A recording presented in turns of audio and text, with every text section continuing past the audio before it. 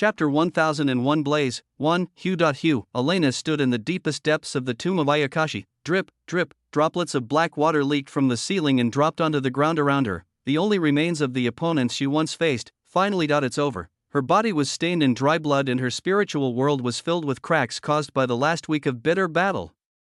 The branch of Yggdrasil she wielded was dyed in an eerie black aura, a consequence of the countless demonic spirits that were vanquished by its body. She was no longer in the central area. No, she killed that massive agglomeration of demonic spirits within 2 days. After that, she moved through the various corridors of the lowest layer of the pyramid and sent every demonic spirit she found back into the clutches of oblivion. Their total number was close to 60,000, and the endless battle was far more taxing on Elena than she would have ever expected. In fact, she tried to escape and heal 3 days in, but she found that there were no exits present at all. With even the entrance she found her way through completely gone, the amount of blood vitality I've been forced to burn is concerning. I've sacrificed around 0.15000 years of lifespan. Elena frowned. Even though I specialize in life laws, my lifespan is still only around 30,000 or 40,000 years. I basically shaved off half my life. Blood vitality was a last resort for a reason. The ratio of the amount of blood vitality burned and actual power granted was far too unbalanced. After all, though the act of sacrificing oneself for power in this way was approved by the universe, it still went against the way of heaven in a certain sense. Short-term gain without consequences wasn't possible. The only thing I can be thankful for is the Genesis bead trying to heal me. Her comprehension wasn't high enough to do it on her own, but the treasure was different. It was far higher in league than she was, so while it could only do so at a snail's pace, it was still somewhat working to heal her. Still, it's not smart to exert myself too much for a few weeks. I should get out of this temple and find a safe place to retreat. Elena glanced at the walls around her with a sigh. If only I could find a way out. The corridors were even stronger than the central area, which had been thoroughly worn down by the power of the coagulated demonic spirits. It was impossible to leave this place. Or was it? Elena's attention abruptly snapped to a glint she noticed out of the corner of her eyes. Flash, she appeared in its position in a second and dug her arm into a small hole in the wall. Got you, she exclaimed, grabbing the furry creature at its end. She pulled it out, ignoring its screeching and scratching as she finally caught sight of her target. She muttered, the cat distribution system is actually universal. Her eyes lit up magnificently. In her grasp was a little orange tabby cat, its big and dumb eyes gazing up at her defiantly. How did you get here, little guy? Elena asked, her voice suddenly several pitches higher. Hiss, the cat hissed in hostility, making its position clear. However, to Elena, this gesture only made it cuter. Did you get stuck? Do you want me to help you get out? Her question was baseless since she had no means of accomplishing what she promised, but she asked anyway. After all, who could resist those eyes? Unfortunately, the cat was far less enthusiastic about the interaction than Elena. Regardless of her coaxing and prodding, it only made attempts to flee her grasp and escape. Elena's eyes hardened. Then I can only bring out my secret weapon. Meow. The cat purred in fear and cowered as Elena reached into her spatial storage with an extremely evil expression. Take this. Meow. The cat let out a scream and closed its eyes, turning its face away from danger before. Sniff. Sniff. I think you should take a look at What was that smell? It opened a single eye and peeked at its captor, who was currently holding a massive piece of meat in her other hand. Drip. Elena grinned as she watched the cat visibly drool. Do you want it? She asked temptingly. The cat nodded furiously. It didn't know what she was holding, but it definitely wanted that. But there's a problem. Meow. Okay, I can give it to you, but only if you form a contract with me. Meow. Forming a contract with me means becoming partners. We'll eat good meat and have fun together for the rest of time. The cat eyed her strangely before glancing back at the meat. Its eyes moved between the two multiple times before it finally lowered its head. Elena smiled. I knew you'd be interested. She didn't have a cat when she was on Earth, but she always adored the little things. What she knew about them was that they were extremely bratty, extremely cute, and extremely addicted to food. She gently pressed her index finger against the cat's forehead, initiating a beast contract, which it also accepted. I feel like I'm tricking a child, but oh well. Elena shrugged as she felt the newly formed connection between her and the little creature. Take it. It's all yours, she proclaimed with a smug expression, finally letting go of the cat and throwing the large slab of meat in its direction. The cat's eyes immediately lit aflame as it rushed to the meat and devoured it. This texture, this juiciness, this utterly magnificent taste, how come it had never tried something like this before? I didn't know you'd love it that much. Since you like to eat so much, Should I just call you Fatty? Nya, I thought so. I'm still going to call you Fatty though. Elena giggled as the cat glared at her. I'll call you Isla when we meet people, but don't think you'll get out of this one when we're alone. There were only two proper ways to treat cats. The first was to coddle them and pamper them to the extreme, and the second was to bully them as much as possible. Of course, as a true cat owner, Elena was going to balance both, but that was beside the point. Say, how did you get here? She asked again. Naya, meow. That's possible? Show me where. Her eyes lit up excitedly. From Isla's thoughts, Elena learned the cat was born and grew up within the tomb of Ayakashi, but it had found several routes to traverse the tomb itself. Only, it was blocked from ever leaving by a mysterious restriction. After finishing her meal, Isla skittered through the winding corridors until she came across a nondescript wall, only differentiated by the rest by the faintest scratches on its surface. It's here? Elena asked, receiving a nod in response. Her smile widened. Finally, she could leave. She walked into the wall, and mystically, she passed right through it, her eyes landing on a weathered staircase that led upward as far as the eye could see. This is really it, she exclaimed inwardly as she began making her way up. She could finally make her way out of this damned tomb. However, as she made her way up, a thought floated in her mind.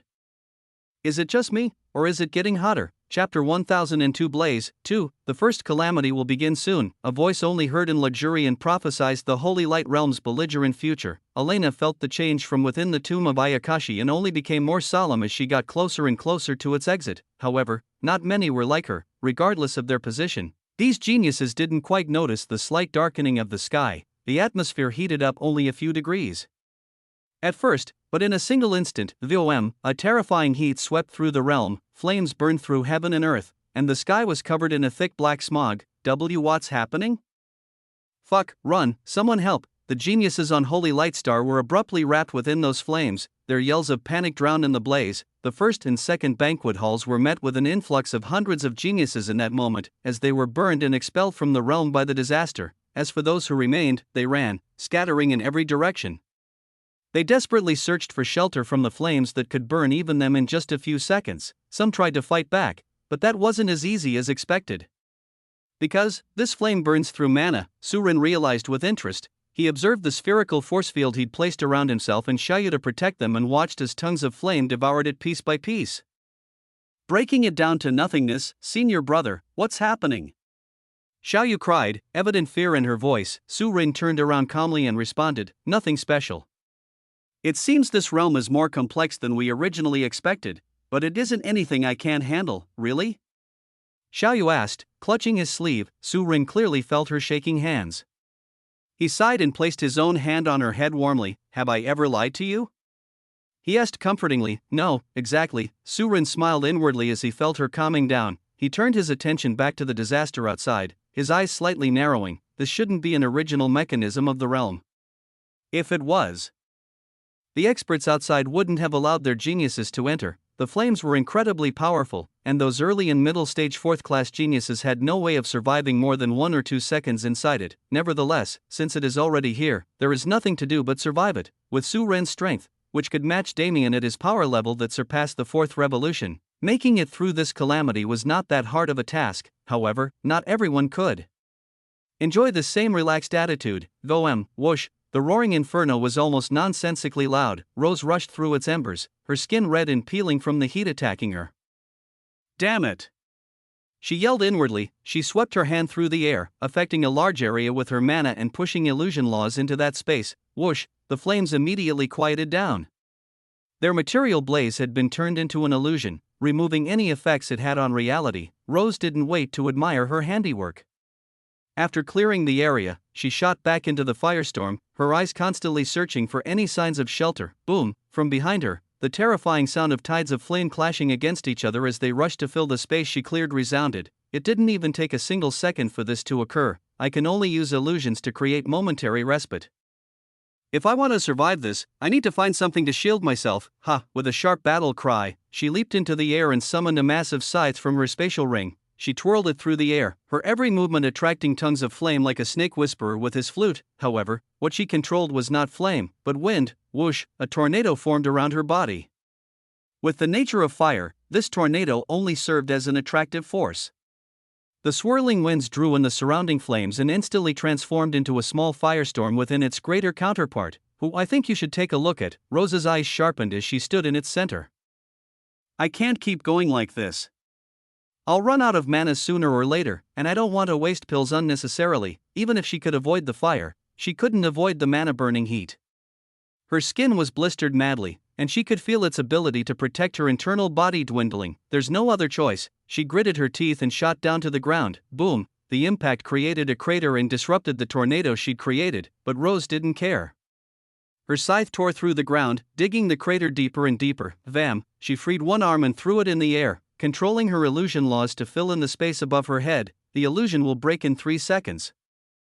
She'd bought herself this short amount of time by tunneling into the ground, and now that she was away from immediate danger, she rapidly spread her awareness in every direction, looking for a subterranean tunnel or any sort of isolated area that could shield her from the disaster. There, in a realm densely packed with hidden areas and fortuitous encounters, her awareness that spread over 10,000 kilometers easily found a place for her. Illusory shift, she gently tapped her foot on the ground and glided forward, straight into the wall before her, and mysteriously enough, she passed right through it. Rose's body became incorporeal, which allowed her to travel through solid rock for several hundred meters until she reached the open area she found. Boom, bang. Bang. Bang! The faint sound of her illusion breaking and the storm invading her original hiding spot resonated through the rock and vibrated against Rose's back as she made the final push and rematerialized in reality. Fua! She let go of the breath she'd been holding and leaned against the wall, taking a few pills out of her spatial ring and eating them. Her scarred and blistered skin began to heal, and even her muscles saw some slight readjustment. Her mana recovered as well, but only to half of her full capacity. After all, she wasn't trying to waste pills. Phew, and now that that's over with, let's find out where I am. She glanced up at the damp ceiling, through which she could still hear the roaring flames above. I'm not too deep underground, but I'm deep enough to be safe. As for this location, honestly, she didn't pay much attention to where she was going due to the time constraint, but she was hoping it would be the location of a lucky chance. Compared to the rest of the group, Rose rarely received such chances. It wasn't a matter of luck, nor was it a matter of talent. In fact, Rose's ability to keep up with the rest despite this fact was a testament to her great talent. Merely, she studied illusion laws. Her wind laws were entirely secondary, and she only ever practiced them when she had free time, which was hardly ever. Illusion laws and the way Rose used them were rare on a universal scale, as she was essentially learning to manipulate reality itself. How could it be easy to find chances for such a law? Rather, because I'm studying something so heaven-defying, I'm being denied chances I would have received otherwise. Rose sighed wryly as she explored the dark cave around her. Whether it's through awareness or regular perception, I can't find anything wrong with this place, both in a good way and a bad way, she muttered. A curse is a curse, I guess. She sat down once more, planning to simply wait in the empty cave and recover until the firestorm passed. She leaned back against a nearby wall and placed her hands on the ground to her sides, entering a relaxed state until, click, what the hell? Rose's right hand sunk a few inches along with a square portion of the ground around it. This is Dot's secret mechanism? Rose exclaimed excitedly. Her smile only widened when she felt the ground dropping out below her. This is classic. She eagerly gazed into the darkness below as she fell several thousand meters and slammed into the ground. Bang! Her expression soured the moment she felt flat ground. She sighed once again. A curse really is a curse, I guess. She drew her scythe and took a battle stance, facing several tens of thousands of hostile beasts that occupied the massive abyss she'd fallen into. Chapter 1003 Blaze 3. But one, flames tore through the open entrance of the tomb of Ayakashi and stormed through the entry corridor, making it impossible for anyone to leave. Elena's eyes narrowed as she jumped back and avoided the spreading blaze. Am I stuck here? She wondered inwardly. She set up a defense around her body and turned the corner into a connected corridor, avoiding the flames that slammed into the wall behind her. She had to run through several hundred meters of the corridor before she finally felt the heat on her heel weakening. Luckily, the force isn't continuously pushing, otherwise, this whole tomb would be burned to the ground. She sighed in relief as she stopped and rested against the wall. There was nothing wrong with destroying a tomb like this one, but the problem was that she was still inside it. Why does this shit have to happen right when I decide to leave? She complained to herself. The fire may have weakened, but it wasn't dying down nearly enough. Its heat still corroded the entry corridor, and was slowly creeping into the connecting pathways as well. With my strength, it's still possible to escape, but what's the point? If the flames outside are powerful enough to charge so far inside before dying down, leaving will be far more disastrous than staying put. As she entertained her thoughts, her attention turned to the left, from which she heard several sets of footsteps approaching. A group of men was revealed from the shadows. When they noticed Elena, their brows raised in unison. "Yep. Big brother, isn't that?" The second foremost man said, nudging the man at their head. The so-called big brother looked Elena up and down before pulling out a piece of parchment, a grin spread on his face. "You're right. That's her," he said suspiciously. Elena's eyes narrowed at enemies. "State your names and affiliations," she uttered, quietly summoning Yggdrasil's branch. "Us?" The foremost man said, turning his head towards her strangely. "Who we are doesn't matter. The only thing that matters is," he turned the parchment towards her, "this is you, right?" On it was a picture of two people together. Naturally, they were Damien and Elena. "All you need to know is that someone wants your head, and there's no way for you to escape death. Brothers, get her." Elena clicked her tongue and jumped back as 6 bandit-like men leaped at her in unison. She swung Yggdrasil's branch in a horizontal arc, infusing it with the concept of transcended death as she let the slash go. Sheeing, the branch sliced through the air with the sharpness of a peak treasure, beheading all 6 men at once. She turned back to their leader. "Is this it?" she asked, boredom evident in her eyes. "You!" the man exclaimed, his face red in fury. "How dare you kill my brothers?" He drew a large axe from his spatial ring and charged at Elena, swinging it powerfully. Bang! Bang! Bang! His every swing caused the air to quake and the earth to shatter. His gait was like a raging bull, untamable and unstoppable. Elena dodged left and right, swerving her body with utter precision to avoid the impact of the blows. Yggdrasil's branch lightly vibrated in her hand as she quickly maneuvered it to redirect any force she couldn't dodge. "I can kill him now, but there's no point in that." Whoosh, she ducked down, avoiding a great sweeping slash of the axe as she placed her hands on the ground and kicked her lower body into the air. Her legs went through the gap in the man's arms and wrapped around his neck. Whip, bang! Elena snapped her body with a force that seemed impossible from her smaller frame and slammed the bandit leader's head into the ground, using the same momentum to straighten herself. Slash! Slash! Yggdrasil's branch went through the man's arms and legs, rendering him immobile. Nggh. He groaned in pain. Elena ignored him and stabbed her branch into his chest, lightly pressing its tip against his heart just enough so he could feel the grip of death. She smiled. It was a cold and unfeeling smile, not reflected in her eyes at all. "Now then, why don't you tell me who sent you and I'll give you a painless death?" Humph. The man scoffed. "Do you think I'm cheap? If you want to kill me, then do it. I dare you." "Oh? You say that like I'd regret killing you, of course. You cannot bear the hatred of our Lord, and your Lord is, the Lord is, cook." Just as the words came out of his mouth, he choked, blood splattering on the ground around him as he coughed uncontrollably. Elena raised her brow. "Dead." She kicked the corpse to be sure, but the man was truly lifeless. I guess the person behind them was prepared for their stupidity. The restriction activated so fast I couldn't even react. It was a shame that she couldn't get any real information out of him. But it was fine. She swept his spatial ring off his hand and emptied its contents into her own. Specifically taking out the parchment he showed her earlier, the picture was truly a good one, almost like a professional painting of Damien and Elena while they were in Beast Emperor Star, and along with it were a few words written on the page. "These two evil practitioners committed serious crimes in the universe and enslaved countless innocents. Bounty, 150 million in currency cards and a special god-rank treasure." Elena's eyes widened as she read it. The charges were one thing.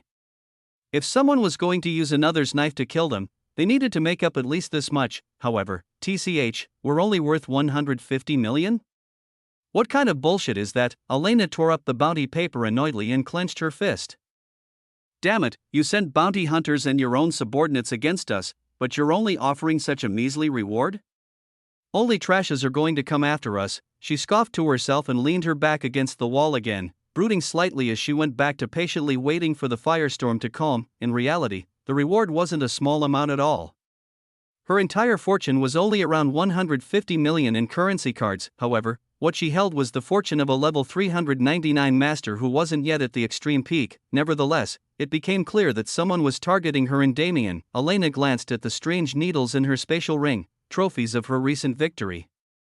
And she glanced at the detailed account nearby that clearly explained how to circumvent the realm's laws and definitively kill within. Perhaps the first enemies she met were disappointing, but Elena slowly realized that the plot behind the scenes was far more dangerous than this group let on. He good.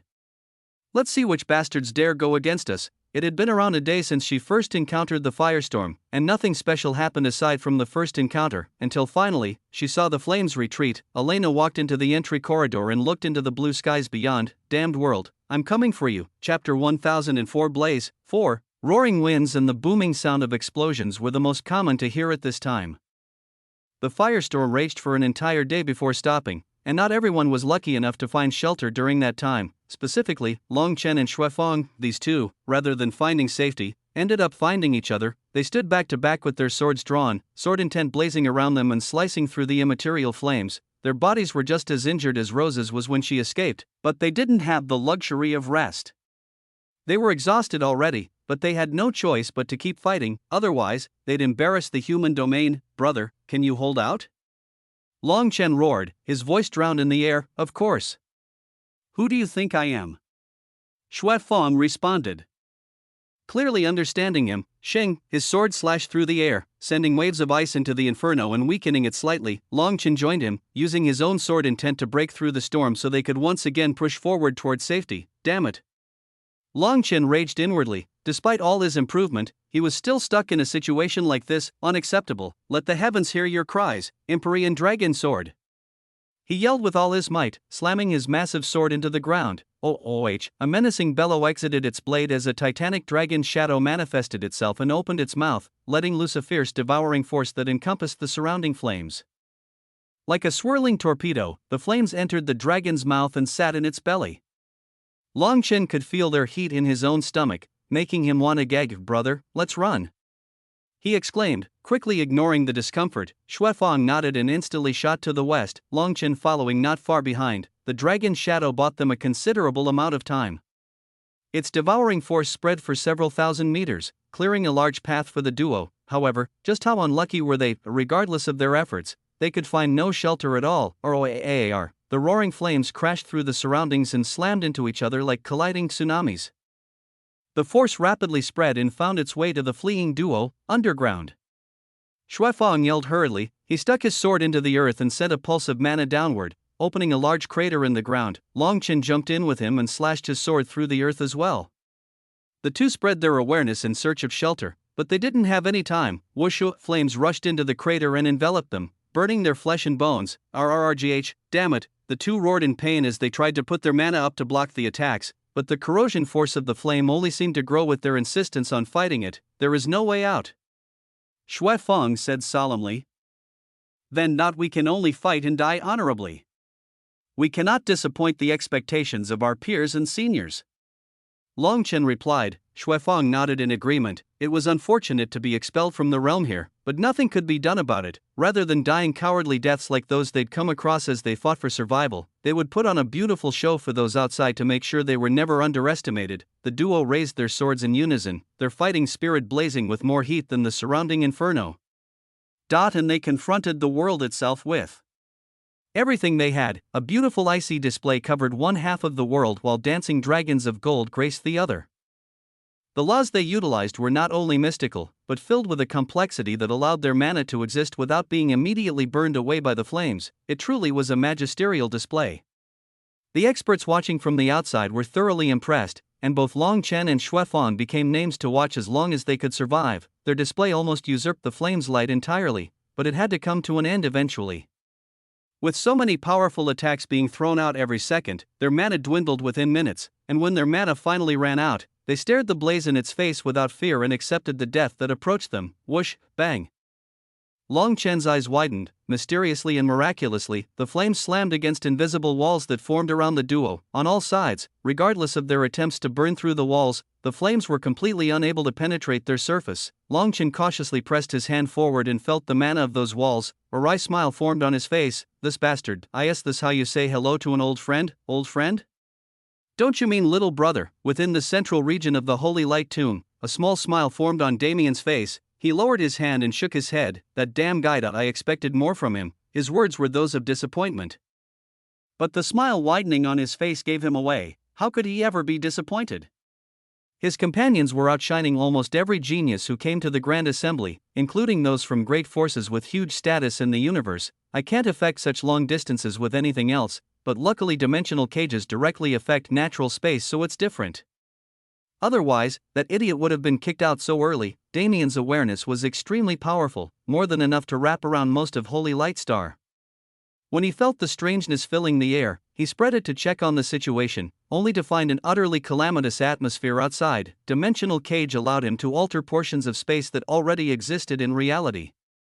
Thus its effective range was anywhere within his awareness. For normal attacks that had to be exerted from the body, such distances couldn't be covered unless Damien wanted to destroy everything in the path between him and his target. Only Dimensional Cage operated on such strange principles. Rose and Ryu have found shelter. Elena is also still in the other tomb, and I don't need to worry about Su Run. Now that those two are safe, it should be fine, right? He and Schwer couldn't even feel the heat from where they were, so he wasn't really worried about being affected by the situation. Currently, Schwer was challenging the main opportunity of the Holy Light Tomb, so what Damien wanted to do was be sure nothing would ruin both his and her concentration at the moment. He was fortunate enough to save his friends, but seeing their outlines in his perception only made him want to meet up with them all the sooner. Well, we should be able to reunite after this firestorm dies down, since Schwer should also be done by then. But, he paused as a sudden thought entered his head. But wasn't there 5 of them? The timing was almost too coincidental. Suddenly, Damien felt something wrap around his leg. He looked down alertly, only for his eyes to widen in shock. This you are. What he found was none other than a certain little girl hugging his leg like a daughter overly attached to her father, and in fact, that explanation wasn't too different from the actual situation. Because this little girl, Riva, who came with the human domain's forces, that was none other than the little girl who acted as Damien's daughter while he was in Nibelheim. What the hell is going on? Chapter 1005 Shattered. 1. Damien stared at the little girl on his leg with no idea what he was supposed to do. How did she get here? And why did she come? He wanted to get the answers to these questions, but he didn't know if it was actually possible. Do you know where you are? He asked awkwardly. Riva nodded with dull and clueless eyes. Do you know who I am? Riva nodded again, nothing changing about her expression or demeanor. Damien scratched his face in genuine speechlessness. Am I supposed to consider her an enemy? I can't really bring myself to be cautious against her. The way she appeared and latched onto him while evading his perception was definitely concerning. If she truly was an enemy, she could have made an attempt on his life in that moment, but her non-aggression wasn't the reason for his calmness. Rather, it was the strange connection he felt with her, almost like they were from the same source. However, she isn't a product of the void. With my current abilities, I would have immediately known if that was the case. Back then, Nibelheim's situation spiraled out of control extremely fast, and he eventually forgot about this fake daughter of his in the confusion and destruction. Now that he'd seen her again and felt that bond, his curiosity was once again awakened. Do you know how to speak? He asked. Riva shook her head. Damien sighed. Ha, I figured. Then, will you allow me to see inside your mind? Riva stared at him for a moment, quirking her head just slightly before nodding. She closed her eyes and lifted her chin to face Damien, and in response, he gently placed his index finger on her forehead. A wisp of void mana traveled into her head and infiltrated her spiritual world. At that moment, it immediately shifted into the breath of nothingness and swam towards her memories. Damien received a view of the inside of Riva's mind, and genuinely. He could not make sense of the scene at all. What is this absolute chaos? Even the breath of nothingness is having trouble navigating it. Riva's spiritual world was made up of a collection of swirling vortexes, the force of each colliding with the rest and practically tearing apart anything between them. It's a miracle she's even alive. Damien was sure that any other person, regardless of strength or ability, would not be able to stand this kind of spiritual torment for years on end. How old was Riva? While she looked no more than 10, she looked the same. Years ago when Damien first met her, and with the state of her spiritual world, it was clear that her age didn't match her appearance in the slightest. There, Damien eventually found a narrow gap between the vortexes, not in 3-dimensional space, but in 4, no, that's just the 4th dimension. If I'm sensing it properly, there are at least 16 dimensions making up the structure of this spiritual world. Damien maneuvered the breath of nothingness through the 4th, 5th, 6th, and many other dimensions, each showing a state of decay that differed from the rest. Spell from the first 3 dimensions, which were a representation of total chaos, each preceding dimension showed a more complete state. By the 10th dimension, Damien could faintly make out physical structures, best compared to stray debris.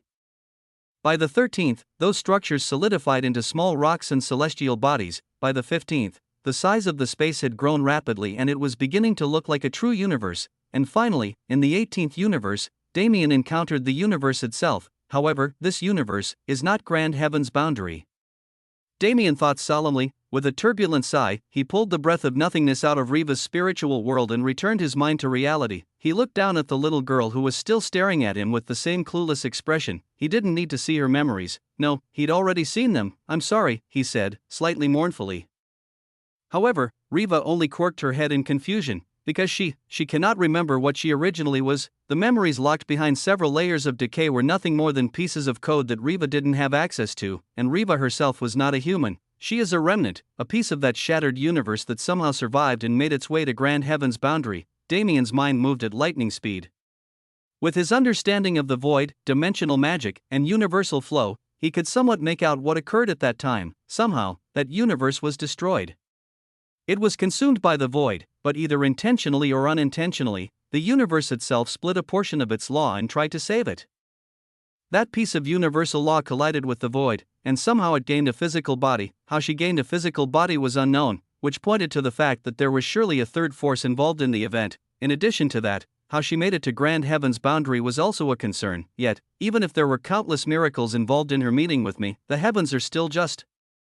As consequence of that phenomenon, she almost wholly lost her ego, left as an empty shell that could only follow its instincts, and that instinct connected it to Damien, who was practically the void's apostle. She is not part of the void, but the void aided in her creation.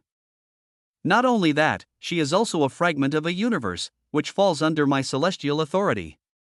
No wonder the bond was so muddled and unreadable. Damien didn't know how common it was in the universe, but he was a double-class individual.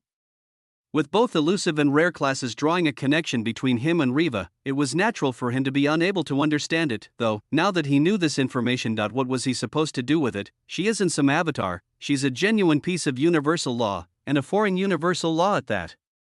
If I can restore her memories, she can be invaluable in all three of my main comprehensive paths, as a celestial, as a voidbringer, and as a follower of universal flow. Riva's existence was extremely profound. But if he wanted to interfere so deeply in her psyche without harming her already fragile mind, I need insurance. He looked back to Riva hesitantly before finally opening his mouth and asking, "Do you know what you are?" Riva shook her head in denial. "Do you want to know?" This time, she didn't give a proper answer, seemingly unknowing of what she wanted. "I have a way to help you, but you'll have to become my subordinate first." "Are you willing?" Riva's eyes suddenly clouded over. Flash, their clear and dull appearance shifted as they were filled with the light of shining galaxies. And as the light emitted from them grew, it materialized into the form of a beautiful woman with long flowing white hair and a body made of stars. "Please protect her, you are." The projection shook its head, and Damien's eyes turned solemn. "I understand what you want. But you understand what it means for me to bind her, right?" he asked, his expression containing utmost seriousness. "I trust you." The woman reached out, her ethereal hand brushing against Damien's face almost as if it was tangible, and Damien's eyes briefly became covered in the light of stars as well. When he came back to reality, he sighed lightly and nodded his head. "Fine. If that's your wish, then it shall be so." Damien pushed his hand out again, and sent a celestial mana thread into Riva's forehead, imitating his previous action, however. This time, the meaning behind it was far, far more complex. Chapter 1006 Shattered. 2. The projection of the woman disappeared as soon as the celestial mana thread made contact. Damien only briefly saw the relief on her face as she left, choosing to ignore it for now. The binding of a universe fragment, what did it entail? In all honesty, Damien had no idea. The fact that other universes existed wasn't known to many at all, let alone fragments of them existing in this universe. I doubt this is the first time, but those who found universe fragments would do everything possible to keep them hidden. And none of them were celestials. Damien let loose a distressed breath as the binding process ended. He closed his eyes and looked inward. There, he found a new entity inside the world core fusion reactor. Sitting above the many worlds under Damien's control was a rhomboid crystalline object that shone with rainbow light, representing Riva's bind. Only, this newly created bind didn't benefit Damien in the slightest. He smiled wryly. "I guess I'll only find out how crazy what I just did was after I've unsealed her, but what can you do? A beauty's gratitude is the hardest debt to repay." His thoughts drifted back to that woman, the shattered universe's true universal law, what she'd shown him. Never mind.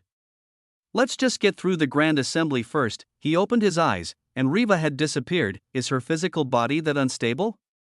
It seems she'll be resting inside that crystal until I manage to unseal a few of those seals. Like Damien originally said, nobody could survive with such terrible damage in their spiritual world. Regardless of her true identity, Riva's physical body wouldn't have been able to bear the pressure of her mind for much longer without any support. Now that she's found refuge, the process should be stalled for a bit, but she's not safe yet. Damien finally set Riva's matter aside, as it wasn't something he could focus on at the moment, and swept his hand through the air. Over 100,000 protective layers of space and time were dispersed, returning Damien to the real plane, as for when he'd set them up. Of course, it was the instant he spotted Riva, with so many eyes on him. His every action had to be taken with caution. Nevertheless, now that he was out, he was once again graced by the sight of Schwer sitting in a lotus position in the midst of a cloud of white and gold aura like a warrior who returned valiantly and victoriously from battle. This chance of hers, he had no idea what it was. In fact, he was sure the central area of the tomb was untouched by the angels, and whatever Schwer was currently experiencing was a factor of the original mystic realm that the Holy Light realm was built on. Hadn't Elena experienced something similar before? Damien had no way of knowing it, but the angels were never able to conquer the two tombs of the original mystic realm. It wasn't a matter of their ability, but the tombs themselves, because mystic realms were, in part, created by the universe itself. The true benefits to be gained from them would never appear unless they found their proper owners. All I can say is that she's benefiting immensely. This might even be her opportunity to find her path. Damien shrugged and sat back, observing and making sure nothing went wrong. Anyway, putting that aside, this is supposed to last for 2 months? With the way things are progressing, I'm afraid this event will be ended soon. He smiled to himself. What could he say? The forces of Grand Heaven's boundary really underestimated the younger generation this time. Let's hope she finishes quickly. I still want to have some more fun before we're kicked out. His awareness spread past the bounds of the Holy Light tomb. In his eyes, the firestorm faded into the atmosphere as if it never existed. After raging for one full day and night, it vanished in the wind like a passing wanderer with no desires or ambitions. Geniuses in all corners of Holy Light Star peeked their heads out from their various hiding places, embracing the bright sun and the passing of danger. It was a moment of respite, but it was not one to be cherished. Everyone, gather immediately. A message entered the ears of the human domain geniuses. Within 4 hours, 3 geniuses gathered at their original rendezvous point. In fact, they weren't too far from it, but after the chaos, orienting themselves and understanding their position took time. Nevertheless, as the 3 of them reached the rendezvous point, Shuifang was the one to speak first. Sister, why did you summon us this time? He asked, looking at Ruyue. Ruyue rolled her eyes. I'm not your sister. You still want to consider me a part of the Shui clan? Shuifang put his hands up in surrender as sweat dripped down his temple. What are you talking about? The Shui clan has long been destroyed. I have no attachment to that place. Then, little Yuan, don't talk about her. Anyway, let's drop this for now.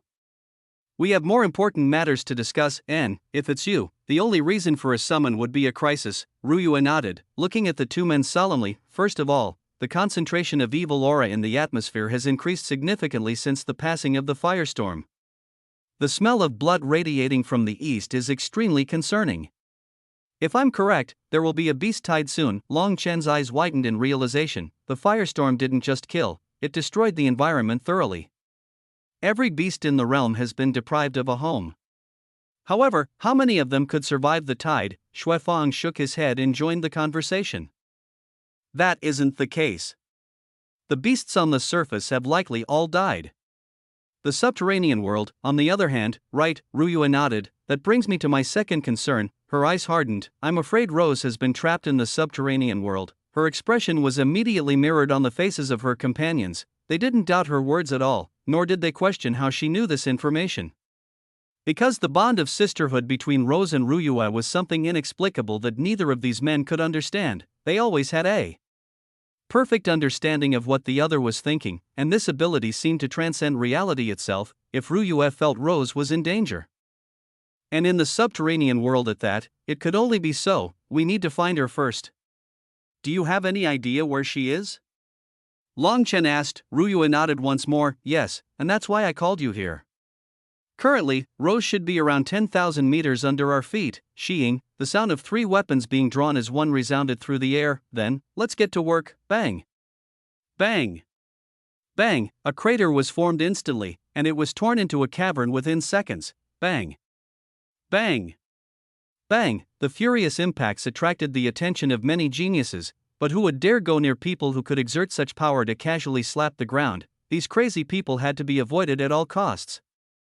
Under this atmosphere, the human domain geniuses tunneled roughly 4,000 meters into the earth until finally, bang, Ryua's spear slammed into the rock, causing it to collapse inward. The trio fell through the same abyss Rose experienced, but unlike her, they were able to see the slightest flashes of light coming from below. There she is.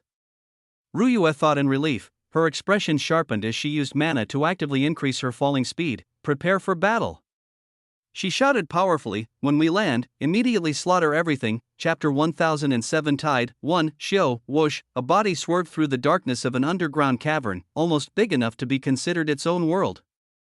Its movements were lithe and graceful, yet held an element of brutality that couldn't be ignored, especially when considering the massive scythe in that individual's hands. Rose was always aware that she didn't have the best luck. It wasn't just due to the laws she studied, but also due to the special pupils she possessed. As someone who could see and toy with the karma of all things, how could she be allowed positive fortune of her own?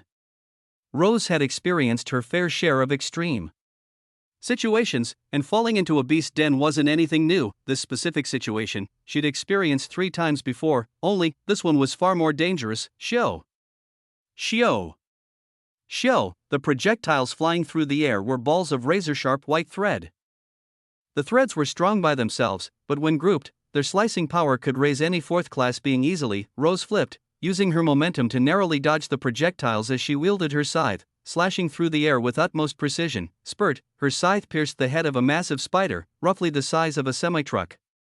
Its blue blood sprayed through the air, sizzling as it interacted with the air. Tisk, Rose clicked her tongue and jumped off the spider, wiping the blood off her face and wincing. Damn. These guys have poisonous blood too. Rose retreated several hundred meters, swiping her hand through the air and creating a massive windstorm that tore through the space. Boom! Boom!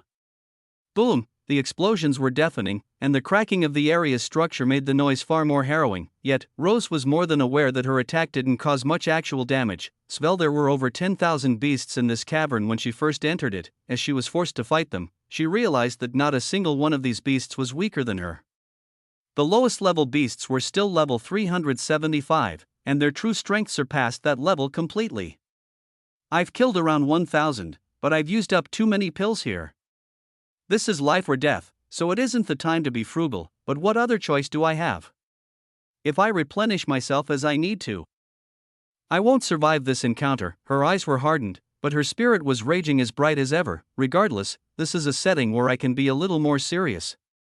There are a few things I've been wanting to try. Rose's power of illusion was her strongest suit, but it wasn't her only specialization. She'd always been trying to upgrade her eyes, following that beautiful vision she saw all those years ago in the Eternal Secret Realm. Unfortunately, the power of her pupils couldn't be tested casually, for wrongly using them could completely destroy people's lives, even people she didn't intend to target. Her mother's story was a prime example of this. There weren't many strong beasts in the human domain. Only traitors and shitty scum who were bringing us down. Now that I have some prime test subjects in front of me, her eyes widened as she stood in the air, shining in beautiful gold light. The world she saw changed. Every beast became a muddled lump of gray strands, while several colored strands connected them to each other, creating a web of relationships that defined the ecosystem this cavern had created. This web was crucial information. Rose immediately learned how these beasts interacted with each other, as well as their specific roles in the ecosystem. Despite the cohesion they showed when an outsider disturbed their peace, they were actually quite divided. With this knowledge, the possibilities became endless. Let's stop play a little. Rose stared into the interwoven strings and slowly reached her hand out, pinching 2 strings between her fingers and pulling slightly. Snap! The sound of those strings breaking was deafening. Rose's eyes instantly returned to their usual color, and the mana in her body drained to nothing. However, as she took a load of pills to replenish her systems, a change occurred. Bzzz. Bzzz, a furious buzzing emerged from the depths of the cavern. There, a group of abnormally large black wasp-like creatures crowded around a corpse. It was the mangled corpse of a spider, but nearby were several greatly disfigured corpses of their kind. The situation was clear. These spiders sacrificed one of theirs to kill tens of wasp larvae. Escarii, a wasp twice the size of the rest, let out a terrifying screech. The sound wave bounced through the cave and amplified several times over. Bzzz, the buzzing of extremely fast wings filled the cavern. Countless wasps appeared from the shadows, and together as one, they launched an all-out attack on the spiders. Rose staggered to her feet in an isolated corner of the cavern, just barely recovered again, and smiled. I guess it works, though the price is a bit high. She shook her head and started moving again, her scythe materialized in her hands. And she re-entered the battlefield. The wasps and spiders would kill each other and eliminate the long-range and aerial threats Rose was facing, but she still had to deal with every other beast on the ground. Insects, mammals, reptiles, and every type of creature one could imagine were present in some quantity, but the insects and bugs took up the majority of the numbers. After this, I'm not sparing a single bug I see. Rose became a whirlwind of death. Her scythe, backed by pure physical force and just the slightest trace of mana strengthening, slashed through enemies at a staggering rate. Perhaps this rate was only 1 or 2 every minute, but considering the strength of the enemies, this wasn't slow at all. Rose could feel it within her. With every passing moment, she could feel herself growing. Sparks flew into the air and created a beautiful display. Rose's hands took turns wielding the scythe itself, with the non-occupied hand swimming through the air, manipulating reality itself to separate the massive horde of beasts into manageable portions and weaken her enemies before she had an opportunity to personally strike them. All the while, the grudge war that originally started with just the soldiers and wasps in this space, without much free ground, involved several other beasts until it became an all-out melee between the beast tribes of the underground cavern. At this rate, Rose wouldn't have any trouble managing the situation as long as she acted with caution. And, boom, the ceiling caved in. Bang, bang. Bang, bang, 3 objects slammed into the solid ground, kicking up massive clouds of dust and throwing tens of beasts back into the hordes they came from. Rose's attention turned in that direction, curiosity written on her face. That expression turned into a smile within a second. You came before I could even have any fun. Did you miss me that much? She said, projecting her voice toward the group. Nonsense. You're just not allowed to die until I've thoroughly surpassed you. Another voice came from within the smoke. Cheeky, Rose muttered with a grin. Ryue snorted with a slight smile, turning her attention away from Rose and towards the situation at hand. Beast tides on the surface and beast tides underground. I guess it makes sense. Not another word needed to be said, because she'd already given the order, kill until there was nothing left to kill. Chapter 1008 Tide 2, with Ryue and the rest joining the battle, Rose's burden was greatly reduced. After all, these 3 were fighters just as capable as she was, and with them present, she could use the safer powers of her pupils effectively, such as, Ryue, go to the far depths and take care of the beasts there. The dark aura in that location is extremely condensed, and all the species are inattributed. There are some hostile and some peaceful, so only kill if you can't tame.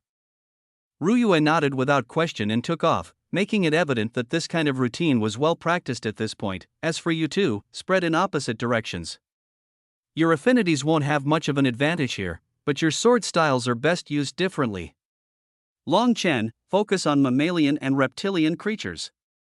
Shui Feng, you take the insects. The 2 followed Ryue's example and spread. Long Chen had a lot more raw power, so using him to crush those without the hard carapaces of bugs was best. Shui Feng, on the other hand, had extreme cutting power that could slice carapaces into oblivion. After watching the 3 reach their assigned positions, Rose nodded to herself. Good, they can take care of the combat. Now, my job should be. She raised into the air once again to gain a vantage point where she could watch the entire battle situation, and once she'd mapped it out in her head, she moved her hands through the empty space like she was conducting the most exquisite symphony. Was it reality or illusion? Even her allies could never tell when she used her power. The cavern separated into dozens of rooms, each connected by a series of tunnels. While the structure itself was simple, the mechanics behind it were anything but. Under Rose's precise control, each room was filled with only beasts from opposing tribes that would fight amongst each other.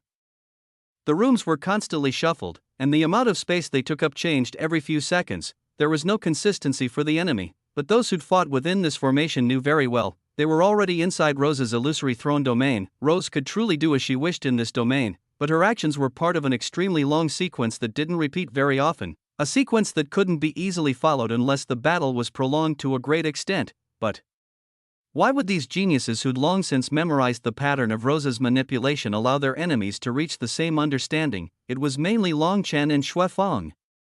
The duel moved between rooms and incited chaos among the already tense relations between these tribes. Assassinating beasts who held importance and instigating enmity. Ryue's job was separate.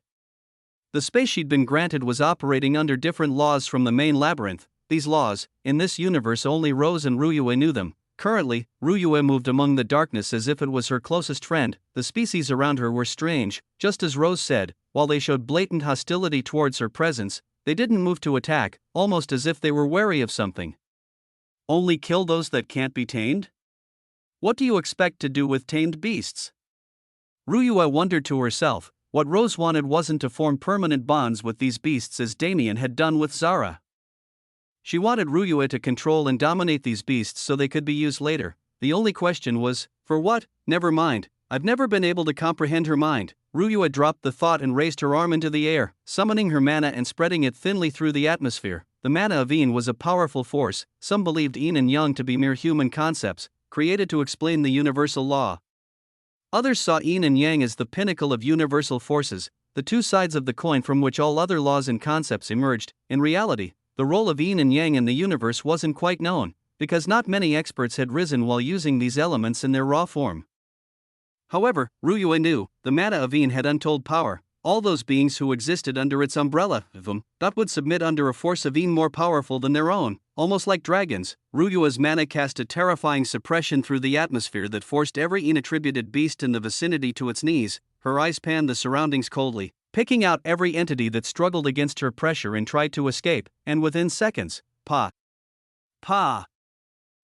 These beasts exploded without a chance to fight back. Ryue just recently remembered the flexibility and serene nature of Yin.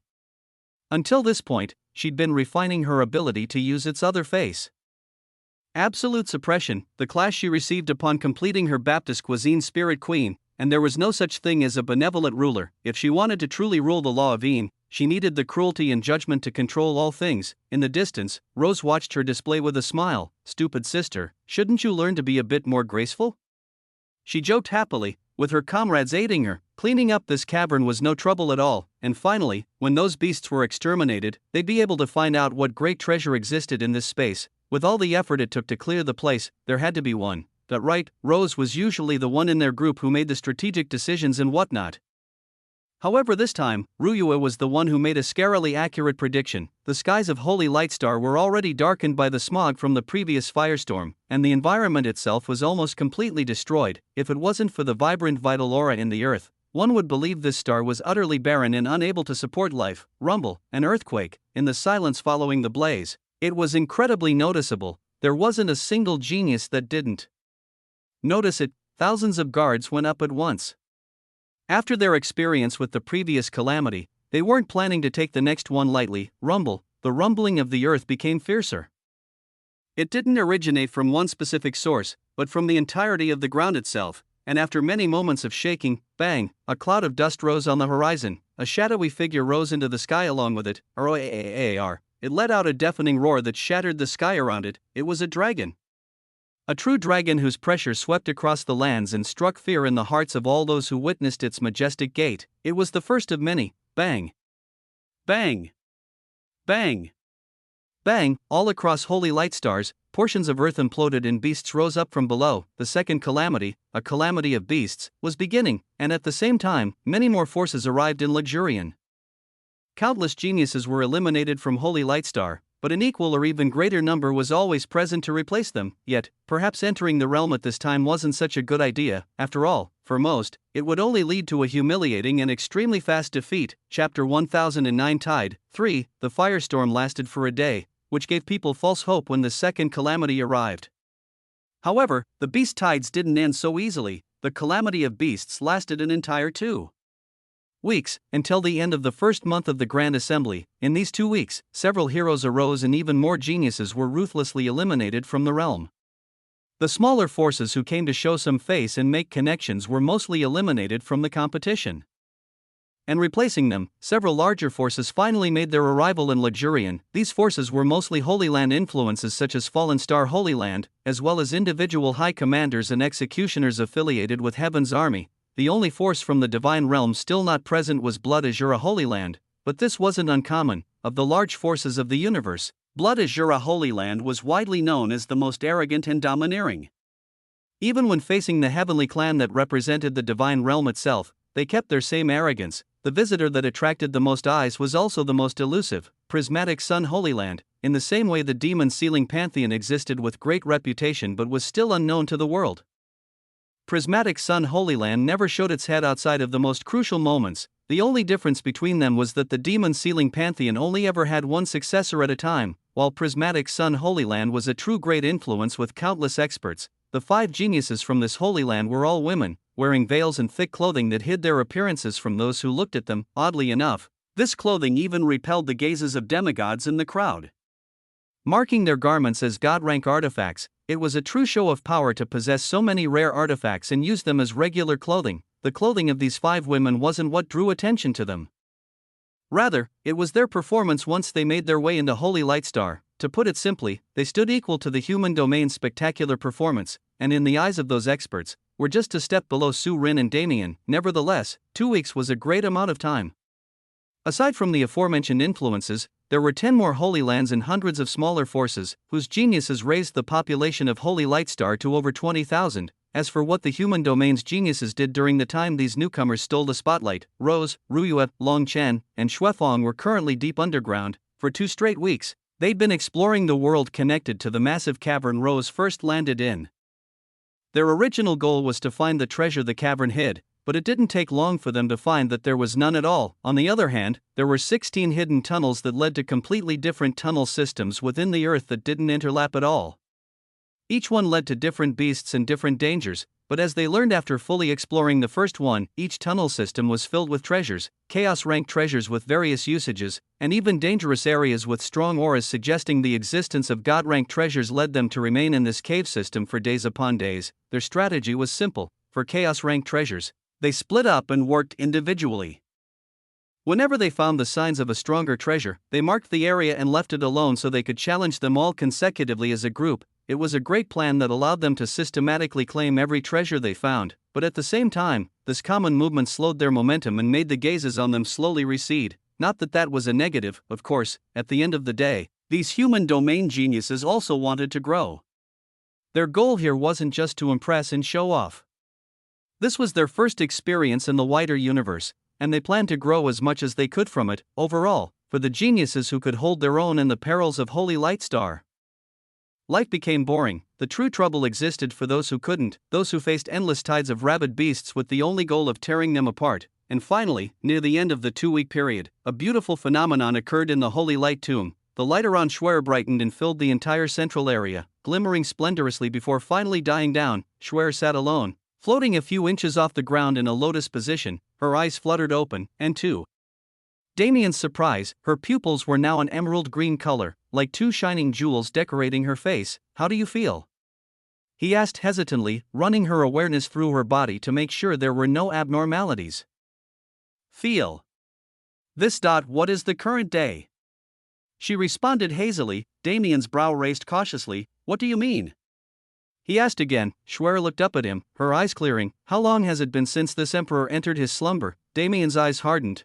His hand shot out without warning, slapping against Xuer's forehead. "Pack, ow, you little brat, don't think you can fool me with that. Damn it, who taught you to curse? Svel, hee oopsie." Xuer naively knocked her head and smiled cheerfully as if nothing was wrong. As for Damien, he could do nothing but sigh to himself. For a second, I thought. Never mind. He could only say he was lucky for the breath of nothingness that allowed him to check her spiritual world. This brat doesn't know what I'm like out here. This could be dangerous, because Damien wasn't someone who'd panic and mourn. He was someone who'd immediately obliterate the spiritual consciousness trying to take over Xuer's body. Either way, it's good that nothing happened.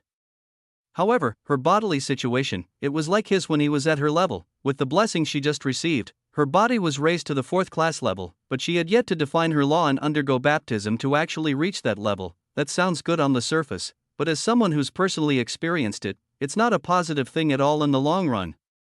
Getting Xuer past that boundary became the most important task. And as Damien glanced at the outside situation, the life laws of this world are fluctuating. If I'm reading it right, something major is going to happen. How the hell do they expect these geniuses to survive? He frowned as he became more and more sure of his feeling. The environment of the entire world was destroyed in the first calamity, which drew the beasts from the subterranean world to the surface in the second. Now that the world had gone through its cycles of destruction, the next step was to start revitalization. The problem was, this world was also a secret realm, And its methods were severe, to say the least. In the next few days, it'll start. The earth will cry. And then the vitality existing everywhere else, his eyes hardened solemnly. Ut will be consumed, chapter 10:10 Tide, 4. But at the same time, isn't that the best opportunity? From the time he'd spent with Schwer in the past few weeks, he affirmed his notion that struggle was the foundation of strength. Storia grew rapidly because he forced her out of comfort. Elena was able to progress through 4th class in no time at all because she suffered and survived, and Damien, regardless of the help he had from the void physique, regardless of his talent, would have never reached his level without suffering that turned him into a masochist-built character, built strength, and built fortitude. Even if he was granted the chance to go back and do it again, he wouldn't try to lessen his suffering. In fact, he'd try harder and suffer harder so he could grow even faster than he did in the present timeline. It should happen in another day. His mind cleared.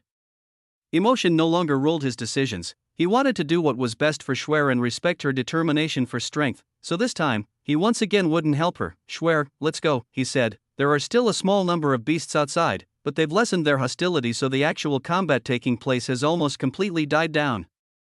It's a good time to test your power. Schwer nodded immediately. Good. I feel a lot more powerful, but it feels weird. I want to know how to fix it, she responded. Damien turned away from her and began walking towards the exit of the central region, hiding his smile. Did she figure out the problem so fast? He couldn't help but be proud. Schwer giggled to herself as she saw the arcing of his lips from the side, but she didn't say anything, happily following him as he led her out of the tomb with ease. The duo saw the light of day once more, but the holy light star in front of them was not the same one they came from. Big brother. What happened here? Schwer exclaimed with widened eyes. Damien shrugged. Calamity happened. Twice, at that. Anyway, it has nothing to do with us. Let's go find you some prey. Schwer once again found herself confused, but she kept her mouth shut. Damien had a habit of saying things she couldn't understand. After all, unaware of her thoughts, Damien wrapped her in his mana and flew into the air, scanning the world with his awareness. Okay, I found a good spot. And coincidentally, he smiled as he teleported, being cautious to not overload Schwer's senses too much, and arrived at the location in a few minutes. There were several beast tribes on the ground below, seemingly regrouping after facing mass defeat in the previous tides, and nearby, the distinct signature of a single woman was fast approaching. Damien took Schwer with him and landed on the ground between that figure and the beast tide. Schwer, go fight. If you're going to die, I'll save you, huh? That fast, isn't that what you wanted? True. Okay, fine. I'll just do it. Schwer moved somewhat hesitantly towards the beasts, and the approaching aura also calmed significantly. Schwer's eyes narrowed. Her arms rose into a boxing position, and a pair of gauntlets appeared, covering her forearms and hands in shining armor, and then, she charged into the crowd. Hiya! She shouted as she punched into the skull of the nearest beast. Boom, a blaze pulsed from her fist and exploded the beast's skin, revealing its thick skull. Roar! The beast finally got the chance to roar in pain, alerting its nearby fellows to Schwer's attack. Not so fast, she said, spinning around and sending an axe kick into the creature's skull. Crack, the skull cracked under her pressure, and the beast collapsed to the ground. Bang, Schwer sent a final fist slamming through the beast's skull, thoroughly killing it. At the same time, reinforcements arrived. A group of 20 beasts from the same tribe as the one she just killed, a group of bear-like creatures, stood on their hind legs and roared into the sky, their rage evident. Svel Schwer's eyes shook as she backed away, when suddenly, bang! Bang! Bang! The 3 massive bears at the front of the crowd exploded into bits of flesh and blood. Schwer, don't worry about anything and just fight. You think I'd let those stronger guys bully you? Damien's shout came from behind, causing a smile to spread on her face. She happily uttered, jumping into battle before the bears could recover from the deaths of their leaders. Before Damien's eyes, she finally began to showcase what she learned from Elvira, and he wasn't alone in witnessing it. So this is the fabled little sister, eh? What a first impression, the individual who just arrived said with a smile. Damien turned to her with the same expression. Right? She's pretty cool. If I do say so myself. Elena walked up next to him and leaned against his shoulder, and like a couple watching their child, they happily enjoyed the show Schwer presented them. Bang, another head exploded. Schwer's method of fighting was a strange mix between barbaric and beautiful. On her own, she was truly brutal. She used her body as a weapon, slamming her tiny fists out with enough power to burst the environment with pure air pressure. However, around her swirled a mystical grouping of natural spirits that emerged from all around when they sensed her presence. They were mostly spirits of earth and air, and upon Schwer's prompting, they emitted furious bursts of elemental power that dispersed the crowds of beasts and crippled the weaker ones. It was a true surprise that Schwer had a relatively established fighting style already, or rather, it turned out Damien had been severely underestimating the sanctuary. It couldn't be helped, he'd been dealing with demigods and supremes so often in recent days that anything under the Holy Land level looked the same to him, but when it came to training geniuses, the likes of Elvira and Bai Longxian were more than capable. Speaking of, I wonder how those guys are doing. It's been a while since they've come out. Damien hadn't paid attention to their power levels in a while, and he suddenly got curious, but now wasn't the time. Now, the stage was Schwer's, and she was making full use of it. What the hell was that? A voice boomed through the first banquet hall. It belonged to an elder from Flame Heaven Holy Land, directed at Lucille, who stood calmly at the front of the hall. What are you referring to? He asked, not losing his calm at all. What do you think I'm talking about? This secret realm is bullshit. How dare you expel my geniuses so easily? The elder roared. He'd been utterly humiliated. Within a few days of their entrance, the geniuses of his holy land were obliterated by powerful beasts, and there was even a true dragon among them. Say, is the heavenly clan trying to provoke my Flame Heaven Holy Land? Lucille raised his brow. How could that be possible? Our heavenly clan was chosen to host this assembly because the people trust our integrity. Have you not thought that, perhaps, your geniuses were just too weak? You, elder, that's enough. The holy master of the sect appeared and pulled the elder back. I apologize for his behavior, he said to Lucille, retreating without another word. Lucille's eyes glimmered with a mysterious light as he watched them leave. It seems they'd begun to show themselves. Chapter 10-11 Geniuses. 1. Whoosh, a light wind flowed from one side of Holy Lightstar to the other, almost as if foreshadowing chaos with its peaceful breeze. It took a full day for Schwer to clear out the beasts that she'd been tasked to defeat, and even after accomplishing her goal, she wasn't allowed to rest. She was soon introduced to her third aunt, who proceeded to spar with her for many hours to the point where she felt like dying. However, her third aunt was like an angel, able to immediately make her feel like she'd woken up from a good night of sleep in an instant and make all of her injuries disappear. It was helpful training for Schwer before the true challenge that was to come. But while watching them, Damien also noticed something else. You're injured? He asked Elena after she'd finished training with Schwer. Elena shook her head. It's nothing much. I had to burn a good amount of blood vitality to survive my last encounter, but it only somewhat affected my strength. I just need to be mindful in the future, she responded with a shrug, severely downplaying her state. Damien frowned. Did she really think she could keep it from him? Your aura has already reached the first revolution, but your strength has actually regressed from the last time I saw you. And you call losing this much lifespan nothing much? You practically lost half your life. He sighed to himself and placed his hand on her head, allowing the warm currents of heal to flow through her body. This skill that was granted to him by Alaric, the primordial undying tree, was a lifesaver for him whenever he made the same suicidal move for the sake of survival, and thankfully, it was able to keep those close to him healthy, regardless of what they faced when he wasn't with them. Elena closed her eyes contentedly as she felt the warm power course through her again. This was the second time she'd felt the power of this trait, but it still didn't cease to amaze her. She could sense just a trace of concept within the current that was similar to transcended death, yet far milder, as if it was the true path to immortal life. She smiled to herself. I guess even if he's talented, life laws aren't his specialty. He was following a far more mainstream path than she was in terms of life laws alone, which made her somewhat happy. After all, what would be the point of all her hard work if the path she was following could be mimicked by anyone else, even if that person was Damien? The fact didn't change. As Damien healed the foolishly grinning Elena, he glanced at Schwer with furrowed brows. How troublesome. It wasn't long ago when he said promoting Schwer was the utmost priority, but after seeing her fight, his opinion ended up changing. She's not ready yet. She has a developed battle style, but she still relies extensively on spirits and only contributes physical strength and mana from her body. The actual processes are taken care of by them. If I try to push her to promote, I'd only be harming her. Damien exhaled lightly. He thought he was past the point where he made mistakes in judgment, but Schwer had rapidly brought him down several pegs. I said I was respecting her wishes, but I was just rushing because I know how bad it is to get stuck in imbalance and cope with the consequences in the future. However, how could I forget why that imbalance exists in the first place? Whether it was Damien or Schwer, the laws they studied were far greater than those of the people around them.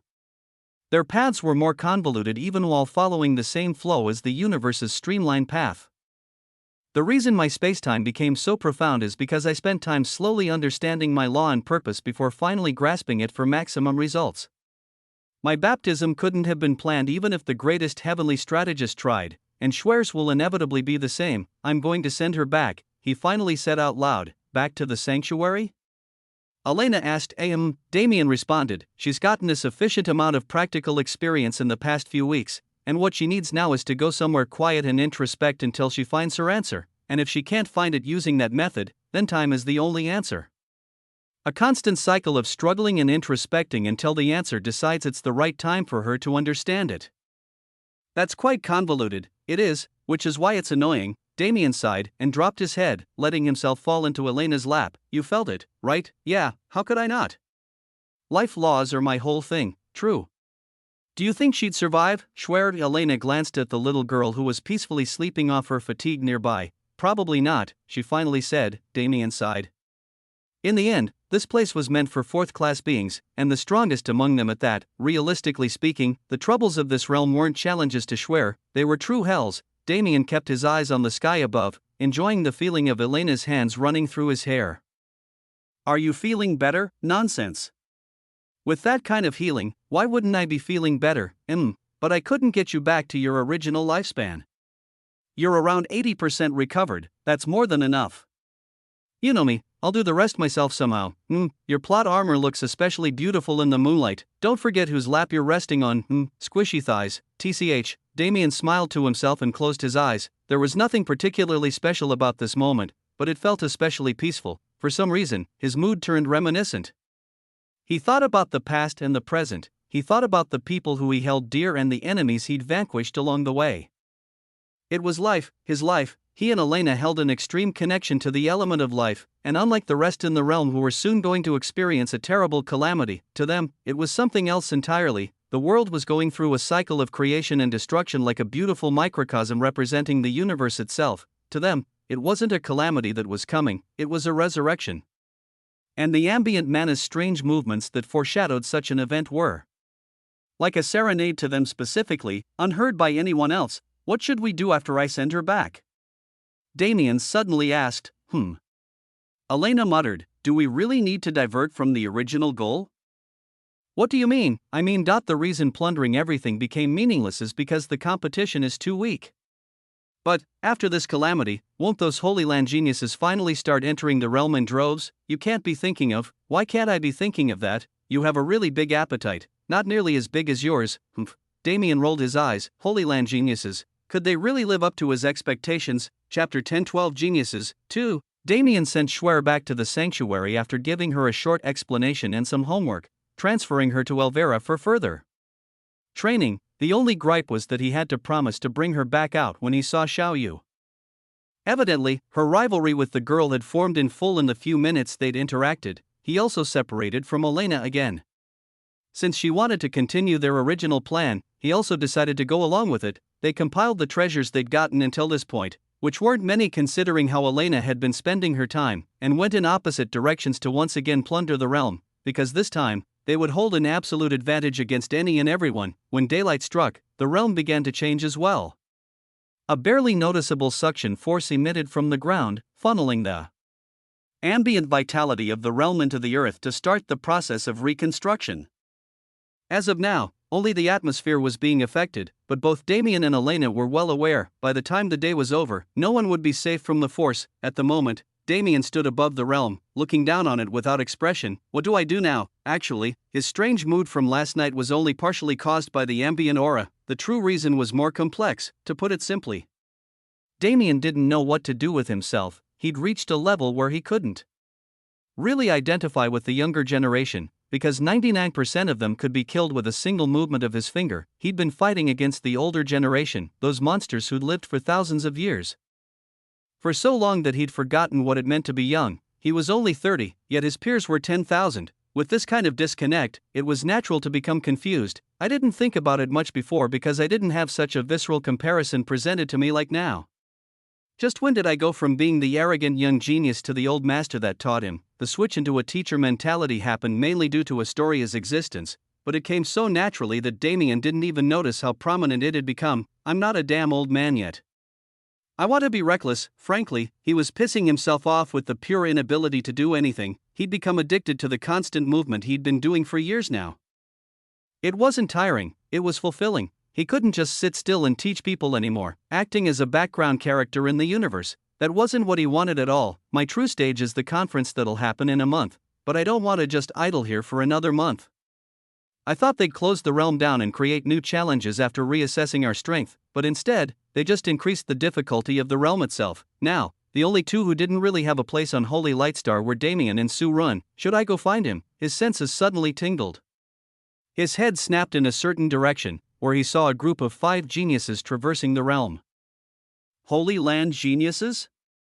He thought to himself as he felt their aura and peered through their treasures. Maybe I should have some fun. Damien still had several goals to accomplish on Holy Lightstar, so he couldn't just leave, but acting normally would just bore him to death. Was it Schwer's influence?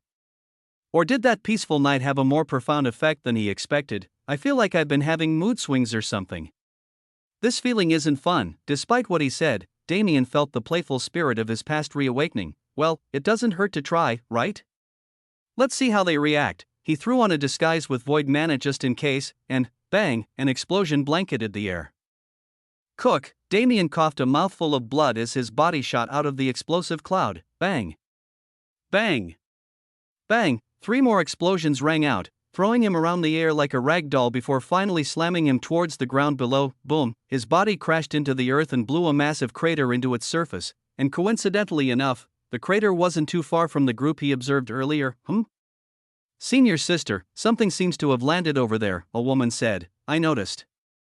I don't care, but if you want to go check it, you can, her senior sister responded. Senior sister, you're always so cold, just go already, don't whine here.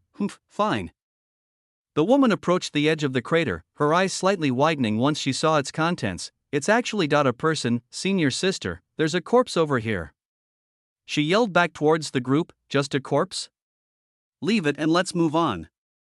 We have much to do, the senior sister said without much interest at all. However, just as the first woman shrugged and stood up to return, it moved. The unknown corpse twitched. Senior sister, come over here. She exclaimed, motioning the whole group to come over. Look at this man's wounds. Isn't it surprising that the mystic realm didn't expel him?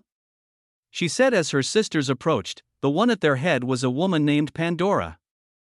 The same woman referred to as senior sister by the rest. She looked at the body, her cold eyes containing the slightest glimmer of interest. The mystic realm expels anyone who takes fatal damage, but that also varies according to what is truly fatal for the genius in question.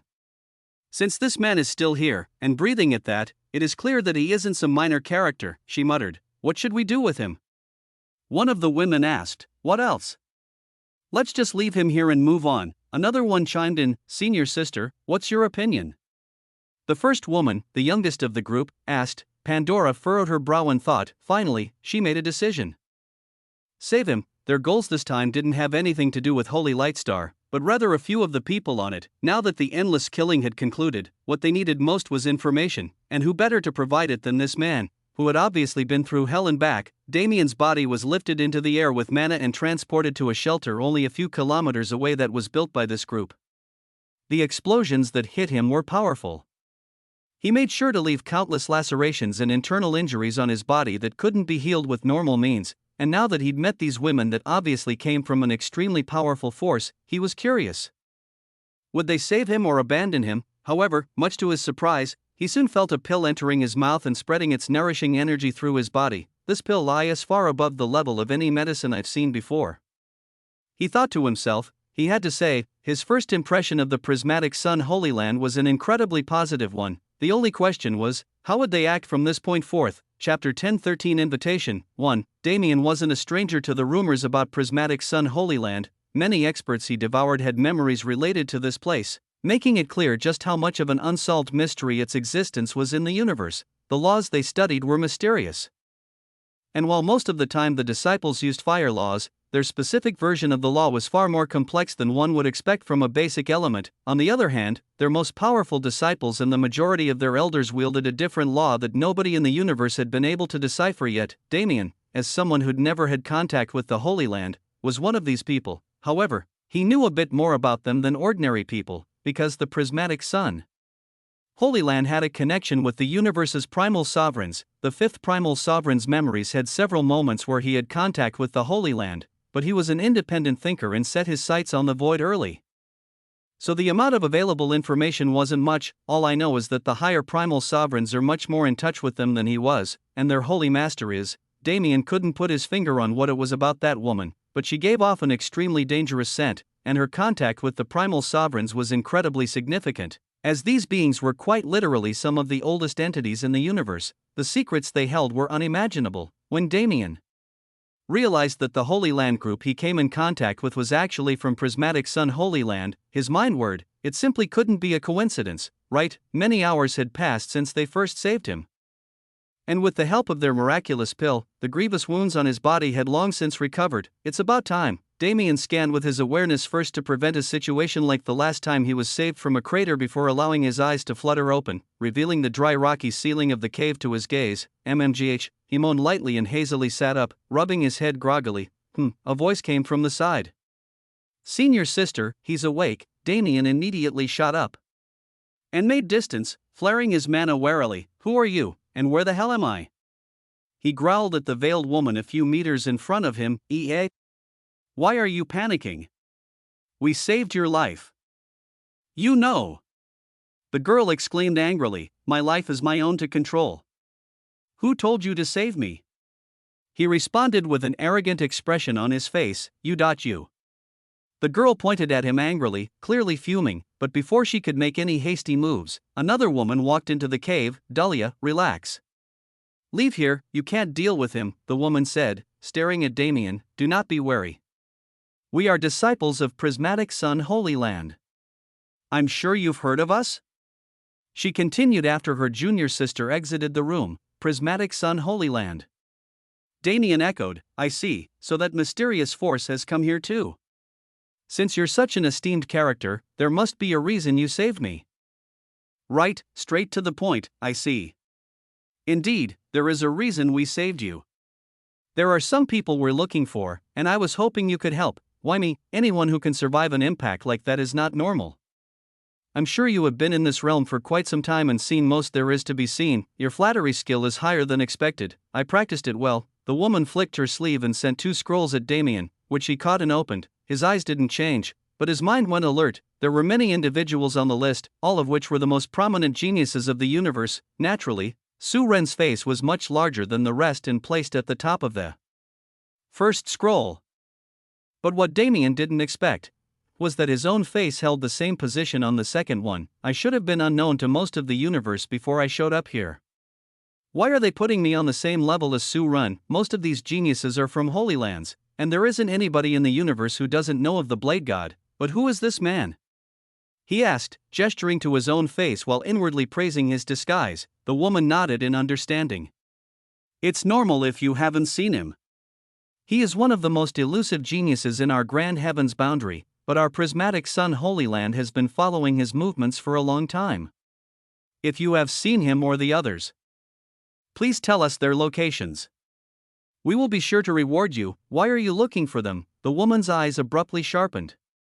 A highly contained yet extremely sharp aura surrounded her body, giving Damien a feeling like his throat was on the edge of countless blades. There is no need for you to know this. Yes, feisty, I do know where quite a few of them are, but I have a condition if you want me to tell you, Damien responded, putting his hands up innocently. And that is?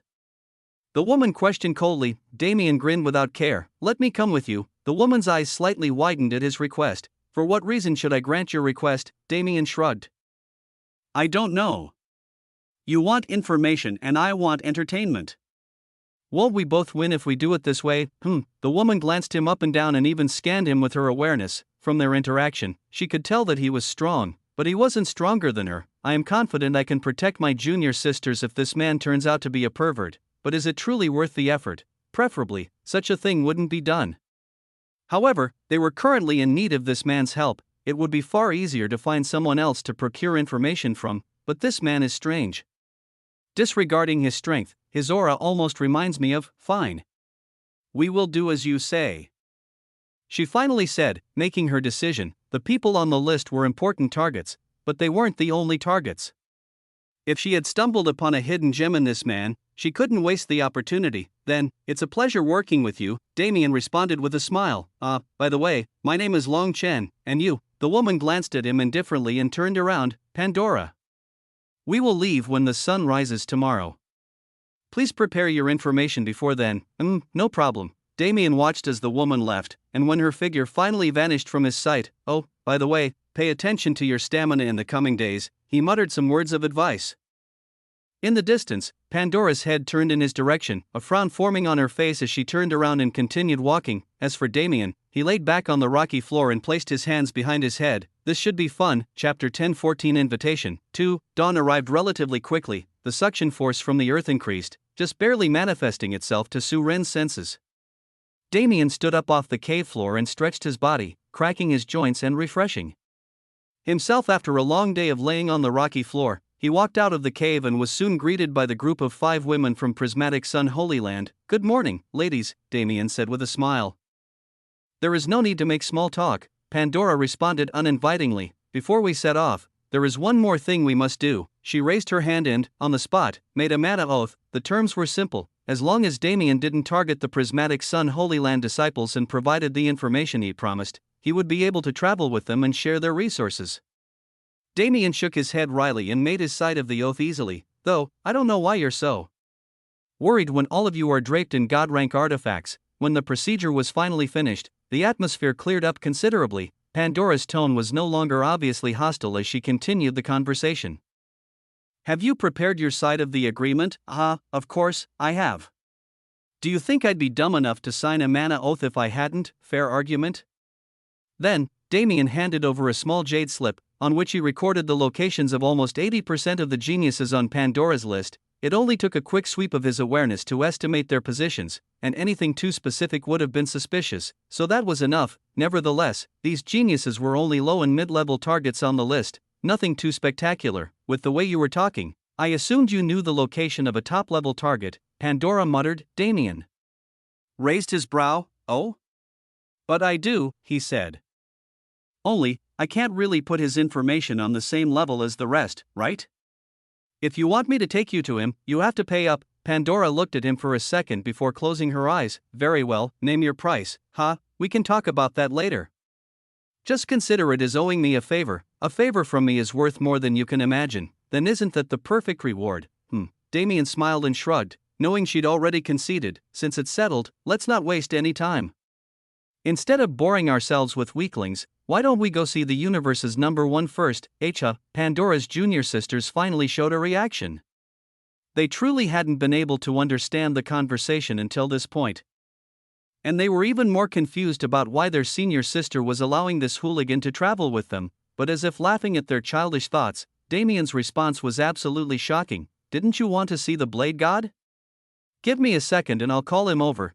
Call him over. The group of 4 exclaimed it as one, unable to process what he just said, and even Pandora shared their next thought. Just who was this man who dared to speak so arrogantly? At this point, with the first month already passing, the forces gathered actually added up to an immense amount. The experts from these forces already filled up the first and second banquet halls. And the third was starting to reach that point as well. Other forces from the infernal realm finally made their way to Lajurian, their speed no match for their leader. The giant domain and soul world and also sent many more forces, showing their sincerity. The beast domain was a bit further away, so their clans were still on the way, and many forces from Soul World and Hephaestus were missing, but the congregation of experts at this moment had reached an unprecedented degree, and their geniuses all entered Holy Lightstar in the most dangerous circumstances they weren't even aware of. Lucille didn't greet all of them, as most of that work was allocated to lesser angels, but he was keeping a close eye on each and every force that entered. More specifically, their geniuses. He watched thousands upon thousands of them entering Holy Lightstar, and indiscernibly, he sighed, it is time. I didn't expect it to come at this time, but it cannot be helped. Instead, I can only pray they survive the coming days. His attention shifted to a nearby angel, who nodded in acknowledgement and left, following unknown orders. Meanwhile, events in the mystic realm were about to get far more chaotic. Unlike Lucille's bleak prediction, nothing much changed in the mystic realm, at least not at this time. It had been around 2 hours since Damien and the Prismatic Sun Holy Land group set off to meet Su Run, and they were approaching the given destination. Yet, despite the closeness of the meeting, those accompanying Damien still couldn't believe what he said. Your name is Long Chen, right? I've never heard of you. How can you know the Blade God? Yeah, like Junior Sister said. How can we be sure you aren't leading us into a trap? Two of them were specifically chatty, standing on both sides of Damien and barraging him with questions. He could only shrug and smile wryly. What kind of answer could he give them? I've already told you 1,000,000 times. Since I've signed a mana oath with your senior sister, is it even possible for me to lie? Anyway, we're almost there. If you still can't believe me, just come and see for yourself. He didn't know how many times he'd repeated the same line, but he was extremely thankful that this would likely be the last. The group stepped into a valley between two mountains in the northernmost part of Holy Lightstar, and Damien led them to shade from the sun under an isolated tree that somehow managed to grow alone in the valley. We're here, he said, sitting down and leaning against its trunk. Here? Pandora said suspiciously, looking around at the desolate scenery. Don't judge it so quickly. After the firestorm, everywhere in the realm looks this barren. Damien suddenly glanced up at the peak of one of the two mountains around them. Looks like he's arrived as well. From that peak, a small shadow drifted down, becoming bigger in a man and a little girl, bigger in their eyes until it finally cleared, turning into the figures of a man and a little girl. Hey, my good friend. It's been a while. Damien immediately interrupted Su Rin before he could say anything and walked over, using sound transmission to give Su Rin a quick rundown of the situation. Su Rin's eyes narrowed in scrutiny for a second before he turned to the Prismatic Sun Holy Land group. You wanted to talk to me? Yes. Pandora stepped up and pulled an envelope out of her sleeve. Sir Blade God, we've been specially tasked to invite you to our Holy Land, she said. Handing him the envelope, Su Rin took it out of courtesy, but didn't hesitate to offer an immediate rejection. I am unaffiliated, and it will stay that way. Thank you for the offer, but I will have to decline. However, Pandora immediately shook her head. In fact, our goal this time is not to recruit you, but to invite you. Our Holy Master has prepared a gift for the universe's top geniuses, and we hope you will graciously accept it. Su Rin suspiciously looked her up and down before turning to Damien, who could only shrug. After all, it was his first time hearing it as well, but a hidden Holy Land that never showed itself to outsiders was suddenly opening its doors. Wasn't this quite interesting? Chapter 10-15 Attack 1. Both Damien and Su Rin's eyes landed on Pandora with evident confusion and intrigue. However, she didn't seem to have any plan to answer them. Our Holy Master has explicitly stated that we must not reveal any information prematurely. Even if you are the Blade God, please trust our word for now and consider attending the event. It will only take place after the Grand Assembly ends, so you do not have to rush. Her words were succinct and her stance was clear, so the duo didn't ask any more questions, but each had their own thoughts on the matter. Damien had a slight frown on his face. It was incredibly suspicious timing, and since Prismatic Sun Holy Land itself was so mysterious, there was no way to tell what their actual intentions were. However, he didn't think it'd be a bad idea to go.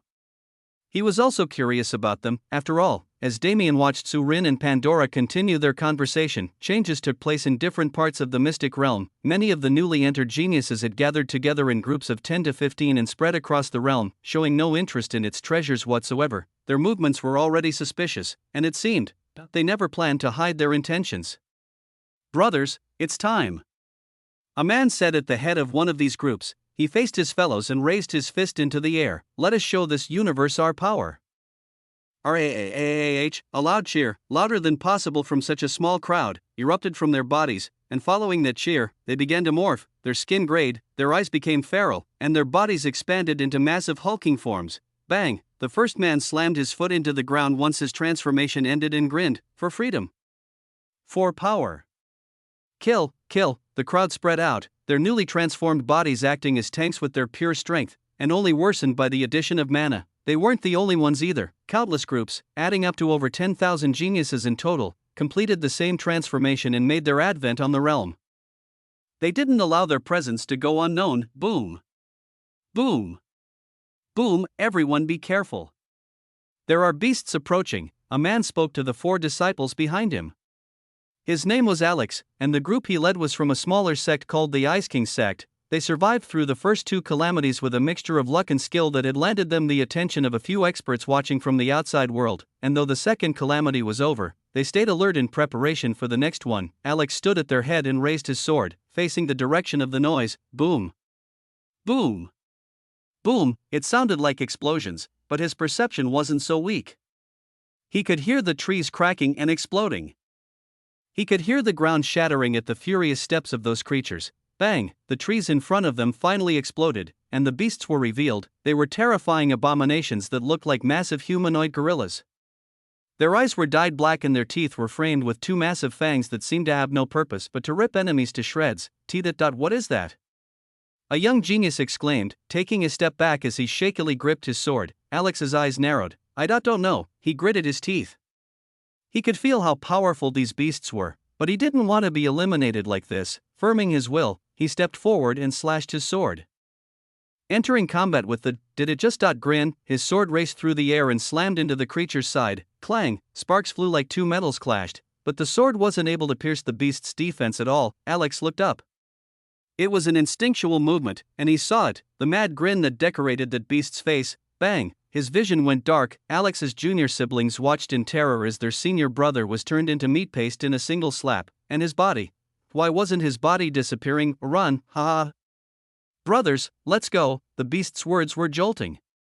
The beasts in this mystic realm weren't supposed to have any intelligence, but before any of the four could think further about it, they met the same fate as their senior brother. 5 puddles of blood were left among the destroyed remains of a forest that had just regrown. These 5 geniuses from the Ice King sect wouldn't have the same pleasure of life as those who died in this realm before them. No, they met their true ends at the hands of those beasts. Holy Lightstar became a slaughterhouse. Those transformed geniuses ran amok and killed without care, bringing true death to tens of geniuses every minute. Boom!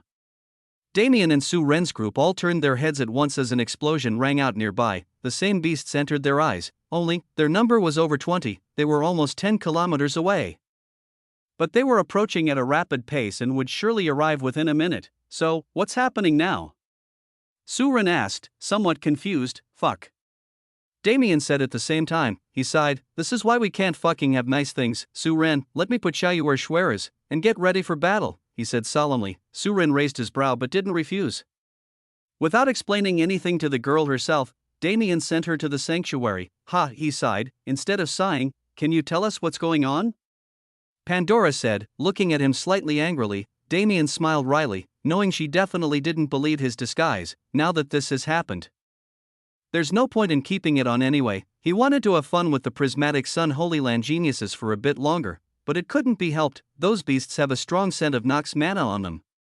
It looks like some traitors couldn't wait any longer, he finally said, revealing his true face. Pandora's eyes widened slightly, and her junior sisters reacted far more violently, but now wasn't the time to care about them. How sure are you?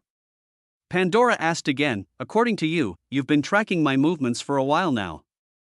How sure do you think I am? Pandora hummed, slightly embarrassed, but soon turned to face the approaching beasts. We can discuss things further when this is dealt with.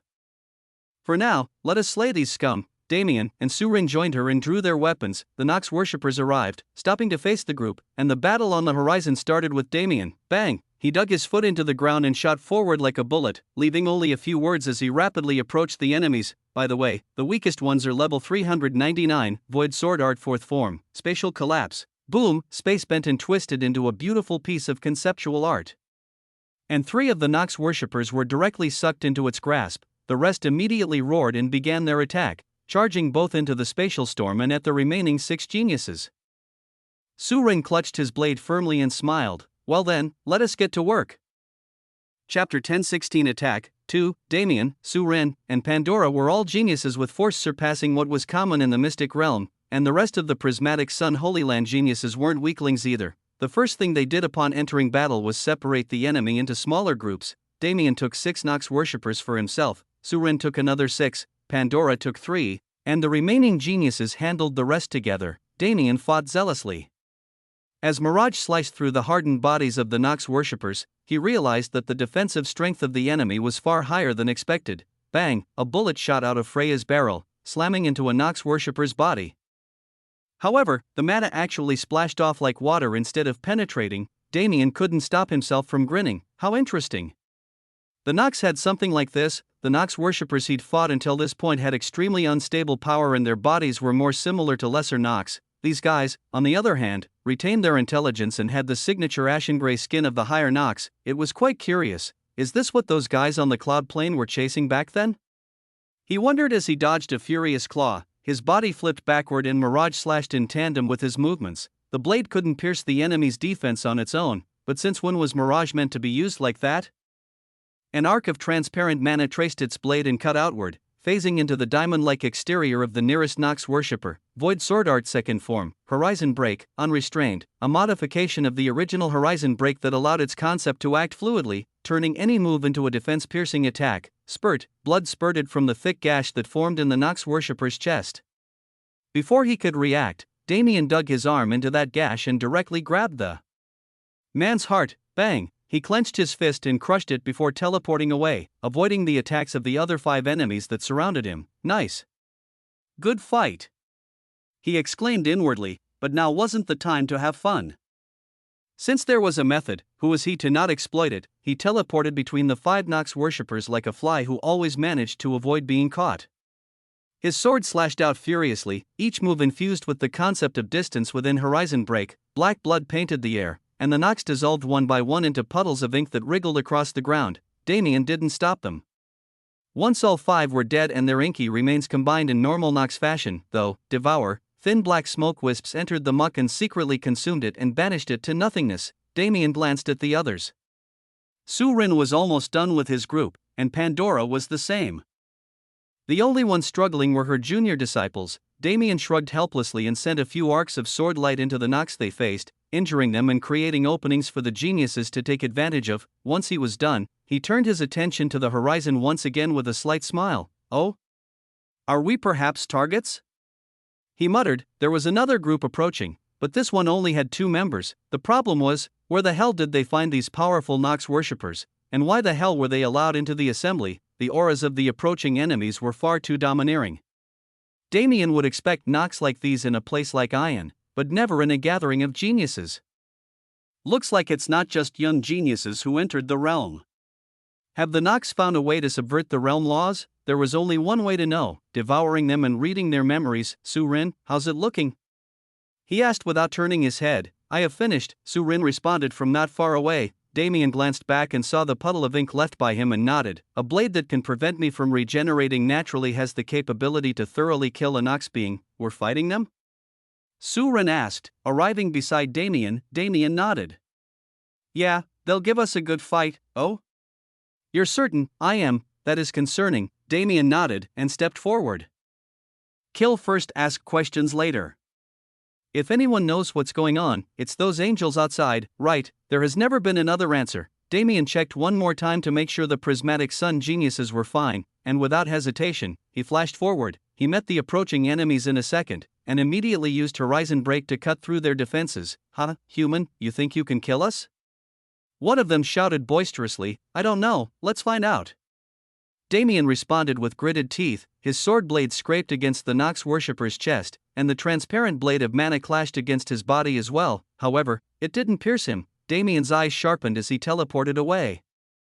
Bang! The air exploded fiercely at the force of the Nox worshipper's terrifying claw. In the same moment, the second Nox worshipper shot forward, his claws aimed at where Damien had reappeared. Shing! A blade swept through the air, countering the claw and pushing it down. Surin turned his body, placed his feet on the Nox worshipper's chest, and kicked out, using the force to push both him and the enemy backward. Strong, he muttered. Just as Damien said, these 2 beings would give them a good fight. They weren't like the rest of the regular Nox worshippers. State your names, Surin said, pointing his blade the 2, and unexpectedly, the Nox worshippers grinned. I am called Huxian, and I am called Huadong. They spoke together as one, and though Damien had no reaction to their names, Surin was different. The Hua twins that he'd heard of these people before. Damien, this is more complicated than expected, he said. Damien looked at him casually and shrugged. Does that change the plan? Surin shook his head with a smile. I guess not, then, what's the use of talking about it? Let's fight. Damien and Surin moved as one. Damien took Huxian, while Surin set his sights on his brother, and as if they had known each other for years and years, they attacked in sync. For forces collided, and a massive explosion swept the realm. Countless eyes turned in that direction, but only for a few moments. There were over 10,000 Nox worshippers polluting Holy Lightstar at the moment, and barely anyone had the time to pay attention to other things. If they wanted to do that, they first needed to survive. As if the situation wasn't already bad enough, blood pooled in the earth, sending rivers of corrupted vitality into the world's surface. And the world, which had been slowly savoring the taste of vitality as it regenerated itself, suddenly tasted the joys of blood. Its desire grew, and subsequently, the suction force it emitted grew as well, though an air of suppression filled the entire realm, at the worst possible time. The third calamity erupted in full force. Chapter 10:17 Attack 3. The third calamity's eruption was the start of absolute chaos. Terrifying suction force from the earth pulled the vitality of all things into it, and in return, it gave birth to flora dyed red in the blood of those who contributed to its growth. The only safe spaces in Holy Lightstar now were the high in the sky and deep underground, as these locations were outside the force's reach. Nevertheless, this wasn't something widely known, and not many were able to capitalize on it. The only plus side was that the Nox worshippers were also being affected by it, yet their regeneration abilities made it far less of a threat to them. The geniuses on Holy Lightstar would have to do everything in their power to escape, lest they die true deaths in the mystic realm. On the other hand, on Damien's side, it was like the vitality calamity didn't exist at all. Damien's sword was like a flurry of light. Mirage swung out with ferocity it had hidden for many years, sending gashes and ruptures of space flying across the lands as it slashed into Huaxian's armored skin. However, whether it was Bladeless, Dance of the Void, Horizon Break, or any other move designed to chip away at the enemy without paying attention to their defense, they couldn't penetrate the armor. Bang, this is insane. Damien thought to himself as he twisted his body and dodged Huaxian's massive claw. His strength is around the same as mine, but his defense is at least at the level of a high commander. I can't pierce it, human, take my move. Huaxian shouted, swiping his claw through the air. A cage of Nox mana appeared around Damien, and beams of dark light like a laser field manifested with Damien at their center. Bzzzzzt, pshhhhhh. Countless holes were burned through Damien's body before he had the chance to move. Kh. He hissed in pain as he teleported out of the trap and charged at Huaxian again. As he approached, bang, Huaxian clapped his palms together and generated a terrifying airburst that pushed against Damien and sent him backward towards the laser field. Damien wanted to teleport away again, but Huaxian was already coming at him. He changed his plan immediately, twisting his body in the air as Huaxian arrived before him and latching his calves around the man's head. He slammed his body backward, empowering himself with mana and flipping Huaxian over him into his own cage. Foolish human, my own mana cannot hurt me, he exclaimed mockingly as the laser field vanished behind him. When did I ever say it could? Damien responded with the same cockiness as he appeared above Huaxian. Void Sword Art 5th Form, Dimensional Severance, Shiying, the thin black line that sliced the dimension itself slammed into Huaxian. Scree. Sparks flew from the section of Huaxian's body that was hit, but Dimensional Severance couldn't cut through him. Instead, after it made it roughly an inch into Huaxian's defense, he managed to cover himself in his own mana and use a strange phasing technique similar to teleportation. With no target, the black sword light sliced into the ground and created a several kilometer-long gash before dispersing. Damien grinned. You're quite good, he said, and you're not so bad yourself. Huaxian responded. Damien didn't know what technique the enemy used to escape, but since he knew it existed, he wouldn't allow it to work again. Damien and Huaxian charged at each other without a hint of mana surrounding their bodies. Bang! Their fists clashed heavily, sending shockwaves spreading through the earth and breaking its integrity. Crack! Damien's bones shattered instantly, and even Huaxian felt the impact reverberating through his body. Damien didn't waste any time, using his free hand to punch out again, this time with far more intention. 7 stars encircling the moon, 3 life stars, 3 death stars, and 1 elemental star surrounded a moon of spacetime in a chaotic orbit. As Damien's fist slammed forward, their paths destabilized fiercely until, boom, the final impact totally disrupted their peace. They crashed against each other in distorted bursts that combined into a huge flash of mana that enveloped both Damien and Huaxian. Bang, whoosh, Huaxian's body flew out from the explosion, riddled with small cuts and bruises, and Damien followed with the speed of a racing comet. Bang, suddenly, another huge noise rang out from nearby. Another body flew out of an explosive cloud, belonging to Huadong. Surin chased after him with both blades drawn and covered in mysterious clouds of gray mana. Compared to Huaxian, Huadong's wounds were more severe. There was a simple reason behind it. While Surin also couldn't pierce the enemy's armor, his unique mana was directly opposed to regeneration and other healing-like elements. Every inch thick cut he made could draw blood, even if it was in small amounts. Nevertheless, both Nox were still in relatively good shape, but the longer the battle continued, the more disadvantaged they would be. Surin slashed his black blade powerfully and followed with an intricate and elegant stab of the white blade. Huadong was pushed further and further back without any opportunity to attack, which meant he couldn't do a single thing to Su Ren, just as the latter could to him. Su Ren was confident that enough of the same would eventually kill the enemy, and he was constantly watching for an opportunity to end the fight early. His swords flurried enough to change the weather, and he entered a hyper-focused state where nothing existed except him and the enemy. Su Ren, watch out! Damien's voice awakened him, and he instantly spread his awareness. His eyes widened. He rapidly broke his flow and shifted his body to the side, pushing his foot into Huadong's side heavily. Boom! The Nox worshipper was shot to the side by the force, just in time to evade the worst-case scenario. Phew! Damien let out a breath of relief. Before he and Su Ren had noticed, they'd fought back to where they started, the same place where Pandora and her junior sisters were taking care of the weaker Nox worshippers that had come to attack them. Just then, Su Ren almost drove Huadong into the crowd of 4 prismatic Sun Holy Land geniuses, but he was luckily able to save it.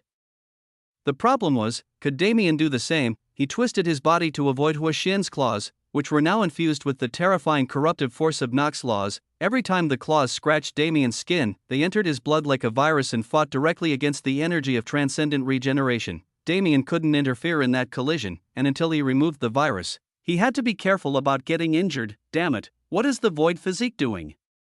He wondered inwardly, slamming Freya's trigger thousands of times. Bang! Bang! Bang! Bang! Countless mana bullets blasted against Huaxian's body and pushed him away. In that single instant, Damien consciously controlled his void mana to eliminate the inner scourge and checked on Pandora's position. I need to drive him away from here. If he keeps the momentum, we'll end up over there soon enough, and she'll die without a word. Damien frowned as he flared his mana and prepared to re-enter combat, when abruptly, Huaxian grinned. Human, let's do something fun. Bang! He crashed his foot against the ground, widening the cracks that already existed. Are we pretending to be gorillas? What's the fun part? Damien asked back, warily watching the man's movements. Let's find out. Huaxian roared and sent his foot powerfully into the ground one more time. Bang! Rumble! The ground shook. Damien's eyes widened as he looked down. Holy sh! It's hollow, as Damien had the thought. The massive cracks in the earth suddenly turned to gashes, and a several-meter-long portion of it came loose. Finally, the earth collapsed, dragging those surface dwellers into its maw. Chapter 10:18 Attack 4. Damien, Huaxian, Pandora, and the 2 Nox worshippers she was fighting were all dragged into the sinkhole. Shit! Damien exclaimed. Su Ren, handle it up here. I'll be right back. He shouted as he fell. Do not worry. Su Ren shouted back. Damien nodded without a word and looked down into the abyss below, where the other 3 were falling. Pandora and the Nox worshippers were still engaged in combat as they fell, and while there was panic in her eyes, she didn't look like she would lose. The problem was elsewhere. The expression on Huaxian's face wasn't right. It was like he had no intention of flying back up and was certain he'd survive the fall. If that was the case, he needed to be killed before he reached the ground, and I need to save Pandora too, so let's make this quick. Damien angled his body as straight as possible and shot down with all his power, catching up to Huaxian in seconds. Before the man could sense his presence, he wrapped his arm around the Nox worshipper's head and slammed it into the nearby wall, dragging it against the rocky surface. Bang! He pushed into the wall with such force that he tore the jagged edges off with Huaxian's head. Damned human! Huaxian roared as his hair was torn off and the skin on the back of his head was reddened. While the severe pain made its way through his nerves, he reached both of his arms out and grabbed Damien's head, using his weight to reverse their position and slammed Damien's head into the wall. That's my fucking move. Damien shouted as he was put in the same situation as Huaxian, the wall carving up his face. Fuck! He exclaimed again inwardly. This wasn't enough to pierce his defenses, it still hurt a lot. The duo was traveling hundreds of kilometers every minute as they plummeted through the abyssal sinkhole, and they'd both felt the immense pain of having their skin ripped apart by the wall as they moved at such a pace. To put it simply, Damien wasn't willing to suffer this humiliation any longer. Damn it, I'm ending this. Damien reached back and grabbed Huaxian's arm, gripping down on it. Don't think you can escape, Huaxian exclaimed. Spikes of Nox mana rose from his skin and pierced Damien's arm, but this only made him grin. Nice grip. In that moment, Damien slammed his foot into the wall and sent a pulse of mana into the rock. The pulse erupted as his torso passed by the spot and exploded the rock wall into a rain of debris, pushing Damien and Huoxian away from it. Crack! Crack! Crack! Crack! Damien disregarded human body mechanics and popped his shoulders out of their sockets to grab Huoxian's neck with both hands. Ripping his right arm off the spikes in the process, he tightened his grip before Huoxian could react and twisted his body to face the enemy. Crack! His neck snapped, as his head was still in Huoxian's grip, but Damien was unfazed. Hong! Hong! Hong! Damien sent constant pulses of death mana into Huoxian's neck, forcing him to experience extreme pain and loosen his grip. The opportunity didn't go to waste. Snap! Damien's head snapped back to its rightful place, a grin lighting up his face. Didn't think I could do that, did you? He said tauntingly. He pushed his knee down into Huoxian's chest, using his weight to maneuver them away from the sinkhole's walls and towards its center. Human, you can regenerate for now, but let's see how long it lasts. Huoxian flapped his arms around until he found something to grab, Damien's sides. He clenched down with his claws and started tearing Damien's body apart, but transcendent regeneration worked equally fast. Damien let out broken breaths as he coped with the pain, but he didn't let go of Huoxian. He sent pulse after pulse of mana into the traitor's body, using death mana's properties to force him to experience pain even though his defenses couldn't be penetrated. And perhaps Huoxian was powerful, but he wasn't unfeeling. Fuck you. Huoxian opened his mouth and roared in pain. But before he could finish, Damien shoved his arm down the Nox worshipper's throat. Crunch! Huoxian bit down without hesitation and tore Damien's arm apart, separating his forearm from his elbow entirely. Spurt! Damien's stub spurted a fountain of blood, but he did nothing but wince. Instead, he jumped off Huoxian and made significant distance. Huoxian grinned with bloodied teeth, taunting Damien for retreating in fear. And Damien grinned back. Bye-bye, traitor scum. Hua! Xian's eyes widened, as Damien's arm was reshaped by transcendent regeneration. The arm he left in Huoxian's body exploded violently in a mixture of countless powerful law auras. In the end, despite their transformed appearances, they were still humans on the inside. Huoxian's head burst into tiny bits of brain matter and skull shards that flew into the sinkhole walls and fell into the abyss. With his brain exploding, even someone with Huoxian's regenerative power and defense couldn't survive. But could I? Damien wondered to himself as he silently celebrated the victory. The combined regenerative power of transcendent regeneration, his new samsara blood, and the heal trait was astonishing, but Damien definitely wasn't willing to test its upper limits. Damien shot down and collected what was left of Huoxian's body before scanning the area to find Pandora. What's she doing? She was several thousand meters below where he was, but despite already finishing her battle, she wasn't flying back up. Is she injured? Damien flew down into the abyss rapidly and caught up to her falling body. Without hesitation, he grabbed her and flew. He tried to fly up. Flash. What the hell? He tried to teleport, but he couldn't go up. Instead, he found himself displaced several hundred meters to the left. He immediately understood the situation. It's a restriction. His expression became dignified. It wasn't a restriction on flight like the ones he'd seen before. This restriction quite literally disallowed one from going up past a certain point. Regardless of means, there were two things this meant. The first was that Damien was in for an extremely painful fall, and the second, there is something powerful enough to restrict even my dimensional magic. It seemed that, as he guessed when he first entered Holy Lightstar, the greatest mysteries were left in the subterranean world. He held Pandora tightly and shifted his body so she was on top of him and his back faced the abyss below. This is going to suck. Prismatic Sun Holy Land definitely has to compensate me for the trouble. He thought wryly, and with nothing to do but fall until he felt pain, Damien began to wonder, how are those on the surface doing? Sheeing. A beautiful display of blade light illuminated the world, and the body of a terrible beast was split in four. Surin swept the blood off his swords and made sure the ink puddle was thoroughly extinguished before turning back to the four women from Prismatic Sun Holy Land. While he couldn't see their appearances through their veils and clothes, he could see slight peaks of the skin around their eyes and on their extremities. And though they stood relatively straight, Surin frowned when he saw them. They looked awfully pale. Chapter 10:19 Gather. 1. They looked awfully pale, both because he'd been fighting so intensely and because he himself was powerful enough to avoid it. Surin had completely forgotten about the early signs of calamity he'd sensed days earlier. Now, seeing these girls walking as if they were drunk, it dawned on him. It has already started. He sent his senses into the earth, immediately coming in contact with the powerful suction force. This isn't good. The natural aura is being corrupted by evil, and the realm's nature is changing. Is this the doing of those Nox worshippers? He wondered. While they didn't cause the world's situation, they were some of the main contributors to it. If it wasn't for their skirting of the realm laws that led to such a massive accumulation of blood, the change couldn't have taken place. Yet, on the other hand, this change only displayed another face of the holy light realm. If it was truly the realm of purity it was advertised as, it wouldn't have had the capability to exhibit such a change in the first place. Can you fight? Su-Ren asked the girls. They had seen how the previous course of events panned out, and Su-Ren was currently both their savior and protector. Looking at each other, they came to a collective decision. Now wasn't the time to act tough. We may not be able to fight on our own, but we will still be able to provide support. The eldest among them stepped forward and responded. Have you taken into account the mana you need to use to protect your vitality? Su-Ren asked again. The woman nodded in affirmation. Good, Su-Ren said, then let us begin immediately. We must regroup with the rest of the geniuses and form a united front against this enemy. He took off after gaining the girls' approval, supporting their movement with his mana so they could focus on survival. As they made it several tens of kilometers away from their starting position, they were finally greeted by the bloody flora spawned by the corrupted world.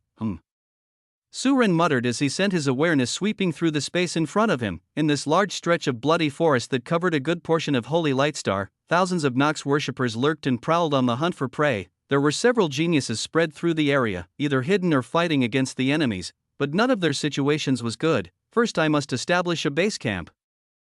And the next most important step is to find the geniuses from Pill Emperor Holy Land. The top disciples of the universe's leading alchemy sect were known to have excellent qualifications. To make pills that could contain and replenish vitality shouldn't be a hard task for them as long as they had the materials. As for finding materials that can be handled at a later date, wait here and protect yourselves. If trouble comes, use this sacred heart mirror to hide until I come back, he said to the girls, passing them the mirror and rushing into the forest before they could respond. The four watched his back with complex expressions, unknowing of how they should treat this man. But the only reaction they could let out was a collective sigh. In the current situation, their power wasn't useful to him at all. As he thought, the best they could do was survive, using all their mana to protect their internal bodies. For these Holy Land geniuses who always held themselves in high regard, this kind of damsel in distress status was extremely humiliating.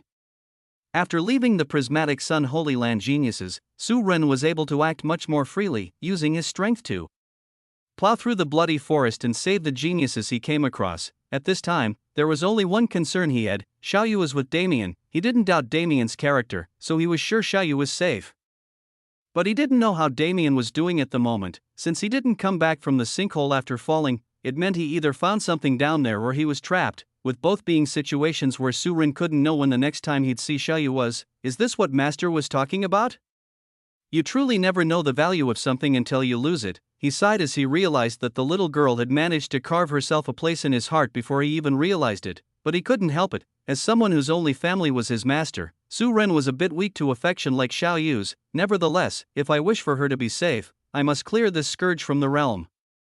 It was just as Damien said. Was there ever a route that wasn't to kill until there were no enemies remaining? Su-Ren showed power that inspired the geniuses who watched him cleave through the thick bodies of those Nox worshippers and provoked them to join him in his tirade. The crowd behind him started small, with only a few people willing to come out of their safe hiding places, but once they realized the threat of vitality, more and more geniuses joined his ranks. Perhaps the Nox were trying to scare these geniuses into submission, or perhaps their goal was something entirely different, but none of that mattered anymore, because before they could accomplish anything, they would be slaughtered. This was the oath made by each and every member of Su-Ren's group. The bloody forest Su-Ren attacked actually took up almost half of Holy Lightstar, so it wasn't a stretch to say many important battles were taking place there, but it wasn't the only place of importance. Whoosh, a figure broke through the edge of the forest and ran through the flat barren land outside its reach. Boom.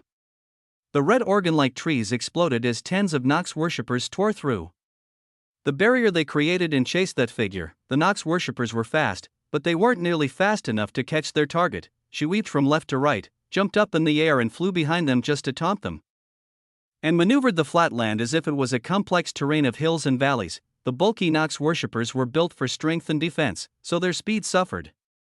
They could, at most, barely keep her at the edge of their eye line. As they became more and more furious, the figure suddenly came to a stop in the distance. kicking up a cloud of dust as she abruptly broke her flow. The Nox worshippers didn't plan to miss the chance. They flared their mana and leaped into the sky, arcing through the air and slamming down in front of the woman, yet, all she did was smile. Thanks for the extra force. I thought we were going to have to fight a bit first, but you did the hard work early. Rumble, the earth rumbled, following her words at the most perfect timing, and as had happened several times already in the mystic realm, the ground collapsed. The woman and the Nox worshippers who chased her were dragged into the depths of the subterranean world. Chapter 1020 Gather, 2, nice. All according to plan. Elena thought to herself as she fell through the darkness. Originally, this was supposed to be a fun event for her, a time for her to happily abuse her life laws to loot and plunder while the rest suffered from the vitality calamity. But these damn Nox worshippers had to come in and ruin it for her. The original vitality calamity would have been a breeze for her. But this corrupted version was the complete opposite. As someone who chased the purest and most powerful form of life laws, she held an aura that the corrupted world saw as a threat, which made it target her much more fiercely than any of the other geniuses. As if that wasn't enough, she was chased by a horde of Nox worshippers that didn't give her a single second to plan forward. Therefore, there was only one thing to do: drag them into the subterranean world. It's easy for a life practitioner to sense it, so I was able to act quickly. I wonder if the rest can be so lucky. The origin of the suction force was the earth itself, which made the underground and the sky the only safe locations in the world. And even then, safe only meant the suction force was weak, not that it wholly disappeared. Bang! Elena's body slammed into the ground and formed a crater in the underground tunnel. The first thing she did was send her awareness into the earth, so she could, bang. Bang! Bang! Bang! The Nox worshippers slammed into the ground around her, and the tunnel's bottom fell through, sending the group tumbling through the air again. The fall isn't too long this time. I can see the bottom. Elena immediately took action, moving towards the nearest Nox worshipper. Transcended death was similar to Su Ren's gray mana in its ability to harm the Nox worshippers despite their strong exteriors. Why? Because Nox mana inherently contained extreme similarities to death mana, and transcended death was a concept that specifically suppressed this breed of mana. Elena wrapped her legs around the Nox worshipper's throat and spun her body, sending blades of transcended death mana into its neck as it twisted at an impossible angle. The Nox worshipper was stunned as Elena's body entered its body and froze its systems. Instead of killing it, she jumped off and moved to the next one, repeating a similar process of stunning the enemy while evading the various claws and jaws that assailed her as she went about her task. Bang, crack, she soon slammed into the next portion of ground. Her leg broke upon impact, but she quickly moved to heal it as her enemies fell around her. Bang. Bang. Bang. Bang. Despite reaching solid ground again, the Nox worshippers didn't move. They struggled and attempted, but it was impossible to rid themselves of her bindings so easily. Using the chance she'd made for herself, Elena sat down in the middle of their collapsed bodies and entered a meditative posture. Siphon. Their vitality flowed into the atmosphere like rivers, guided by Elena's mana inside of them, and entered her body. Thankfully you guys are weak. Who knows what would have happened if a stronger one came, she said as their bodies wilted. Boom, Elena flinched. No way, it's instant karma, right? She turned her head robotically to look at the being that just crashed through the tunnel wall. It was indeed a Nox worshipper, far bigger and more daunting than the one she'd just faced, and with a far stronger aura as well. However, it already had a massive hole in its chest where its heart should have been. Elena peered into the dusty opening in the tunnel wall, her eyes barely making out the figures of a group of people. She raised Yggdrasil's branch warily. Friend or foe? She asked. It was a bit arbitrary, but she felt the need to make her presence known. As she watched, 4 people stepped through the smoke and entered her tunnel. She looked at them and they looked at him, pink and white. Elena muttered, "That blue." Rose and Ruyua said together. 3 women suddenly felt like an explosion went off in their minds. In this nondescript tunnel, with no witnesses but 2 men who awkwardly took steps back with no place in this moment at all, Damien's 3 wives reunited. It truly was a spectacular coincidence. It was silent before the explosion, and it was silent after. Like a tree falling in the middle of a secluded forest, none noticed the unfortunate fate of the man who hit the ground. When the dust cleared, he didn't move. He lay there on his back, letting out pain gasps as he turned his gaze over to check on the woman who'd fallen with him. It looks like she's okay. Footwork. To say he was in extreme pain would be an understatement. He'd fallen at least several hundred kilometers after hitting the restriction. When he landed, he felt like he broke every single bone in his body. NNGGGH. Damn it, if I could just control teleportation. He found as he fell that the restriction didn't just prohibit one from escaping to the surface, it confused one's senses and mana. Whenever he teleported, the direction he ended up in was random.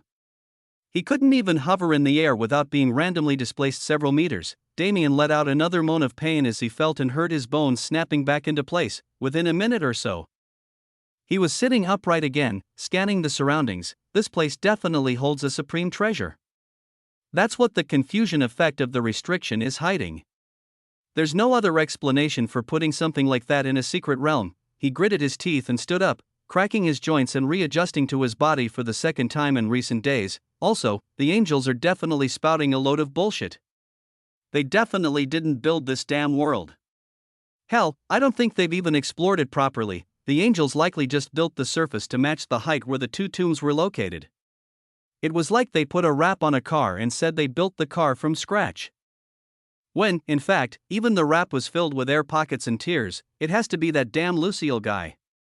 He was staring at me all creepy before I came in. That's definitely some foreshadowing right there. Shit, did my nightmare of meeting a trickster god finally come true?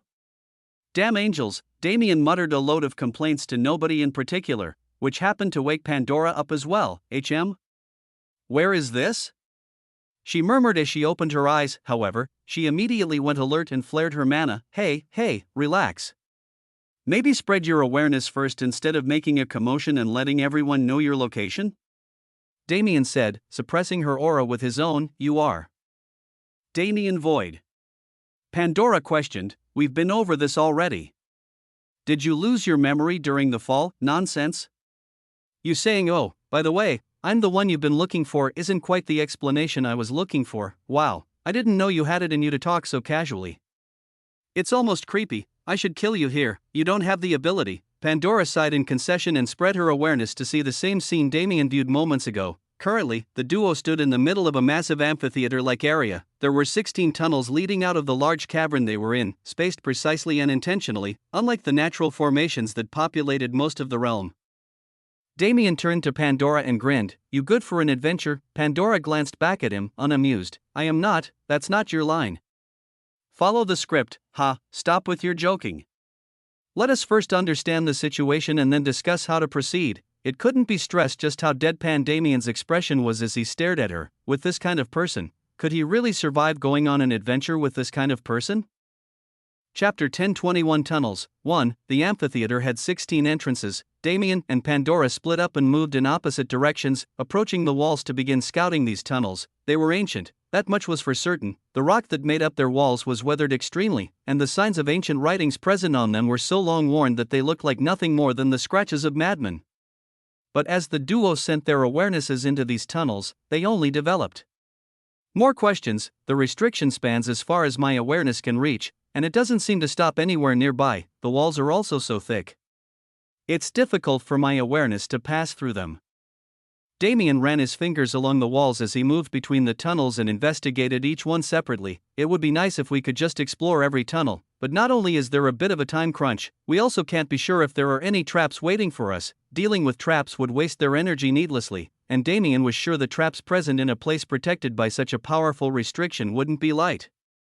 He eventually left the wall and returned to the center of the amphitheater to meet Pandora. Any clues? None at all, Pandora responded sighingly. To say she wasn't used to danger would be a lie, but she'd never really had to explore uncharted territory on her own. So she wasn't aware of the procedures or to-dos of the task. It was annoying, especially since she was trapped with an untrustworthy man like Damien. Let's just pick a random tunnel and go for it. It would be much easier to understand how the rest of them work if we've explored one. Damien glanced around the area while Pandora did the same, and while they tried to make a decision, the ground rumbled and the walls of the amphitheater began to move. The entire structure rotated around the duo, the 16 tunnels disappearing behind walls of rock as a new set of tunnels revealed themselves. Damien's eyes sharpened. Be careful. This isn't a good thing, he said, provoking a nod from Pandora. Thump. Thump.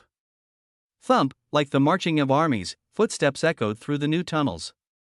Large shadowy figures appeared in the darkness, moving closer into the light and revealing their forms. Golems, Pandora's eyes narrowed as she held up her weapon, a ribbon-like object that thrashed in the air like it was alive. She never expected to see golems here, because, in her knowledge, golems were protectors of ancient civilizations. It was rare to use golems in the recent era due to multiple factors, such as the rise of soul-controlling techniques as well as the threat of the marionette lord taking control of them. However, in the eras of civilization before the Forgotten War, golems were an extremely popular method of protection, and these golems weren't weak. Their bodies were largely humanoid aside from their size, which was more like giants. Their exteriors looked wooden, but the sturdy aura they gave off made it obvious they weren't so simple. Each one had a specific gem in its head.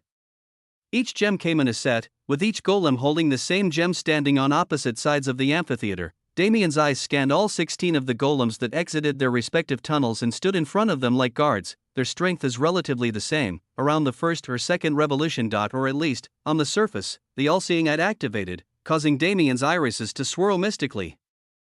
His gaze turned to two specific golems with onyx gems in their heads that stood on opposite sides of the amphitheater. They're both strong. It wasn't a perfect method to find out where to go, but since their strength was supposed to remain deeply hidden, their presence should have held significance, right? That was Damien's reasoning, and without hesitating any further, he moved. Pandora, take the one on the opposite side with the onyx in its head. If the rest attack, ignore them until you've eliminated your target. By the time she made up her mind to respond, he was already gone. Boom, an explosion signified his advent into battle, and Pandora could only grit her teeth in frustration. I am a Holy Land genius, I am the prismatic sun saintess. Stay calm. Stay collected. The way Damien casually started giving orders as if she was less than him was extremely annoying, but what could she do? He truly was better than her, this rogue god. If Master didn't want him, Pandora could only scream her grievances in her head as she begrudgingly followed his order, launching an attack against the onyx golem. Bang! Her ribbon shot out like a whip, cracking in the air as it slapped the golem's torso. The air exploded and the golem was thrown back into its tunnel, but there was no visible damage on its body. Strong! Pandora exclaimed immediately. Perhaps the hit wasn't too hard. But she still used a portion of her force combined with a god-rank artifact.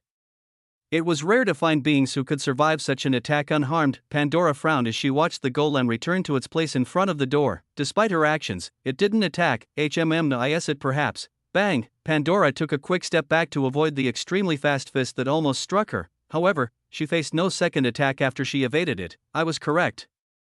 These golems only respond if the attacker is within a certain range. Perhaps I should tell. Boom! Pandora abruptly shifted her head to the side, narrowly dodging the wooden head that shot past her like a speeding bullet. Bang! The head collided with the torso of the golem she was fighting and tore through the wood-like material, revealing its mechanical insides. Flash, a shadow appeared behind it. An arm dug into the hole and ripped apart the circuitry within, forcing the golem to fall to the floor. Ineffective. Damien wiped a bead of sweat off his forehead and nodded. Nice.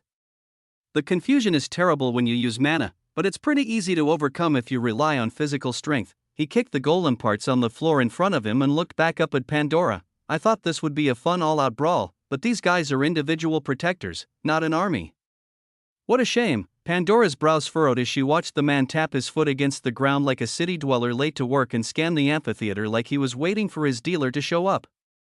She suddenly got the feeling that something bad was going to happen. What are you? Let's just go for it. Damien muttered to himself and vanished, leaving a trail of afterimages behind as he used pure physical strength to shoot through the amphitheater. Boom, boom, boom. One by one, the heads of the golems exploded. There was no specific order in which gems were destroyed, but Damien made sure to destroy each pair before moving on to the next one. He had figured it out. The answer to this amphitheater's question wasn't any one of the answers it provided, but all of them together. Chapter 1022 Tunnels 2. Damien systematically destroyed all 16 golems in the span of a minute. These regular first and second revolution golems, with the restrictions placed on their attacking ability, were nothing in front of him. After blasting open the last one, he jumped back and made his way to the center of the amphitheater once more. Come over, he said to Pandora, who was still watching from her original position. She responded instinctually and joined him in the center before she even realized what she was doing, and before she could find a chance to complain, the floor shook.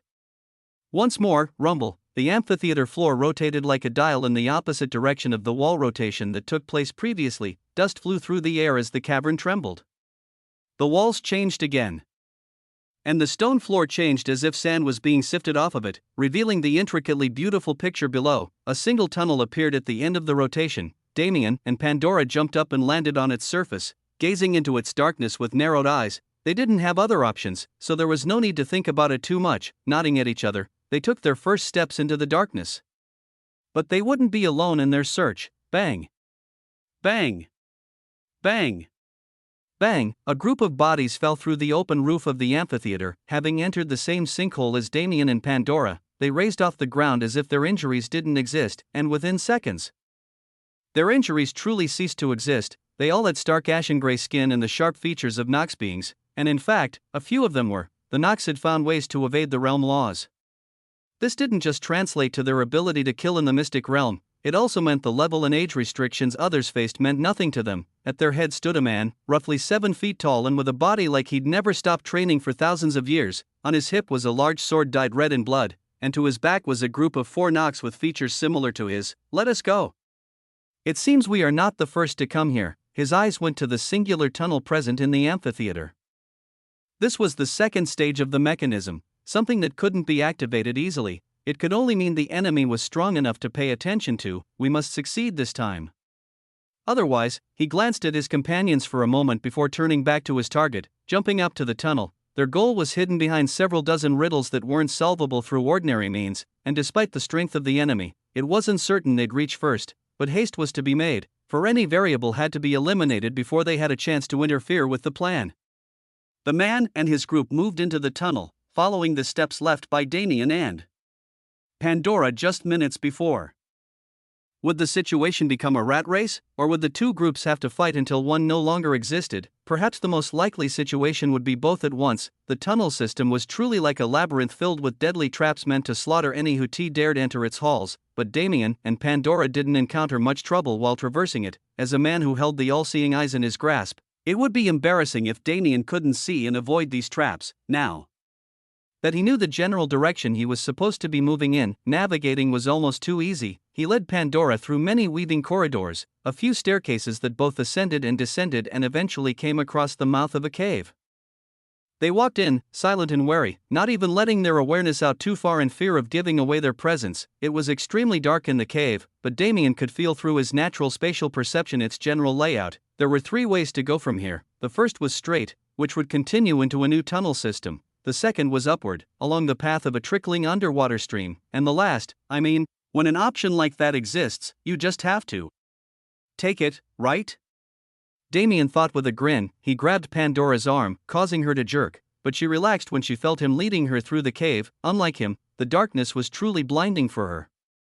It obviously wasn't natural darkness, and when this unnervingly pregnant feeling was combined with the intermittent strange echoes of sound that resounded through the cave, it was an environment that put one's danger senses to the test. Pandora didn't want to continue from here, as she realized that her power couldn't get her past this point, but she decided to accept Damien's lead. Only because he had proven his scouting abilities far better than hers. The duo walked about 10 steps forward and 3 steps to the left.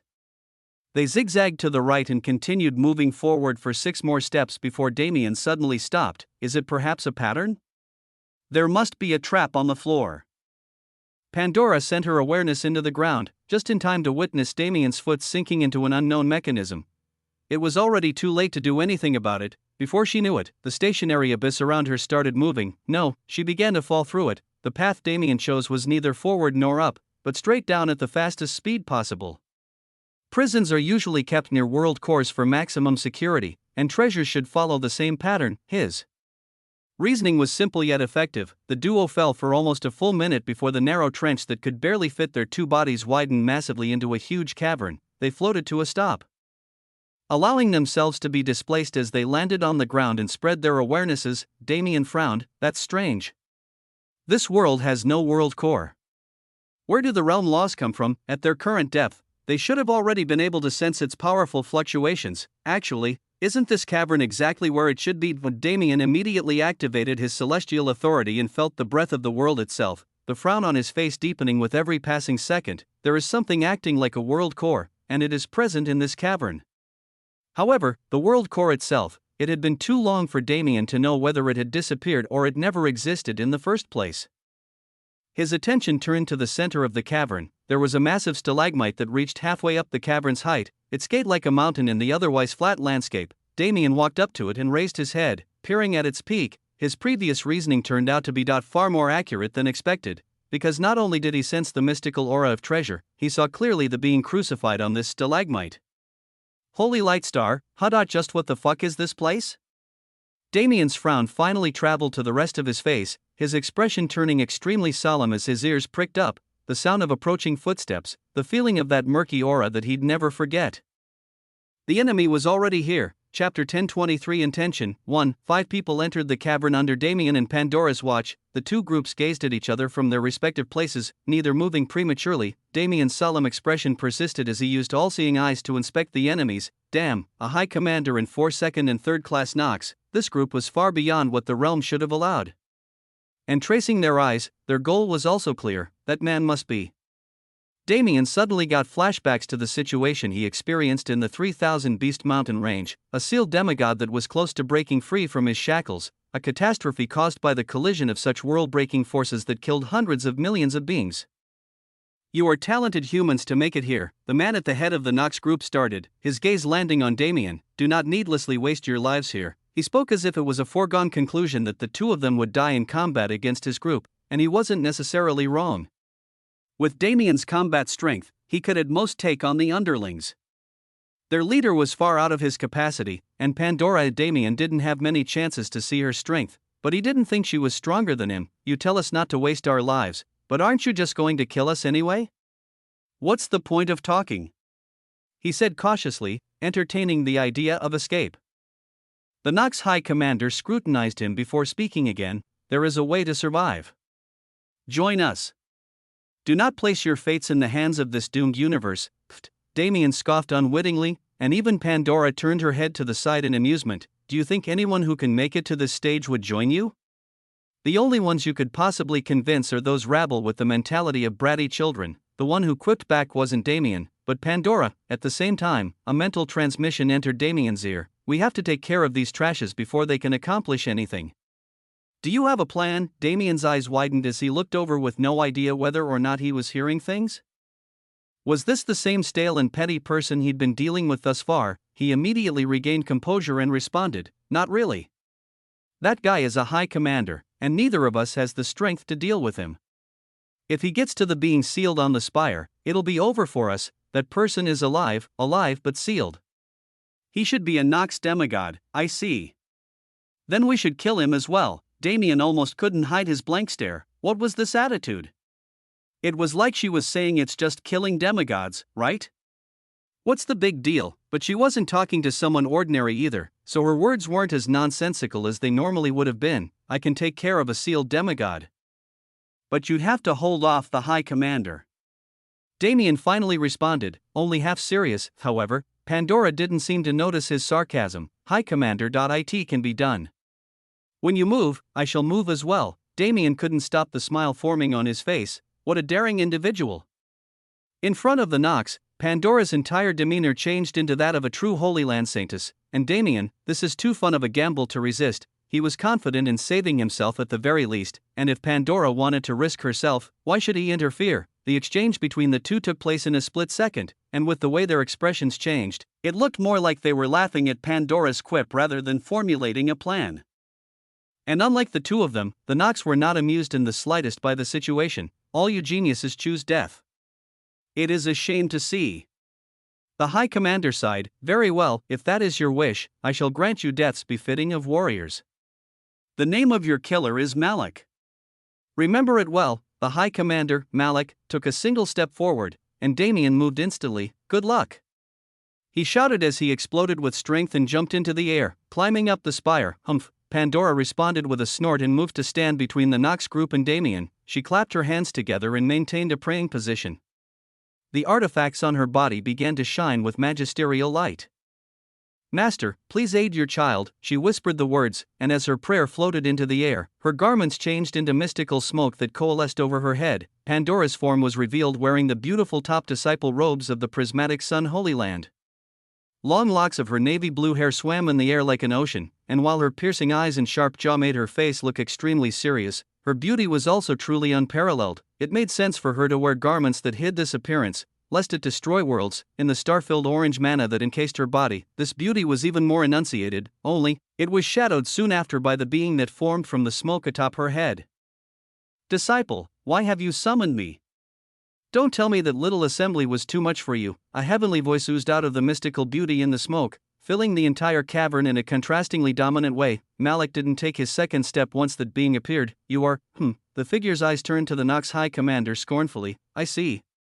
So such a thing truly happened." Her words were simple, but the power behind her voice increased several-fold. "Disciple, lend me your body." "Yes, Master." Pandora closed her eyes and allowed the smoke to descend into her, and when her eyes reopened, they shone with a rainbow light that completely differed from their regular color. "Beast, you actually dared to bully my disciple. It shouldn't be a problem for me to return her suffering to you." "No," with the woman in Pandora's body. "No." The prismatic Sun Holy Master stepped forward and without a hint of hesitation, dragged the Nox group into battle. Damien watched the entire situation pan out from the very tip of the spire, a smile forming on his face. "So this is your trump card? I guess when you have a demigod's avatar supporting you, there's no reason to fear a high commander." He didn't expect to meet the prismatic Sun Holy Master so soon, but if he wanted to converse with her, it'd have to wait until the current situation ended. This time, the Nox's attack is just plain stupid. This is the gathering place of the universe's experts, and they were destined for failure from the start. There is absolutely no reason for them to throw suicide troops into this realm unless either this demigod was incredibly important, or the treasure aura on his body was linked to something the Nox valued deeply. Bang! An explosion of rainbow light kicked up large clouds of dust in the cavern, bringing Damien out of his thoughts. "Well then, I guess I should get to work too." Chapter 1024 Intention 2. In fact, Damien was more than happy to take on this sealed demigod. Entering the man's mind was something he wanted to do on his own, and if he was truly a Nox demigod, killing him was par for course. All Damien knew at this moment was that this man was strange. His Nox aura was definitely present, but it wasn't the same as the aura carried by the Saint Emperor or Marionette Lord. Nox demigods Damien had personally met. Who was he? Why was he sealed? The only way to answer these questions was to enter his mind, and perhaps some of the questions Damien had been pondering for so long would be answered too. Damien slapped himself in the face. Without knowing how long the prismatic Sun Holy Master could maintain her presence, he couldn't be wasting time thinking meaninglessly like this. He jumped and stomped his foot into the tip of the spire, breaking it down and flattening it until it was a surface he could sit on. Once he finished, he reached down and placed his finger on the top of the crucified man's head. A strand of the breath of nothingness swam into his spiritual world, and Damien's vision blurred into a new world. A guest. He was greeted by an ancient voice that boomed through the space and struck his ears like cymbals crashing centimeters away. Damien gritted his teeth and shook off the pain, looking around to find the source of the voice. "Don't bother," the voice came again. "After the passing of so many years, I no longer have the strength to form a spiritual avatar." "Who are you?" Damien asked. "You came here for this, no?" The man said, "This emperor has been slumbering for so many years. It seems the time has finally come to die." A frown formed on Damien's face as he listened to the man's strange words, but before he could respond, "I will show you what you wish to see. How you choose to proceed afterward shall decide my fate." The man's attitude completely contradicted what Damien expected, and not even a second after he finished processing the current events, the scene around him shifted again. These are his memories. Damien realized as he looked at the river that appeared before him. It was massive, like an ocean of its own, but the water was murky and brown as if it had been polluted for countless decades. "It is indeed what I came for, but why do I feel like something's wrong?"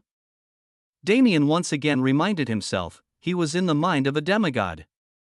Anything could happen. After stabilizing his ego and making a few preliminary preparations to keep himself safe, he went to the river bank and slowly submerged himself in its waters. A story began to paint itself in his mind. The situation outside, as Damien expected, wasn't as apocalyptic as it could have been. Surun was a blessing upon Holy Lightstar.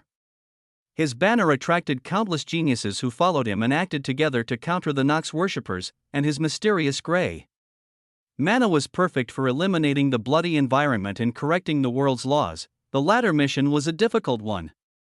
No matter how Surun moved, he found that he could only destroy the bloody forests on a surface level, and the seeds for their regrowth simply couldn't be extinguished. And more than the Nox, the Vitality Calamity caused severe damage to his forces. what they found after a few hours of facing its wrath was that the corruption of the world evaded the realm laws just like the Nox, and those who fell to it would truly die. The most imperative task was to find a way to counter it. The answer didn't come from inside, but from Luxurian. There were multiple things that made the Nox's current attack counterintuitive.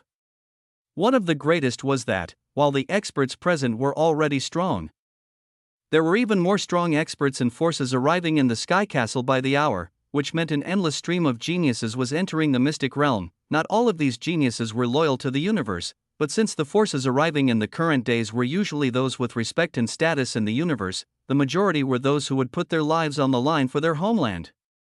Among them were the geniuses from Medicine Emperor Holy Land, the very geniuses Su Rin had been searching for. They entered the realm and immediately took their stand as an apothecary that provided pills and elixirs that could counter the vitality suction. They were aided by geniuses from Primordial Light Holy Land, who used their purification abilities to help those affected regain some of their lost energy, though this effect was still temporary. If these geniuses wanted to regain what was stolen, they needed to defeat the world itself. The universe's geniuses were able to rapidly form a united front that allowed them to combat the Nox worshippers without losing too many forces, and meanwhile, the experts that backed them made it known why they had their acclaim. A line of more than 100 experts kneeled in front of the portal to Holy Lightstar in the second banquet hall.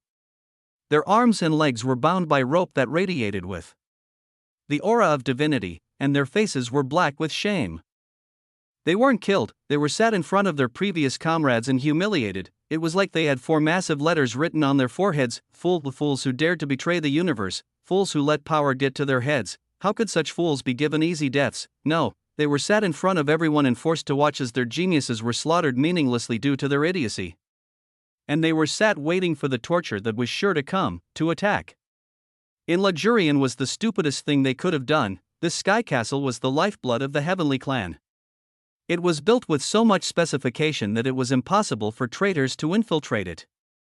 Hell, they couldn't even kill themselves due to the restrictions, whether it was a supreme or a demigod, a small sect master or the holy master of a massive holy land. None of them were given treatment better than dogs, including the holy master of Flame Heaven's Holy Land, the master of Huaxian and Huadong, who were killed by Damien and Su Run. He wasn't stupid enough to participate in this raid. How could he be? He was an exalted personage who was fully aware of the universe's power. He knew from the beginning that this was a suicide mission. However, he didn't have a choice. The moment he chose to submit to the Nox, unresigned to the impossibility of ascending from the demigod level to true godhood, he became a slave whose opinion no longer mattered. All it brought him was humiliation and loss. The bleakness of the fates of these traitors only made the question on everyone's minds all the more pronounced. Just why would the Nox plan such an attack? Chapter 1025 Intention 3. The world was dark. Didn't all these stories start that way? A boy was born into this dark world, his fate bound to slavery from the beginning. His mother was killed for giving birth to him, as it was rumored his father was a powerful man who cheated on his wife with her, and he was sent across worlds to become the slave of a certain family that had prominence in the universe. They were cruel people. Even as a child, he viewed himself as nothing more than a dog. As he grew and learned more about the world and his status, his desires, and the slave mentality bred into him fought each other, this fight worsening as he suffered more and more abuse from his masters. One day, the masters decided to take a trip to a different star. Through the whispers of the servants, he heard it had something to do with a massive business opportunity. However, Karma would always punish those she disliked. The family's starship experienced a fatal malfunction and was attacked by raiders. The women were taken away, while the men were left in the starship. As it was destroyed, the starship exploded, killing almost everyone left on board. The boy, a teenager at this point, miraculously survived. His body drifted through the void, unaffected by the turbulence of the starry sky, and landed on the surface of a dead star. He remained in a coma for almost 2 years before awakening and realizing his situation. This dead star was nothing more than a burial ground for most, but it was there where he found his talent. He had the ability to set world laws. He couldn't interfere with the operations of a world core, but if he was put on a dead star, he could truly turn it into his own world. However, there were limits to this power.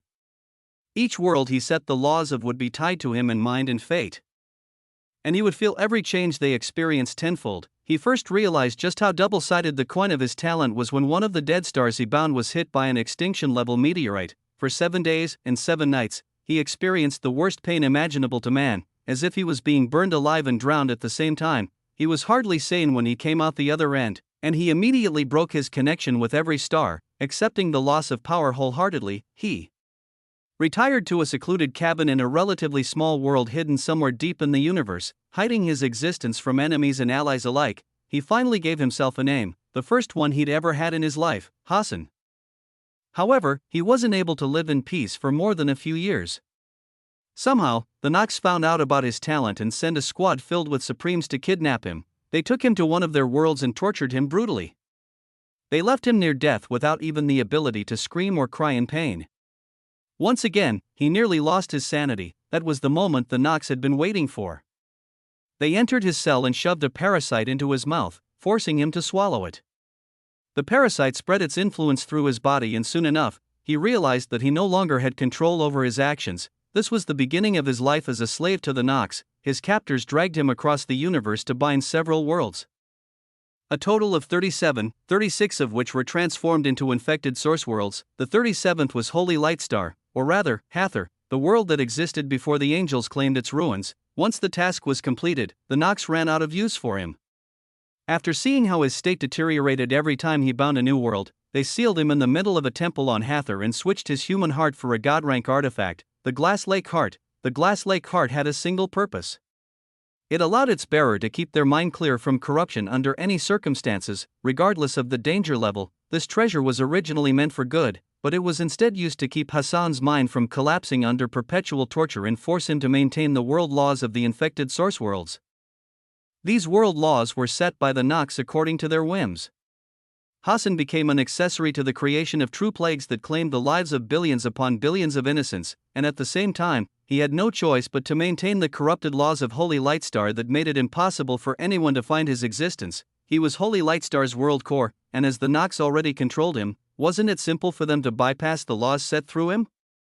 Damien sighed as he reached the current day in Hassan's memories and made his way out of the river that contained them. His spiritual avatar was dyed in murky black ink, corruption that infected him from the river itself.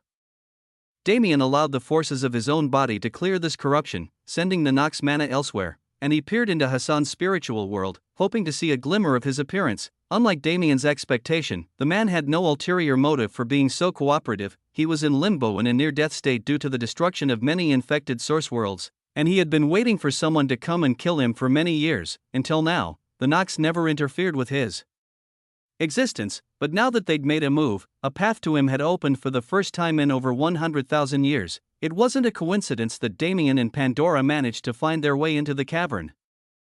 The Nox sure are cruel. The world laws they set are not only so corrupted, they used their corruption to keep Hassan just barely alive. Damien felt true pity for the man, because the memories he so graciously allowed Damien to peruse also served a purpose in solving his own doubts. Mainly, one curious fact: there were only 9 infected source worlds in the current era, of which the ones in the Elven domain, Human domain, and Calypto had been destroyed. However, at the start, there were 36 infected source worlds. Hassan's era was 100,000 years ago. His imprisonment took place during the Forgotten War. When these facts were put together, the universe used to be much bigger than it currently is. Only one conclusion could be reached: Damien felt his understanding of the universe and its history deepening, and as he gazed into the unervingly serene spiritual world around him, he realized he had a decision to make. He either killed Hassan, or found a way to save the man. The man had lived a life of sin, but not because he wanted to. The blood on his hands was painted on by the Nox. Hassan himself had lived a brutal life, an extremely unfortunate life where he saw no good. Did this man deserve to die? Absolutely not. But if he lived, would he be able to find redemption? Damien truly didn't know. The only way to earn redemption was to desire it and work towards it. But with how broken Hassan's mind was, he didn't know if the man would be able to formulate that desire. The only way to know was to ask, and frankly, Damien wasn't excited to hear the answer. Chapter 10:26 Intention. 4. You understand what I want to ask, right? He said, addressing Hassan's formless voice. I do, Hassan responded succinctly. Then, Damien didn't get a response for a long time. It wasn't an easy decision to make. After all, did he want to give up, or did he want to try again? Hassan was unsure whether or not the man before him could grant him the redemption he still wished for in the bottom of his heart. But it was true that Damien was the only individual who had been able to enter his spiritual world and survive the tumultuous journey of his memories. Yet, even if Damien truly could give him a chance at redemption, did he want it? He wasn't good for anything. He couldn't grow his power without binding worlds, but he couldn't bind worlds without experiencing torture. He was tired of torture. Hassan had lived his entire life, over 100,000 years, being tortured. What else could he contribute? Did the world even need him anymore? It was a new era, and in this new era, there were geniuses like Damien and the girl who came with him who could fight with such determination against the terrifying threat posed by the Nox. How could he help them? Hassan had lived most of his life in solitude, alone in this quiet realm with nothing but his thoughts to entertain him. His mind was much more rational than one expected from someone who found themselves in this situation. This was mostly due to the influence of the clear lake heart, but it still stood that he didn't allow his emotions to control his decisions. He thought about it rationally. If he couldn't provide any benefit to the universe and the innocents he'd hurt so terribly, there was no point in living. The best way to atone for his sins would be to suffer in the afterlife and in his next life. In the end, he could only sigh, I can only offer two things, my talent and the clear lake heart. However, neither of these things can be given to others, he finally said. Damien raised his brow. What do you mean? The clear lake heart can only ever recognize one owner. If it is removed from my body, it will fade back into the universe and be reborn as a new treasure, Hassan explained. Damien frowned. With this attitude, it's clear there's no way for me to convince him to continue living. But it seems he's not willing to leave if he can't contribute anything. Damien decided to follow his usual style and be completely honest. I can work around both of these issues. I can inherit your talent, and if you'd like, I can bestow the clear lake heart on someone worthy of its power. Is this possible?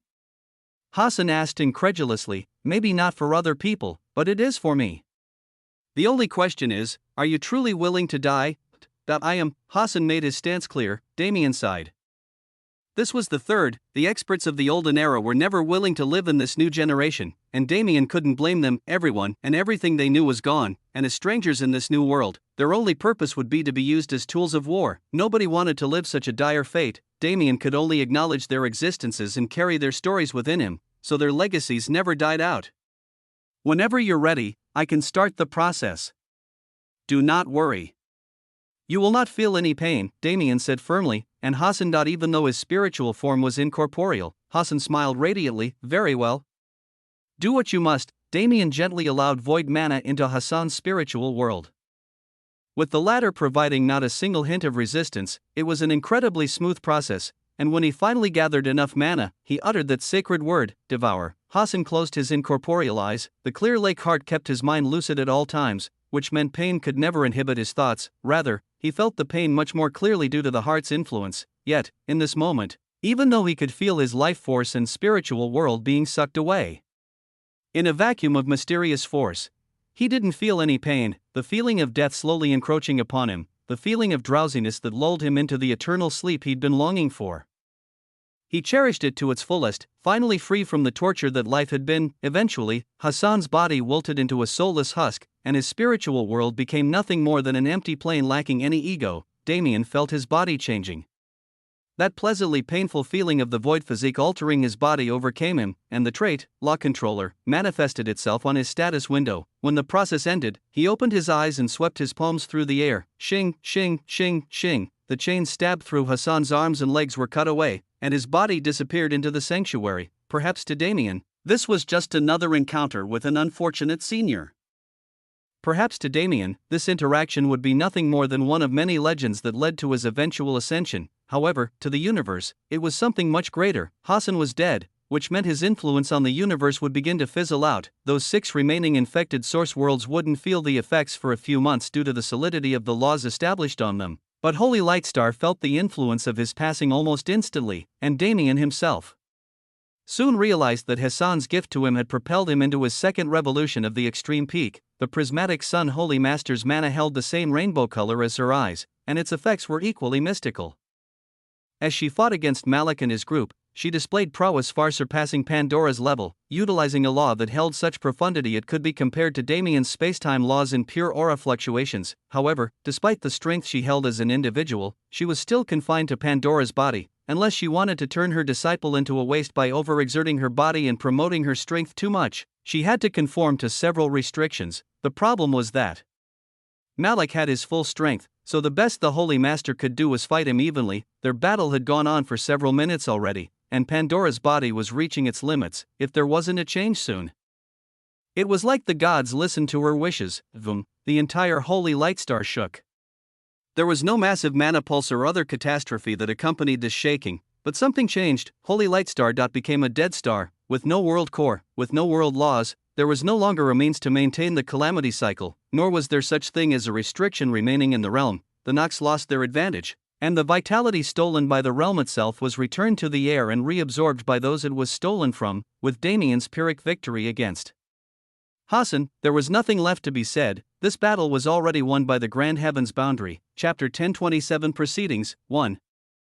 Bang, rumble. The underground cavern rumbled heavily as the Nox High Commander Malik's body shot across it and crashed through the opposing wall. In that instant he lost his advantage. The jarring shock of the realm laws disappearing disoriented him for a second and left him open to the prismatic Sun Holy Master's brutal attacks. As he crawled out of the wall and saw his comrades being suppressed by the Holy Master, a deep frown formed on his face. It was an expression of helplessness that manifested after he realized the current situation. They'd lost so easily. He knew it was a suicide mission from the beginning. If it was anything else, he and his comrades wouldn't have been dispatched. Malik's story was a bit complicated. In simple terms, he'd offended someone very powerful, and his status had been reduced to nothing more than a hunting dog. In his most rational opinion, the only one who could save him from his predicament would be a Nox Emperor. But how could he have the capabilities to contact them? He and his team were forced into this mission and many others so they could die in battle after being used to their fullest capability. But they managed to survive until this point. Their survival ability gave them relatively widespread acclaim, but their strength wasn't as impressive. However, it shouldn't have ended so quickly, right? He was appalled by the strength displayed by the duo he had the misfortune of encountering, and he was even more unable to accept the rapid response of the majority of geniuses that cut off the Nox's chance for success. Malik already knew he was going to die, but he didn't want to die meaninglessly. If he had no other choice, he at least wanted to leave an impression of himself in the hearts of his allies and enemies before he disappeared. With this thought in mind, Malik crawled out of the wall and stood back up, wiping the black blood from his mouth and taking his first steps back into battle. However, a figure appeared in his path before he could make it too far. "Hey, having fun?" The man among the genius duo smiled at him somewhat teasingly, a frustrating expression. Malik raised his fist to attack, not bothering with conversation, but Damien had other plans. Today, he wasn't trying to fight any further. "Relax. If I could offer you a way out, would you take it?" Damien's words made Malik's eyes widen in surprise. He finally yet he still entertained it, understood how they felt when he said the same words to them earlier, yet he still entertained it. Why? Even he didn't know. "What is it you want, human?" He pressed frustratedly, glancing at the state of his allies. It seemed the Holy Master's onslaught had slowed considerably. She didn't look like she was trying to kill, but trying to suppress instead. Malik turned his eyes back to Damien strangely as he began to talk. Here's the thing. What Damien wanted to say was both simple and complicated at the same time. Even he felt a bit strange as he allowed the words to flow out of his mouth. The crux of his proposition was just as simple as it had always been. He wanted Malik and his comrades to move to the sanctuary. The complicated part was the reasoning behind it, as well as his stance on the Nox themselves. Other than the universe's previous forms, what Damien saw most in Hassan's memories was the nature of the Nox. They were, well, the universe's perception of them came from a point of truth. For the most part, those in their race were belligerent and power-hungry, those who had succumbed to their vices and allowed those vices to consume them and drive their actions. The Nox thrived on destruction and death. The force of their natural racial mana was just as corrupted, as if they were fated for evil since birth. However, just like all races, the Nox weren't a people who could be painted in black and white. Hassan experienced the most brutal years of his life enslaved under the Nox, but he also met many good people who pitied him and gave him the strength to live another day. Perhaps that strength was wasted in his circumstances, but the thought behind their actions was what mattered. Even Nox beings who worked common custodial jobs and whatnot on their starships and war vehicles had to be fourth class, since those under this level were frenzied and unintelligent, in Damien's expectation. These people would use prisoners as torture subjects to relieve stress and utilize a bit of their neglected power. This wasn't an uncommon approach, but there were a select few among those staffers who offered the prisoners food, occasionally dressed their wounds, and even had healthy conversations without them, ignoring the boundaries that separated them. Since when was it common for a Nox to show kindness? Unless it was a being like Zara who was a Nox being but wasn't raised as a Nox being. Damien couldn't picture it. In fact, while Damien didn't know it, there was another Nox being who exhibited qualities similar to what he'd just seen. That man was named Thaddeus Church, and though he had the mercilessness and ruthlessness of a Nox being instilled in him, he also had a natural curiosity that led him to accompany his plant race companion, Aaliyah, on an expedition across the universe. Thaddeus' personality had gone through severe changes in the period of time he'd spent with that woman. He was living proof that the Nox couldn't be defined so one-dimensionally, and while Damien had yet to meet him, he had personally witnessed too many cases in Hassan's memories to allow his prejudice to guide his actions. So come with me. I can guarantee you absolute protection for at least a year or two. The only condition is that you work for me after that period ends. Damien finally finished his words and stepped back. I have some stuff to talk to the Holy Master about. So I'll leave you to your thoughts. If you agree, just stay here until I come back. If you don't, leave on your own.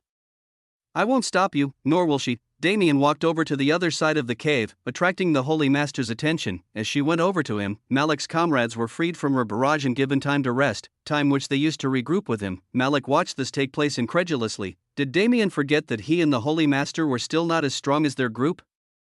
At most, they would be evenly matched. However, Malik soon understood where Damien's confidence came from. Right, the control center has been destroyed, without the realm laws in place. There was nothing maintaining the strength and age barriers that the universe's forces abided by until this point. Any second now, experts would flood into the realm, and even Malik would become a tiny existence surrounded by supremes and demigods who could easily slap him to death. As he passed some black pills to his companions and sat down with them to heal, he genuinely considered Damien's proposal, working for a human. Well, it would certainly be a new experience, whether or not it was worth the risk. Malik sighed. This is quite the troublesome decision. Chapter 1028 Proceedings 2. Damien told Malik he wanted to have a talk with the prismatic Sun Holy Master, but it ended up as a small exchange of words. As that was all that could take place before her avatar dispersed, it couldn't be helped. With the way she was fighting, it was already surprising that she was able to stay present in the current situation for so long. Pandora's body definitely sustained damage due to her overstaying, but luckily it wasn't too bad. Once she left, Pandora directly collapsed, and Damien caught her, casting Heal immediately to solve her injuries. Prismatic Sun Holy Master. What an unfathomable person. Damien thought to himself as he healed Pandora. They'd only spoken a few words of greeting at most, with the Holy Master telling him she looked forward to his presence after the Grand Assembly, referring to the so-called ceremony. But there was something about her gaze. It was almost like she knew me. It was the kind of gaze that made one shudder. The Prismatic Sun Holy Master was like the physical manifestation of the concept known as the unknown. Nevertheless, with her gone, it could be said that the situation truly came to a close, and I can't avoid this ceremony nonsense. I'll have to meet the Holy Master in person if I want to talk to her about the more important topics. Damien heaved Pandora over his shoulder, allowing her to rest for a bit as he carried her back to the surface. As for Malik and his group, it was best to say they died, for their existence wouldn't be seen in the real plane again for a very long time. This Nox attack, while short, opened Damien's world to a variety of new possibilities, and more than anything else, it placed a sense of urgency in the hearts of all those present. The Grand Assembly was sure to change in the coming days. It wasn't suspenseful once Hassan's influence died down. Experts flooded Holy Lightstar once its anomaly was understood and aided their pupils in eliminating the threats that were too hard for them to handle. Meanwhile, the rest of the Nox worshippers were essentially funneled and caged so they could become practice dummies for the geniuses, providing them with real combat experience and giving them the chance to face the power of the Nox head first. While those who needed this training took the opportunity, people like Su Ren, most of the Holy Land geniuses, and the human domain group made their way out of the secret realm instead. They didn't need this opportunity and allowed their weaker counterparts to utilize it in full while they rested their bodies and digested their gains from the mystic realm. At this time, with everything settling down, Lucille made an important announcement. The Universal Conference that was set to take place around a week later would be moved up.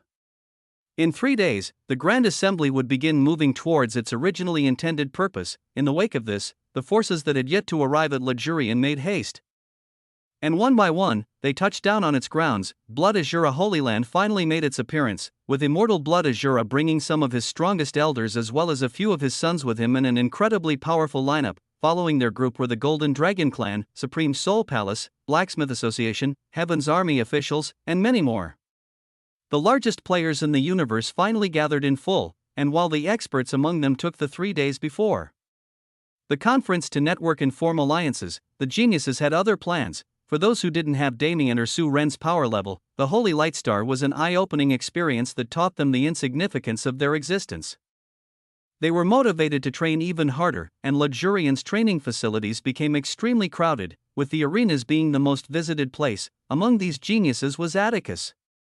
After his altercation with Damien at the beginning of the convention, he hadn't been himself. He cruised by in Holy Light Star and only made some minor achievements, laying low in the background for the rest of the time, and now that he was back, he was finally able to start getting back on his feet again, following Damien's advice to get rid of the stubborn insecurity within him. It was in this environment that Damien brought Pandora out of the mystic realm. He had made sure to cover her exposed skin with some nondescript robes he had laying around in the sanctuary to protect her dignity. And without spending too much time on her, he dropped her off with the Prismatic Sun Holy Land group and left them to their own devices. Damien mindlessly wandered the halls as he submerged himself in thought. This time, his concerns weren't so grand and far-reaching. Blood Azura Holy Land, their arrival time was suspicious on its own, but Damien remembered what he'd heard from Elena during their brief reunion in the secret realm. She had been targeted by several beings who tried to kill her, following a bounty set on her and Damien's heads. This wasn't too surprising considering how Damien had been moving, but the fact of the matter was that these forces had a method to circumvent the realm laws. With his new knowledge of Hassan and Holy Light Star, Damien would be brainless if he didn't become suspicious about immortal Blood Azura. His son succumbed to Nox's temptation quite easily, and he seems like the type of guy to do anything for power. I wouldn't be surprised if he has some connection to them. He thought solemnly, I need to be even more careful until the assembly ends. I can't allow any opportunities to that man, Damien sighed. The universe was riddled with too many internal scourges. If this was their definition of unity, was victory ever a possibility? I should start making my own plans. The Sanctuary's army needs to be grown with intention, and I can use Malak to study the Nox and finally get a true understanding of how they function. The opportunity to dissect a Nox was impossible to come across due to their nature of turning into ink when they died. Now that Damien had a live subject in his control, there was no way he'd waste the chance. No, I shouldn't think about it like that. That's a high commander, after all. If I treat him properly, I'll gain an invaluable asset on the battlefield. Damien smiled wryly as he thought about just how unorthodox the forces under him were, but he shrugged it off. What was the problem with it? In all honesty, he actually liked this hodgepodge group filled with talents from all walks of life far better than an organization like Heaven's Army. Damien suddenly looked up. Broken out of his thoughts, before he realized it, his aimless wandering had led him to Elena's room. With a small smile on his face, he knocked on the door, and at that very moment, thump, something in his heart spiked. Beyond that door, he could sense their presence, the presence of not one woman, but three. Chapter 1029 Unity 1. Damien stood with his hand hovering in front of the door, frozen. He'd nearly forgotten about it after being swept up in Hassan's memories. By the time he left the underground cavern, the human domain group had already left and his memory had no chance to be refreshed. Why now? Damien moaned inwardly in dread. He wished he had time to prepare. But there was absolutely no chance of that happening now, because just as he'd felt her, Ruyue had felt him. The door swung open on its own, revealing his awkward figure to those within the room. 3 pairs of eyes met with one, and Damien felt his heart beating out of his chest. Wasn't it funny? He worried so deeply about his indifference affecting his personal life. He was afraid of this moment of reunion because he didn't know what he would feel when he saw them, but now, standing before them, he couldn't even open his mouth. His chest felt stuffy, his heart pumped faster than light, and contrary to his own wishes, his eyes began to water. Damien used an imperceptible trace of mana to protect his eyes and make sure no tears could form, and took a nervous step into the room. He looked between the 3 girls without a word, because if he opened his mouth, he'd definitely choke on his words and embarrass himself. While he struggled to figure out what to do next, Rose and Elena could no longer hold their laughter. They raised their hands over their mouths as they tittered, as if that would stop Damien from noticing, and as he looked at them in shock, Rose finally spoke up. See? I told you this would happen, she said happily, TCH. I still can't beat the first wife, Elena snapped back in unwillingness. If you could beat me, what would be the point of the first wife title? Rose quipped teasingly. Fine, I concede. I'm fine with knowing you'll never beat me in a fight, just wait on it. I'll catch up soon enough. Elena rolled her eyes and handed a space ring over to Rose, and Damien stood there dumbly with no idea what to say. He looked to Ryue for help, only for her to hit him with a helpless smile and a shrug. What's going on? He finally said, unable to take it. HM? Oh, right. We just placed a few bets, nothing much, Elena said, still a bit grouchy over her loss. Damien raised his brow incredulously. Bets about what? This time, it was Rose who spoke up. She glanced at Damien in a way that made his heart skip a beat and smiled. It was a bet about how you'd react when you saw us. Little sister here thought you'd immediately embrace us, but how could the husband I know who has no clue how to express his emotions do something like that? Naturally, I bet that you'd stand there dumbly and pretend to be unfazed. Damien had no idea what to say to that. As Elena said, nobody could beat the first wife.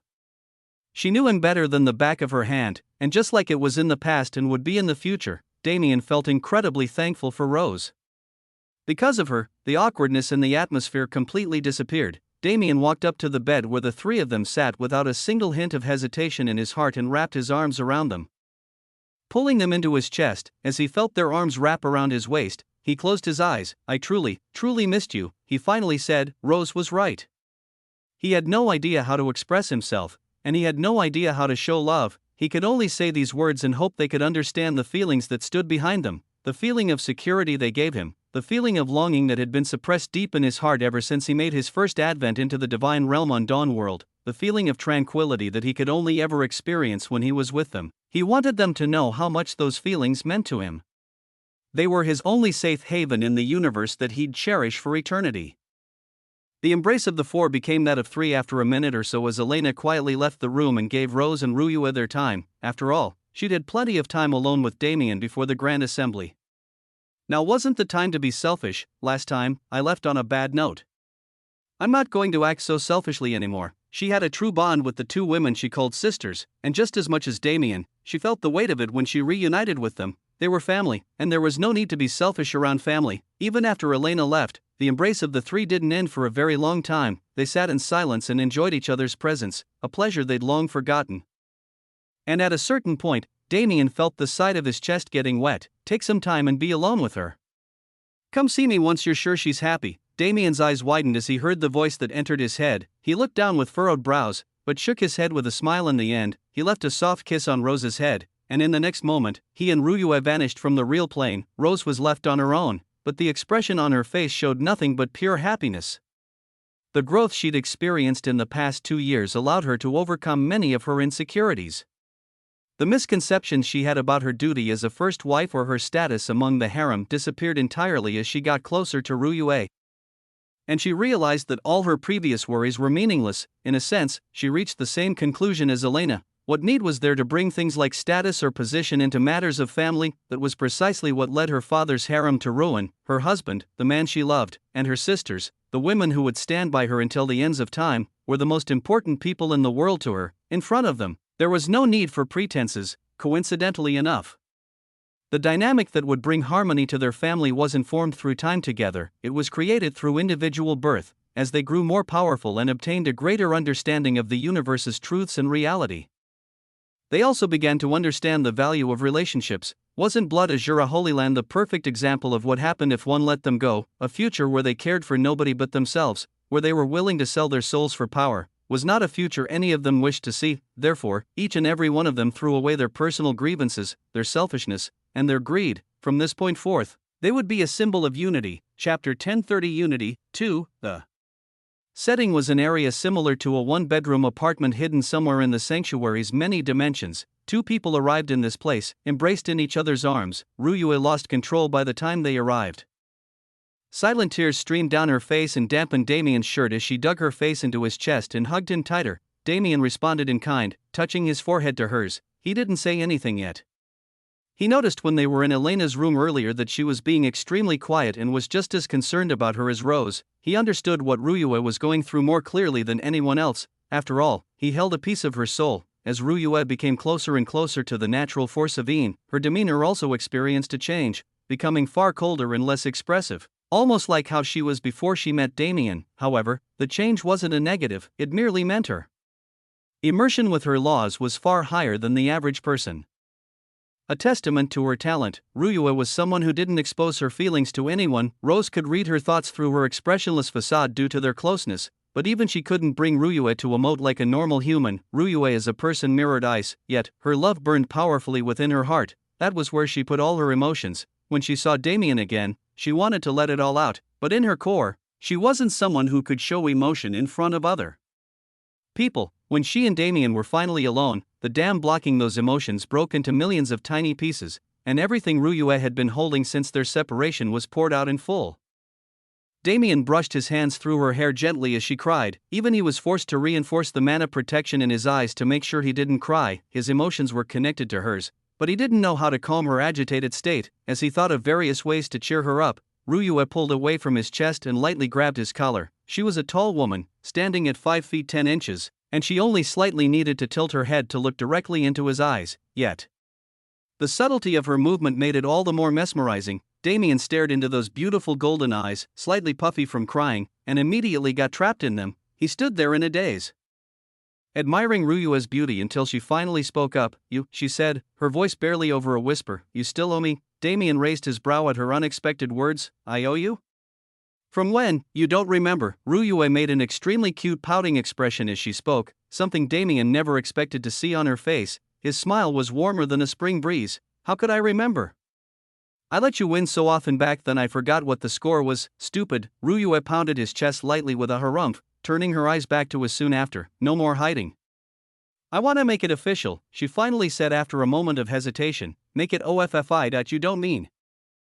Damien's eyes widened at the surprising request. Ryue turned her head away, a rosy blush rising up her cheeks. "You did it with the two of them, but we were never able to take the final step." Her words were almost imperceptibly soft, but Damien was someone who could perceive even what was truly imperceptible. His smile turned teasing. It looked like Ryue was experiencing a bit of jealousy because of this matter. Plus, in the cloud plane, the meaning of such an act was far more sacred and significant than it was in other places. To someone who represented the laws of Een, the moment of connection was practically a supreme ritual that was equivalent to giving the other party their everything.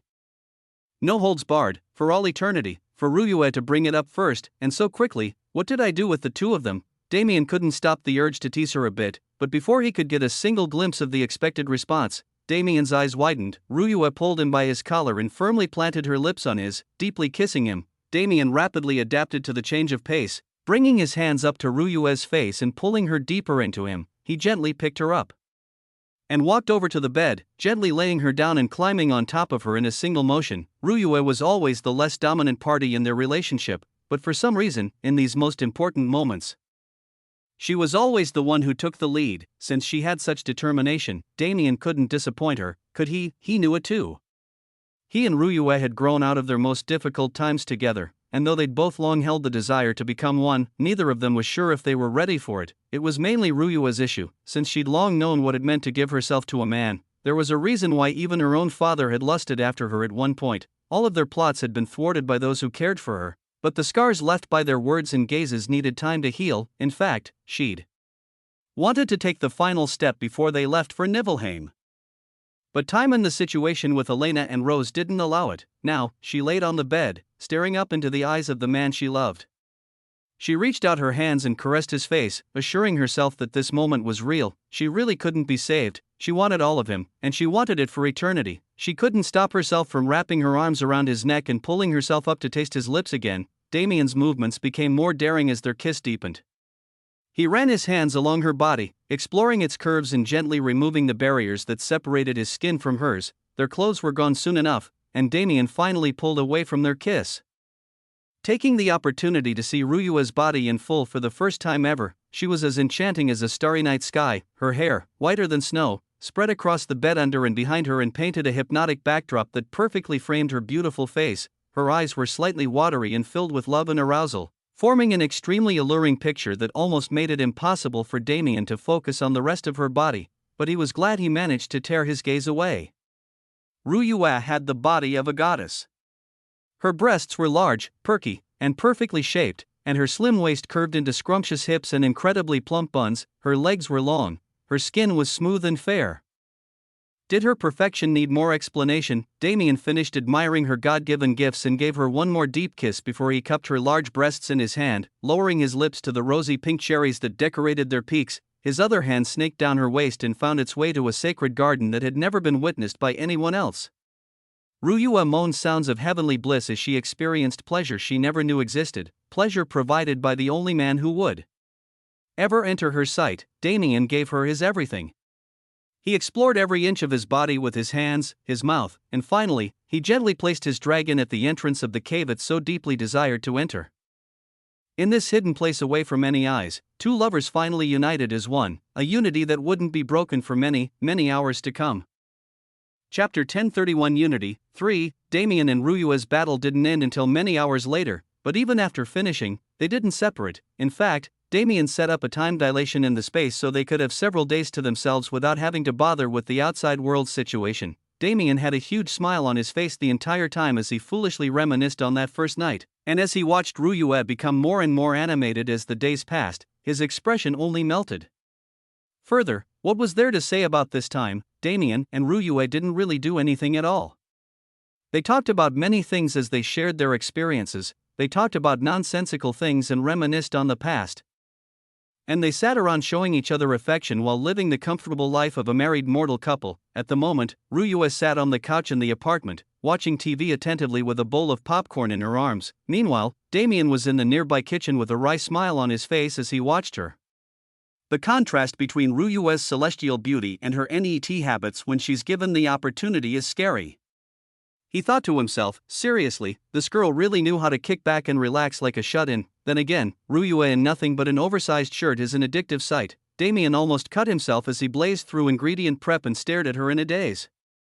Before he realized it, everything he needed was already done. Damn, I should have gone slower. Damien regrettably turned away from the painting-like scene of Ryua and turned on the stove, pouring oil into the pan and starting his creation. I haven't cooked in a long time, but I don't think my skills have deteriorated that much. Well, let's just try it. Damien moved quicker than lightning, and gradually, an intoxicating smell spread through the apartment. Ryua's nose twitched when it reached her, and she immediately turned her eyes away from the TV. She jumped up from the couch and joined Damien in the kitchen, hugging his side as she watched him prepare the food. Isn't it time to go back yet? She asked. Hints of contradictory worry and reluctance in her voice. Why? Are you missing the action? Damien asked with a smile. Not necessarily, Ryua muttered. I just, so it's like that. Damien smiled to himself as he took the meat off the pan. I guess you and Rose got quite close while I was away, eh? I didn't think I'd see the day where you worried about her like this, he said teasingly. Humph, is it wrong that I don't want my sister to suffer? She's done too much for me to simply ignore her kindness. Alright, I was just teasing you. Of course I'm going to spend ample time with Rose as well. You didn't think I'd neglect her, did you? Ryua looked away as if she couldn't give a clear answer, making Damien feel endlessly wry. Maybe I really should go see her now. He shook off the thought, finishing off his small show of cooking and plating the beautiful dishes he'd just made. They were classic American burgers, one of Damien's comforts growing up. He'd already shown Ryua and Rose the beauties of Earth all the way back then, but in a moment like this, he wanted to bring a piece of his youth back to prominence. Besides, the scene of Ryua trying to find a way to eat the burger without dirtying herself was possibly the cutest thing Damien had seen in the past decade. Nevertheless, the couple made their way to the dining table and dug into their food, light-heartedly conversing as they did and forming plans for the future now that they were back together again. They calmly spent their time until night fell, and after another show of passion and love, they finally got ready for bed. Damien looked over at Ryua's happily sleeping form on the bed next to him. While he wanted to spend more time with her, her previous words never left his heart. It had been 3 days in the sanctuary, so a full day must have passed in luxurion, a full day. Even if there are 3 days before the conference begins, it would be too terrible of me to visit Rose only at the end of that period. He brushed his hand through Ryua's hair as he submerged himself in his thoughts, but soon enough, he felt her cool hands wrapping around his own. He looked down to find her looking back at him with an understanding smile. Go. I am the one who told you to go in the first place. Do you think I would get annoyed at you for actually leaving? But, no buts. We have all the time in the world to spend together, so for now, focus on properly reuniting with her. Big sister might not show it, but she's been waiting for this moment more than anybody else. Damien sighed. I get it, he said. Ruyue, thank you. Is there any need for that between us? Ruyue quipped lightly. Damien smiled. Elena said the same line not long ago, didn't she? It was really silly to see how these vastly different women all agreed on these smaller things. No, there isn't at all, he finally responded, leaning over and kissing Ruyue on the forehead. I'll take you to Thebel first so you can explore what your husband has been building all these years. Afterward, I have to cross the most important hurdle yet, facing Rose, a task far more challenging than fighting demigods. He was slightly afraid of the moment, but if he didn't do it, he wouldn't be a man. Therefore, he firmed his will and moved. It became a question after seeing Damien's attitude of just why he was so afraid to face Rose. After all, she was the first wife and also the most accepting of the three. If anything, wouldn't their reunion be the smoothest? This might have been the opinion of most people, but Damien was different, because unlike them, he knew Rose. He knew her just as well as she knew him. Rose was not a forgiving person. If anything, she could be considered an extremely vengeful person. Damien had left her alone for so long, disappearing without a trace over and over again. The worst part was, every time he came back, he'd brought a new wife for her to share her position with. Damien knew full well that Rose had no enmity towards Ruyue or Elena. She truly loved them like sisters. However, what about Damien? It wasn't Ruyue's fault she got charmed, nor was it Elena's fault. Rose understood Damien's appeal more than anyone else. It was he who couldn't stop himself from entertaining other women and accepting them, and it was he who did so while neglecting the ones he already had. Rose let these mistakes go when he was younger, but now that they'd matured, just how would she react? Damien was not afraid of being reprimanded, he was afraid of his actions breaking the trust between them. Chapter 1032 Unity. 4. The relationship between Damien and Rose was inexplicable, to say the least. It was filled with nuances and subtleties only understood by the two of them, to the point where an outsider would wonder how their love had managed to last until the current day. Rose was Damien's first wife and first unfettered love in this life, and Damien was hers as well. The duo learned how to love and accept another into their lives together, an experience that brought them far closer than anyone could have expected. They fell for each other as teens, and their relationship lasted through their 20s, but the actual time they'd spent together was quite negligible. Starting from the cloud plane, Damien had almost been unable to stop moving from place to place, growing at a pace that nobody in the entire universe could match. As this happened, and as Elena and Ruyue were introduced into their relationship, the time they spent with each other decreased even more until they rarely saw each other at all. Damien apologized for his actions that day before he left for Nibelheim, but he never felt that this apology was good enough. He and Rose weren't able to reach true closure before he was swept away into the divine realm. Naturally, this separation wasn't his fault. If anyone was to be blamed, it was the fifth primal sovereign, because if it wasn't for Damien's interference in that heaven-shaking battle, the human domain would have lost several more demigods, a loss they didn't have the ability to take. Rose understood this as well as Damien, but neither of them could control human nature. Just as Damien feared their moment of reunion, Rose did too. Because they truly didn't know what their love would look like after so much time had passed, they'd both changed greatly, and though their core personality traits were the same, their worldviews were far more evolved than they used to be, as people who understood the workings of this world and saw the sights it had to offer. Could they still maintain that feeling that they originally captured together? What would happen if they couldn't? Some might argue that this possibility was too minute for it to become such a concern to them.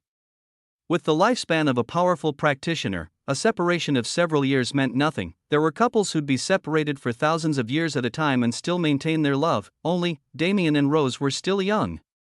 They were still on that journey together to understand love. To them who lived every day minute by minute, hour by hour, a separation of several years was equivalent to an eternity, especially one that took place during this period of rapid growth. Nevertheless, they were older now. Rose was in her late 20s, while Damien was a few years into his 30s already. It was a bit strange since they started out the same age, but regardless, it was a little too late for them to just run away, right? Damien entered Elena's room in luxurian again and saw Rose's figure sitting peacefully on a lone chair, looking through a nearby projection of the starry sky beyond. She was ethereal. Rose was different from Ruyue and Elena. Her beauty didn't pop out if she was in a crowd, but if one was able to see her like this, in her own environment, it was impossible to find someone more enchanting. As Damien watched, Rose noticed his presence and turned her eyes to him subtly with a smile. "All done?" she asked. "Not quite, but the rest can be done later," he responded, walking up to the bed and collapsing on it. Rose gazed at him curiously. The awkwardness he carried to this day reminded her that he was the same man she'd fallen in love with, despite the fact that he seemed completely different. Rose was very perceptive due to her connection with the concept of reality itself, and in her eyes, Damien genuinely looked like he existed in a world beyond the rest of them. That back was strong, it was domineering and left no room for doubt, yet, it was the loneliest back she'd ever seen, reminding her of those days she saw her father listlessly gazing into the sky. Men who shouldered such burdens needed women by their sides to keep them grounded, but if one thought about themselves from this perspective, it seemed more like a job than a relationship. Perhaps it was like that for Rose. She ended up viewing her role in Damien's life as a job, her duty. She'd gotten rid of the misguided notions she used to hold, but she couldn't get rid of this feeling, like she had no worth if she didn't contribute. But it was strange, when she was in his presence, these feelings were suppressed by a more powerful force, the force of love that had existed within her since she was young. Why were they together? It was because they loved each other. Did they need to define this love and find a reason for it to exist? Did Damien give her a reason to seek this answer, to put such strict definitions on their love? No, it could be said to be the habit of someone who once lived as royalty. Plus, it simply didn't matter. All he knew was that Rose's presence alone was able to give him. Damien was unaware of Rose's complex thoughts, because to him, it was guilt that held him back. He never doubted his love for her, nor did he question what his role in her life was. It wasn't because he didn't care, but because his love for the 3 women he was lucky enough to have was one of the only things in his life that he held in absolute certainty. He would never allow himself to doubt it, for doing so would break the foundation of his emotions. Plus, it simply didn't matter. All he knew was that Rose's presence alone was able to give him comfort like no other and remove his worries, and he wanted to be the same for her. He shifted his head slightly as he noticed the edge of the bed depressing. He sat up, his shoulder brushing against Rose's as he looked out at the projection she'd been watching so intently before he arrived. How was it? He asked vaguely. Thought it was hard, Rose responded quietly. Do you regret it? Rose finally turned her head to face him. I don't, she stated firmly. Damien smiled. That's nice to hear. The relationship between Damien and Rose was inexplicable. Perhaps there would never come a day when another person could understand or rationalize their feelings for each other. But regardless of the doubts or negative feelings in their hearts, they never wavered or questioned their connection, because Rose could clearly see the thick and vibrant red string connecting Damien to her, materializing his deep and unshakable affection for her, and in a different yet similar way, Damien could intuitively feel the same feelings within Rose. This reunion, when it came to appeasing, was the easiest for Damien, because he and Rose didn't need words of affection or words of apology. Those were things of the past, yet it was also the most unfulfilling. Maybe those things weren't needed, but what kind of sane person wouldn't crave them from their partner? The odd atmosphere between them was filled with tension of many different kinds. Tension that was on the verge of exploding. Chapter 1033 Conference 1. What happened between Damien and Rose from that point forth was known by none but the two of them. The room was isolated in space from the rest of the real plane and, while they did spend some time on physical intimacy, it wasn't their focus. The only thing known about what happened in that room was that Damien and Rose almost felt like a single entity when they left, as if their souls had truly become one. Nevertheless, Damien had spent a full 2 days, one for Rose and one for Ruyua, out of the 3 provided before the conference. Since he was in the sanctuary for most of that time, he was able to avoid the eyes looking for him like predators.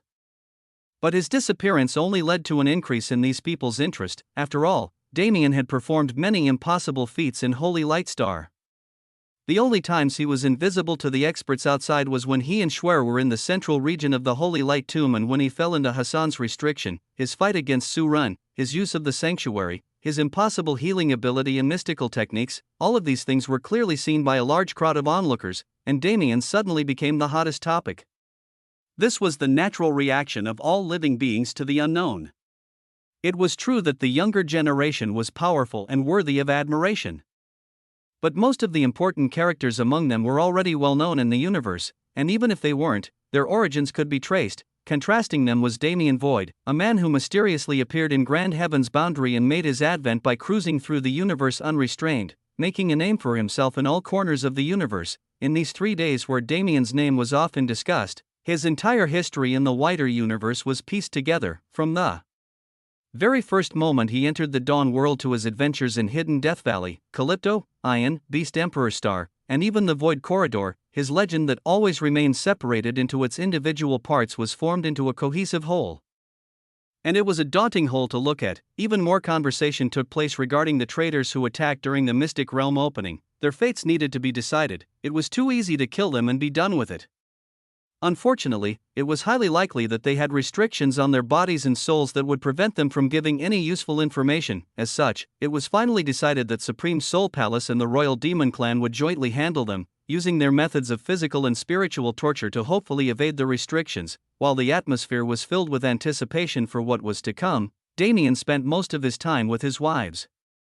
After reuniting with them individually, naturally, the next step was to spend time all together. He only left a few times, returning Xiaoyu, who was really unable to hide her unwillingness, to Su Rin and taking care of a few other menial tasks. As Damien comfortably sat with his 3 women and enjoyed the calm breeze of Thebel's prairies, he closed his eyes and sent his perception into his own body. He searched a bit before he found the new trait he'd gained. Though it didn't have to be tethered to a part of his body, it did have a physical presence for him to grasp just like all his other traits. For Law Controller, this presence was in his fingertips. He sent his mana into them and felt the trait, allowing it to activate, and instantly, he was hit with a wave of severe pain. Khshish. He groaned inwardly, not showing an outward change in expression so as to not disrupt the current peace. His vision blurred as he was sent to a nondescript white room. In it, 7 worlds floated together. These are the infected source worlds. Damien's eyes widened. It seemed Hassan lost control over Holy Lightstar when he transferred the trait, but the infected source worlds were much firmer and didn't disappear from his grasp easily. I didn't think it could work like this. The worlds are bound to the trait itself rather than Hassan's body, unlike how my worlds are bound to me and will stay with me even if I lose the celestial class. It was unfortunate for Hassan, as if he had been able to transfer his trait earlier, he would have been freed from his endless suffering, but to Damien, it was a ray of hope. He smiled to himself. It looks like your impact on the world. Will never be forgotten. With a slight flexing of his fingers, Damien poured mana into the connection between the trait and the 7 worlds. He felt a constant stream of pain entering his body, allowing him to understand what drove Hassan to insanity. But to me, this is just another day. Damien welcomed the pain and watched as the 7 world projections lit up and shined powerfully. Good, he slowly opened his eyes and left that space. For now, he didn't want the infected source worlds to break down. Letting them be destroyed would only startle the snake. At this juncture, it was imperative for Grand Heaven's boundary to hold its cards close to its chest. For now, he would take the pain on himself, and when the time was right, a grin spread on his face. It's been such a long time since we had a definitive advantage against the Nox. This time, we may have a chance of success. Damien stood up on the small hill where he and the 3 women were relaxing. He gazed out into the fields of Thebel, past the happily living common people and towards the only barren stretch of the central continent. There they were, arranged in orderly formations, covered in armor and holding powerful chaos-rank weapons Damien had gathered over time, were over 500,000 troops. They were Thebel's army, an army that called itself the Void Army. To Damien's horror and anguish, it was mostly made up of 4th-class soldiers, with an elite unit of over 5,000 extreme peak masters. Of course, as they had limited time to train, these masters didn't reach past the 4th revolution, but their existence was enough. After all, to Damien's absolute surprise, all of the 5 emperors had risen to the high commander level. Meanwhile, Elvira herself was only a single step away from becoming an executioner. It's a shame I can't use them freely yet.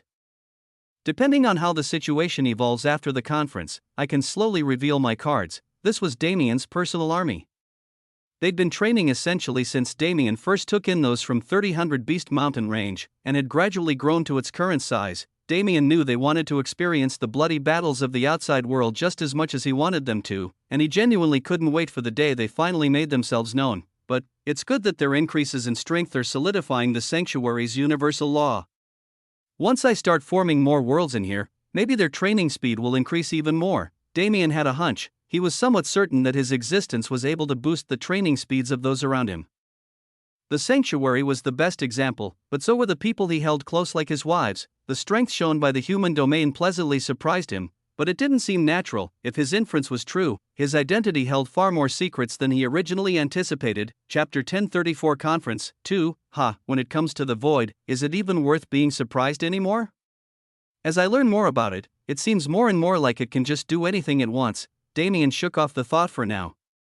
After all, whether it was true or not wasn't important as long as his people could keep improving as fast as they were. Right now, the time to idle had already passed. Rose, Ruyue, and Elena stood around Damien as he teleported their group back to the real plane. they exited Elena's room as a unit and made their way through the halls of Legurian until they finally reached the main conference hall. Brat, don't reveal yourself yet.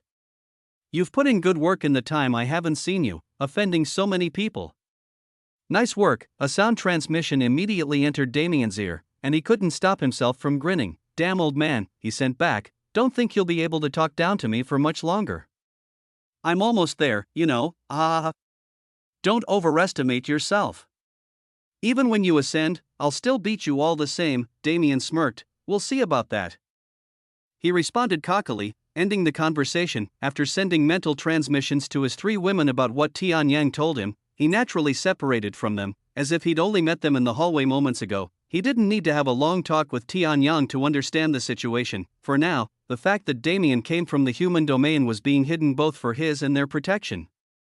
Since Damien had enemies like Immortal Blood Azura who had supreme influence in the universe, it was certain the human domain would face trouble if his identity was revealed. It wasn't like Damien didn't have allies. In fact, he had far more allies than enemies, unfortunately. Now was a time when these allies wouldn't have the capability to provide adequate existence since they'd be fighting on the front lines soon enough. Still, my identity can be considered a whole card. The human domain is mocked due to the inferiority complexes of those in power, but it is respected just as much as it is disdained. When the time comes, Damien touched his chest, feeling the absence of a certain force with a grin. I can't wait to see the expression on your face when you realize it. Damien shook off his thoughts and walked through the banquet hall, succinctly greeting those who greeted him and exchanging some light words with the people he was or wanted to be familiar with. His sophistry skills had improved greatly after taking in Hassan's memories. Though the reason was cruel, Hassan was someone who was forced to learn how to please people and form connections for the sake of survival. Damien displayed an eloquence that was completely unexpected by those he spoke to, and their opinions of him were naturally greatly positive. As this kind of miscellaneous socializing continued, the Heavenly Clan moved behind the scenes to prepare for the coming event. Lucille sat at the head of a conference table, the same table used in the discussion that brought the Grand Assembly into existence. His hands were intertwined under his chin as his elbows rested on the table. He panned his gaze across the surrounding angels, his mysterious smile back on his face like nothing went wrong. Has everything been prepared? He asked softly. Yes, leader. All provisions have been set in place and are awaiting your call. An angel responded with a bow. Good, Lucille said definitively. Leader, will they not really come? Another angel asked hesitantly. They? Lucille repeated with a slight twinkle in his eyes. They will surely come. Then, you wish to ask why I do not provide them more help? The questioning angel nodded, unable to hold her curiosity. Lucille hummed obscurely. Say, do you understand how body tempering works? The questioning angel's eyes widened. And those around her couldn't help but mimic her reaction. Did Lucille not really mean what he just said? If so, it seemed even the conference wouldn't be able to take place peacefully. Somewhere in the divine realm, several figures appeared from the folds of space, standing together as they gazed into the distance, where Legurian brightly shone, finally arrived. A woman among them exclaimed, stretching her arms over her head. It is not as impressive as expected, the man next to her stated. There were 5 young men and women among them, 4 of whom carefreely conversed in the starry sky. Meanwhile, their leader didn't take his gaze off Legurian. Lord Father said I must go. But for what reason? Such a gathering is not worthy of me. He didn't deign to entertain those in Legurian in the slightest, but his father's orders were inviolable. Perhaps there truly will be something. Lord Father is not the type to do things needlessly. His face was painted with a permanent frown, but he moved regardless of his opinions. Behind his group, hundreds of shadows materialized in the void. They were led by a man with an unfathomable aura and an appearance like an aged version of the man from earlier. As he watched his son move towards Legurian, a wide and unreadable smile spread on his face. I wonder, will you enjoy my gift this time? I truly hope you can live up to my expectations. My little seed. The group moved quietly, following their geniuses in the dark. Trouble was soon to descend on Legurian. The day passed rapidly in the relatively harmonious atmosphere that blanketed Legurian. No forces took the time to create conflict, and those who had prior conflict were kept away from each other by the angels of the Heavenly Clan for the sake of peaceful continuation. By the time the day ended, many forces began to filter through the Sky Castle. Most returned to their rooms and dwellings for the night, understanding that their role here was no longer important. At most, they'd be able to take advantage of Legurian's facilities for a bit longer, However, the rest moved to a new section of the sky castle that had been restricted from them. By decree of the Heavenly Clan, aside from the Holy Land level influences, 2 influences from each sector were allowed to attend the conference. This led to a number upward of 500 people going deeper into Luxurian until they arrived at an atrium with an open roof that showcased the starry sky above. Many seats were arranged in the space that was sectioned off into 7 areas reserved for each sector. Naturally, the human domain area was the smallest of them all, but this was not a sight of mockery, but one of reality. After all, unlike the other sectors that sent several forces, the human domain only sent one group of 10. Nevertheless, as the experts and younger generation flooded the space and took their places, the atmosphere around them experienced a great change. Now, the calm and peaceful times in the Sky Castle were over. It was time for them to decide the fate of their universe. The true Grand Assembly was on the verge of beginning. Chapter 1035 Conference 3. There were roughly 5 to 6 Holy Lands in every sector aside from the human domain, a total of 40.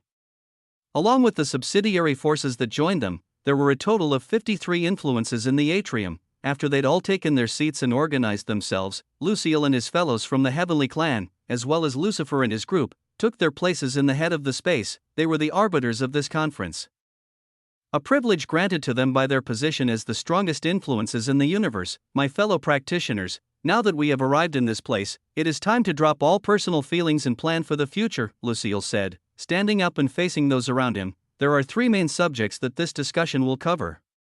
Our counterattack plan is the most important, followed by internal problems, and the nurturing of the younger generation.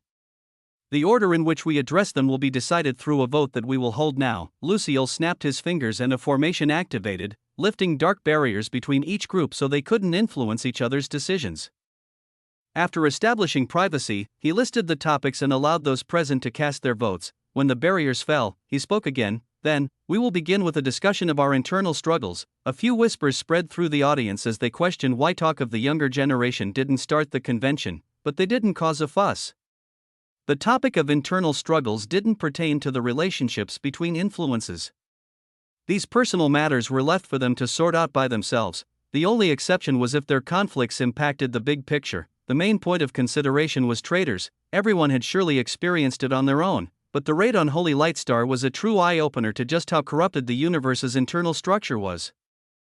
There were over 1,000 influences that were wiped out due to their participation in the previous event, and the fact that the Nox were willing to easily discard so many rats was a testament to the sheer number of outlets they had. Luxurian was able to locate traitors, but not many other locations had the same specifications as the Sky Castle, and recently, we've found that it has become difficult to detect the breath of Nox mana in the defectors. They must have evolved some new technology or technique that is at least demigod rank for it to be able to fool our ancestor-level figures, a man said solemnly. He was a demigod from Supreme Soul Palace, a holy land specialized in soul and spirit techniques. If anyone had the right to speak on detection, it was them. The eye techniques of Supreme Soul Palace were second only to the ancient god clan, after all, and after the demigod spoke up, D, who was also in attendance, raised his voice in support. The ancient god clan has also noticed this issue. We were not able to see through the traitors who infiltrated Luxurian until after they had been captured. Has everyone else been experiencing the same? Lucille asked, eliciting a wave of nods and murmurs of agreement. I see. What is the opinion of Hephaestus? A group of dwarves stood up in response. Their height wasn't too great, but their builds were muscular like giants, an odd combination. The Smitheries have already been notified of the issue. We'll start working on a solution right away, the dwarf at their head promised. Very well. Until then, we will have to keep a strict watch for prospective traitors. The best temporary solution is the same as we've always done, universal checks and balances. However, we must be more domineering in our approach, Lucille concluded. Wait, a voice came from the human domain section. It was Tian Yang who stood up to speak. Being domineering at this juncture will startle the snakes. Now that Luxurian's attack has failed, we have the opportunity to play arrogant and let the traitors reveal themselves. He panned his eyes across the atrium, not even pausing briefly as his eyes scanned past Damien, who stood with hidden Death Valley, until his gaze connected with Lucille's. The greatest advantage we have is our perceived weakness. Now is the time for us to hold our cards close to our chest and prepare for the perfect chance to attack. The line of reasoning was very similar to what Damien thought when he chose to maintain the infected source worlds, and in fact, it was Damien himself who urged Tian Yang to speak. After all, his current status was that of a heavenly genius, A member of the younger generation who didn't have enough strength to speak in a conversation like this, he was planning to maintain this status. For now. But he was also aware that his deeds had already been spread and the people here understood how much of the universe he'd seen. It was just, Damien didn't want to take his chances this early. He still wanted to see how the situation would pan out. Tianyang's opinion was relatively well received by the other sectors, and even Lucille gave a nod of approval. This is a good idea, however, such an operation cannot be carried out without cooperation. Everyone needs to watch their own sectors in tandem and communicate information efficiently so we can assess the proper timing mentioned by the Void Old Immortal. Lucille said a few more words, and several other experts offered their own opinions. As minutes passed, the structure of a plan began to arise. At this juncture, Lucille brought up the most important aspect of correcting Grand Heaven's boundaries' internal situation: infected source worlds. After the destruction of the Elven domain in Eden, there are 7 remaining. If we can destroy them, we can eliminate the threat of new traitors and focus on the ones already existing.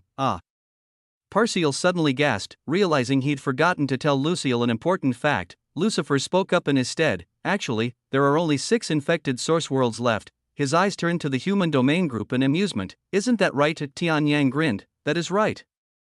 Our human domain forces destroyed the infected source world in our domain roughly 2 years ago.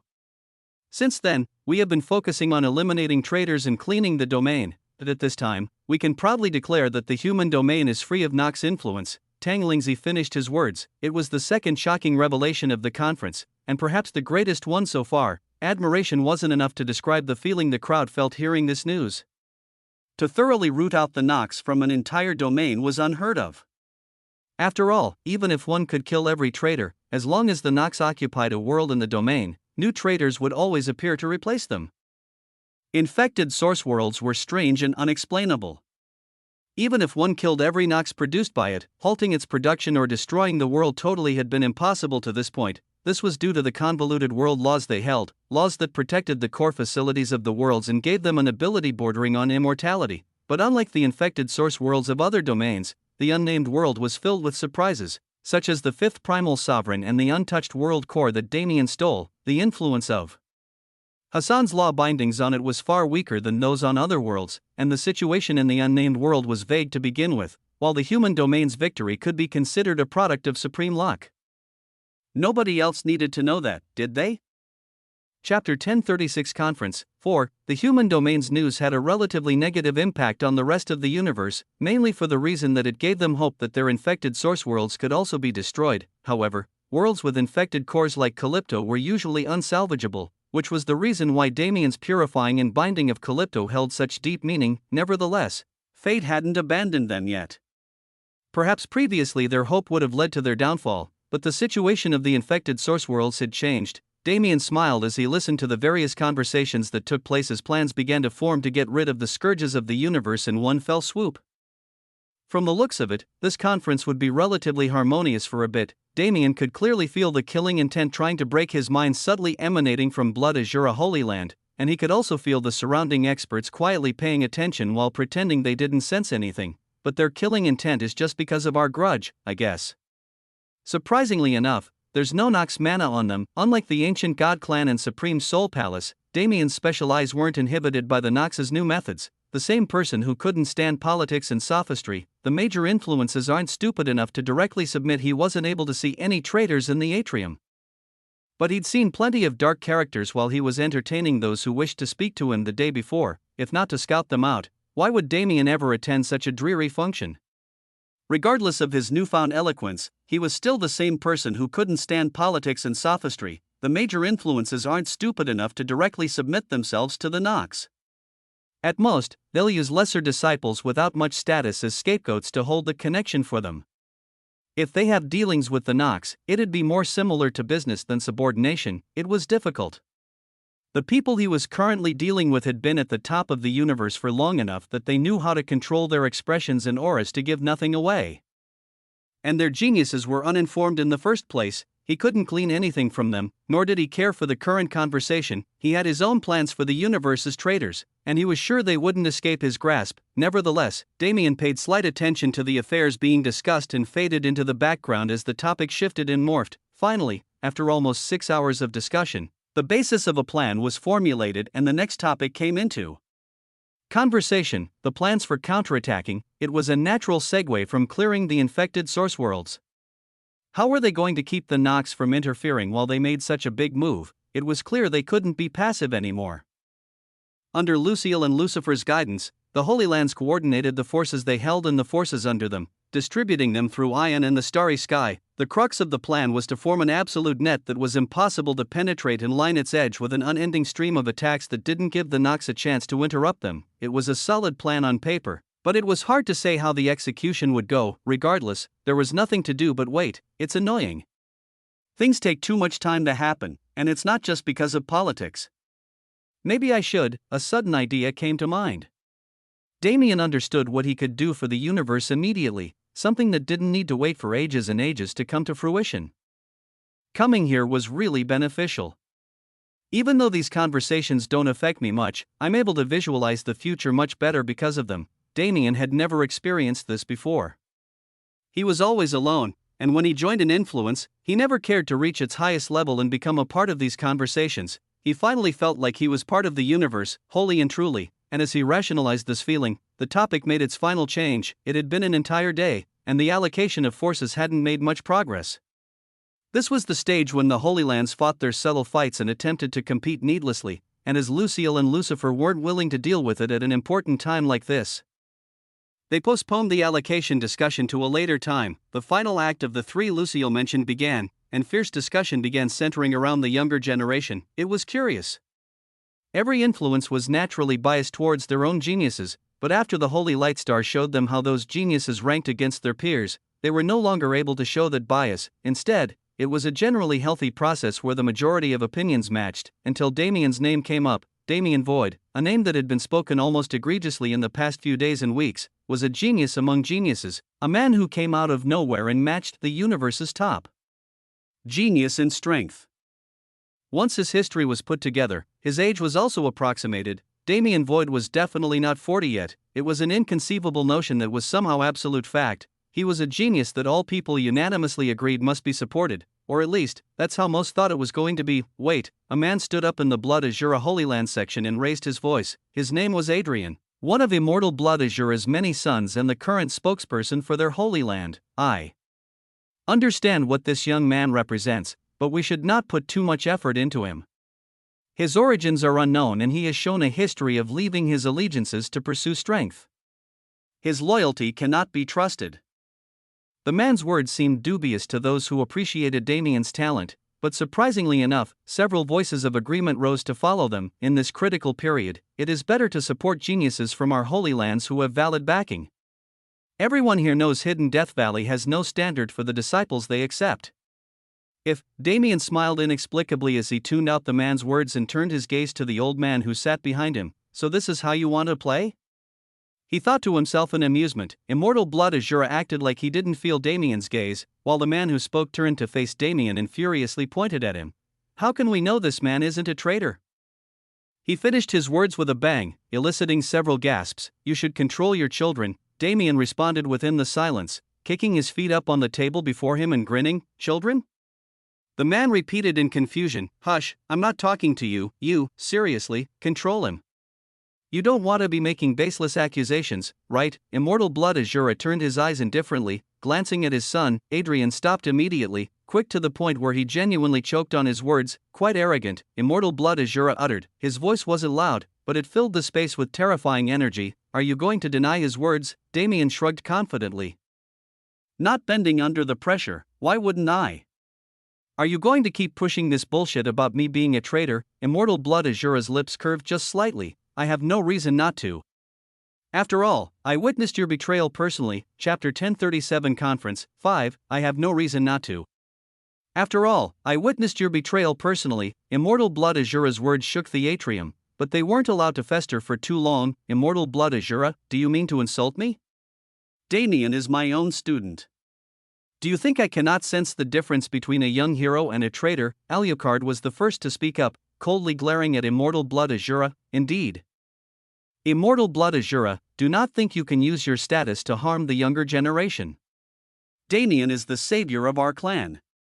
He is not some traitor scum. the Golden Dragon Emperor also made a stand, and his words were soon supported by several more influences: the Ancient God Clan, Demon Sealing Pantheon, Azure Rainstar, Fallen Star Holy Land, Prismatic Sun Holy Land, and even Heaven's Army's representatives voiced their support for Damien. Right, he didn't just travel the universe, he left his mark on every corner he passed by, creating connections with countless forces and participating in even more battles against the Nox, accusing him of being a traitor. It was a laughable thing.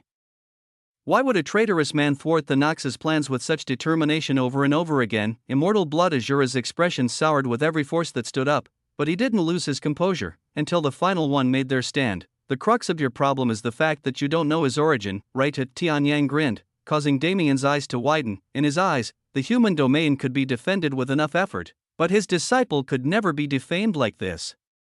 Damien Void is a disciple of my celestial star palace, the expert titled Heaven's Wrath due to his monstrous abilities, the husband of the princess of the Adelaire Empire of Apiron, and a proud native of our human domain. Damien blushed a bit inwardly at the exaggerated introduction, but he kept his confident expression on the outside as countless eyes turned to him incredulously. Since Tianyang chose to reveal their relationship, he naturally wasn't going to back down. That's how it is, he said with a smirk, his eyes tauntingly meeting Immortal Blood Azura's. I'm an earthling born and raised. Isn't that crazy? The genius you put so much value in is from the domain you disdain the most. I almost want to laugh at the ridiculousness of it all. The atrium went from silence to an explosion of murmurs and isolated conversations in a single instant. Did this even make sense? The human domain had already proven itself on Holy Lightstar. Their younger generation held the record for most demigod-ranked treasures collected during the expedition, and now it turned out that their top genius was an even greater monster. The reputation they held before their fall suddenly appeared in the minds of these experts, a dwelling of heroes, a domain that only raised emperors. How domineering, nevertheless. Immortal Blood Azura's sour expression didn't stop him from pursuing the matter. He didn't care about Arthur or Reva's deaths in the slightest, but he couldn't allow this brat to continue humiliating him and his Holy Land. The Blood Azura Holy Land was always known as the most fearsome of the demigod-level influences. This was because of their arrogant and cruel behavior that consisted of doing whatever was necessary for their own personal gain. So many had suffered under their hand, but they'd never suffered at the hands of another. Gentlemen, do not be so quick to voice your support. As I proclaimed earlier, I personally witnessed his transformation. It will only take an in-depth scan of his body with your awareness to realize the truth. As he spoke, he turned to Lucille and Lucifer, who glanced between him and Damien with slightly agitated frowns on their faces. It was clear that Immortal Blood Azura was trying to oppress someone he didn't like, but the certainty he showed wasn't normal. There was truly a chance that Damien had converted and found a way to hide the mana in his body. However, it was impossible for him to deflect the perception of a demigod who was bent on checking his body. The only problem was, if they didn't have his consent to undergo the search, such an action would violate the universal restriction on divinities. What do you think? Lucille asked Damien without an ounce of enthusiasm. Damien shrugged with the same energy. Just get it over with. We both know I have nothing to hide. Lucille nodded and beckoned to Lucifer. The two of them pulled out slips of jade and crushed them, causing the light of spatial fluctuation to fill the space. An angel and a demon demigod appeared upon being summoned and were quickly filled in on the situation by their juniors. So it's this boy? The demon said with interest. Actually, he wasn't a totally unfamiliar face. His name was Arturo, and he'd been seen once before conversing with Eden's strongest demigod, a woman who still hadn't shown her face in the universe yet. The angel, on the other hand, was a woman with a stern and indifferent expression who did nothing but glance over Damien before losing interest. Damien smiled wryly at these curious seniors and offered his wrists, which they grabbed soon enough. Damien felt two waves of awareness spread through his body. They were extremely powerful and Damien could sense that nothing he did could repel them from the truth. The only thing that could hide from them was the void. Damien frowned slightly, while Immortal Blood Azura's expression became more and more mocking. His words weren't false. Not long ago, he'd seen Damien intake and incorporate a large amount of Nox mana through his avatar. No matter how he managed to hide this mana, he wouldn't be able to hide it from a demigod. He waited patiently for the anguished expressions of those who opposed him, but when the two impartial demigods stepped away, wow! What is this kid's body? Since when did our universe have a genius like this? This child is gifted. Lucille, make sure to nurture him well. The reactions were completely opposite of what he expected. Damien's body was free of any Nox influence, and was instead filled with countless mysteries that granted him limitless potential. It was almost comedic how fast Immortal Blood Azura and his group's expressions changed.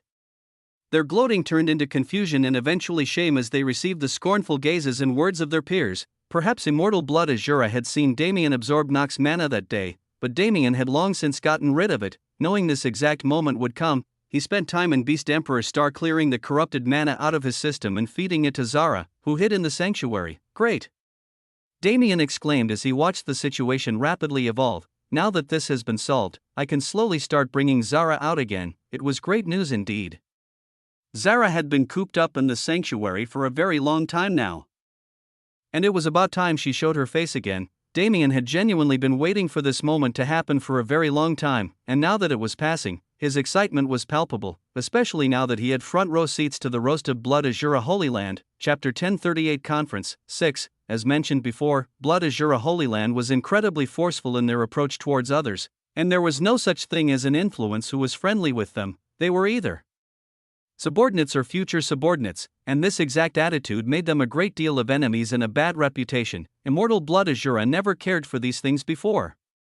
After all, regardless of what they said, these people still had to face him and his people with respect and fear, unable to retaliate. But today, the negative emotions towards his Holy Land exploded. Damien's matter was a blatant abuse of power, and it finally happened in the public eye, in a setting where Immortal Blood Azura held no power. Criticisms rained down like a natural disaster, filling the atrium with a cacophony of sound as the remaining Holy Lands used the matter as an excuse to bring the arrogant group down a peg. It was a bit childish considering the status of these people, but it was definitely an entertaining sight to see. Aside from the influences closely associated with Blood Azura Holy Land and the Holy Land's members themselves, whose faces were painted black in rage and shame, the younger generation was filled with laughter and snickers as this unexpected scene panned out. Immortal Blood Azura's blood was practically boiling. Eating losses to Damien over and over again was already unacceptable, but now even his peers were humiliating him. He was on the verge of losing his patience, and just as his final straw snapped, crash! A loud sound reverberated from the sky above the atrium. When those present looked up, they saw the barrier protecting Luxurian shattering as several hundred unidentified beings invaded the space. Be careful! Everyone get ready for combat! Lucille yelled, immediately quelling the ongoing arguments and drawing attention to the threat at hand. The group descended intentionally and landed on the ground below without interruption. Nobody was willing to move early, because most of these people were demigods and supremes, beings of unbelievable strength. They were led by a man who just looked like he was born to be a villain, a man whose face was already very familiar to Damien, Saint Emperor. He muttered under his breath. The Saint Emperor smilingly landed on the atrium floor and gazed around the room, his eyes pausing for a moment on Damien before continuing. Hello, all. I am known as the Saint Emperor, or rather I believe your universe refers to me as the Blight Emperor. His introduction was enough to put everyone on edge. When it came to Nox demigods, the Blight Emperor was known as the most terrifying one, because he was both powerful and not afraid to utilize every loophole possible to involve himself in conflicts where his interference should have been impossible. What was a man like that doing here? No, it was obvious why he'd break into Luxurian. The real question was, what was going to happen now? The Saint Emperor smiled as he felt the fear filling the atmosphere. Worry not, I have not come to fight. This time, my presence is only a means of suppression. Before anyone could react, the shadows behind him spread through the atrium and raised their weapons, releasing their terrifying auras on the universe's experts. Damn! Lucifer thought to himself, they really aren't here to fight. This is a warning and a show of strength. But for what reason? If he immobilized the experts, did he want to target the younger generation? But if he did so, did he think the experts would still care for their lives so cautiously? The Saint Emperor didn't let his audience wait too long before he answered their suspicions, making way for a group of young men and women who were hidden within the crowd of shadows previously. I'm sure some of you are already acquainted, but I may as well make an introduction regardless. These are the geniuses my race is most proud of, led by my son. Today, we have come to give them a bit of worldly experience. His words were clearly dripping in sarcasm and provocation. The first four geniuses were one thing, but the last one was the Saint King himself. This was a Nox being who'd previously beaten Su Rin and usurped his position as the universe's number one, a loss the universe would never forget. The Saint King looked down on the universe's geniuses contemptuously as he spoke. I am only here because Lord Father thinks there is someone worthy here, but I do not believe him. If the trash in this room is your universe's best, I should be ashamed of my brethren for taking so long to destroy you." His words were harsh and elicited several provoked growls, but nobody moved. "Ha, there is no point in acting here. Face my juniors first. If you can defeat them, perhaps you'll be able to last a few blows under my hand." The Saint King crossed his arms and took a seat on an ornate chair he summoned from his spatial ring. Meanwhile, the four geniuses who came with him stepped forward, taking out their weapons and pointing them at the crowd. "I am Luxia, I am Heron, I am Herida, I am Pollock. Who dares to compete with us?" They introduced themselves powerfully and flared their auras, sending their challenge loud and clear. Lucille glanced between the geniuses and the Saint Emperor before letting out a sigh. In the end, it couldn't be avoided. If they succeeded, their future plans would go much smoother.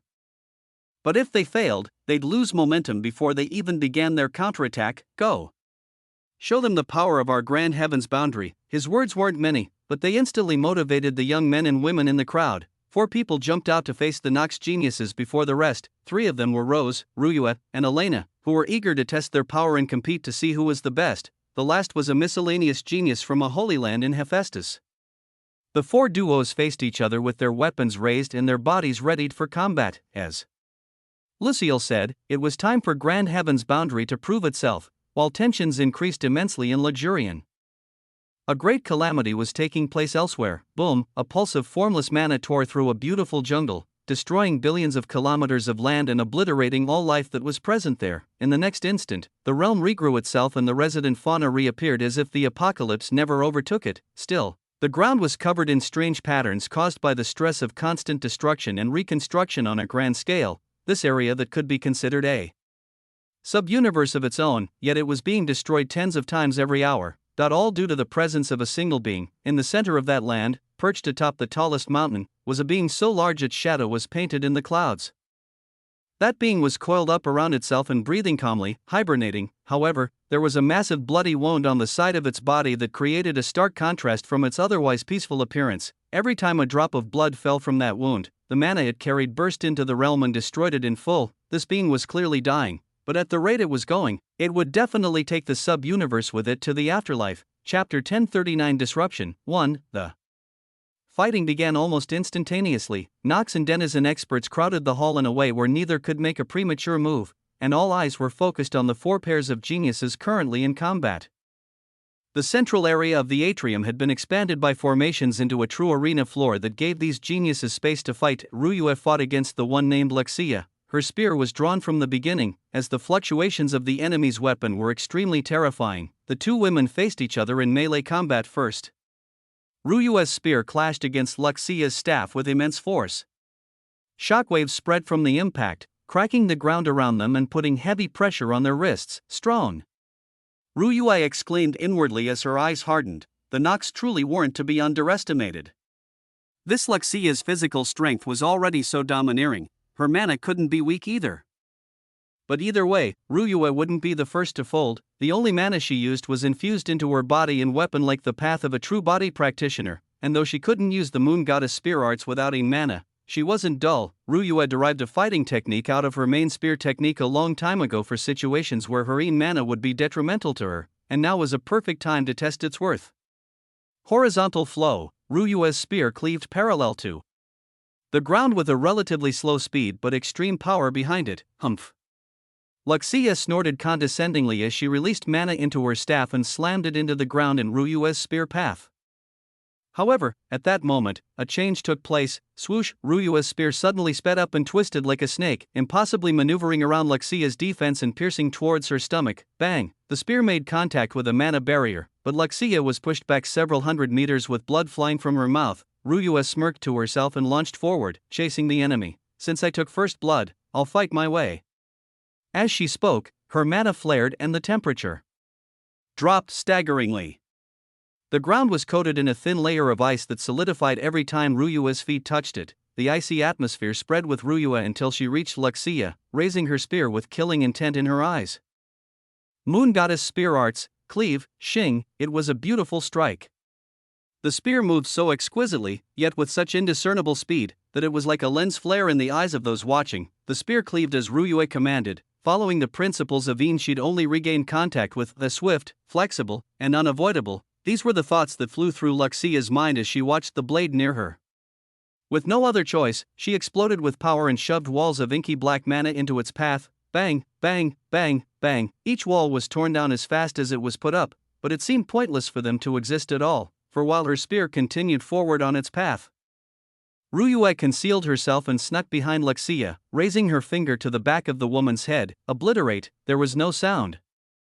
A small black light shone on Ruyue's fingertip for a single second before disappearing into Luxia's skull. In the next instant, halfway through expressing her shock, Luxia's mouth dispersed into a cloud of ashes. As the Nox woman's eyes twisted in terror, Ruyue smiled. Foolish. With one last word, she sent a final strike into her opponent's remains, exterminating any life remaining in the blob of ink Luxia had become. It was an incredibly short fight, a show of Ruyue's improvements since coming to the divine realm, and her sisters were not willing to be outdone either.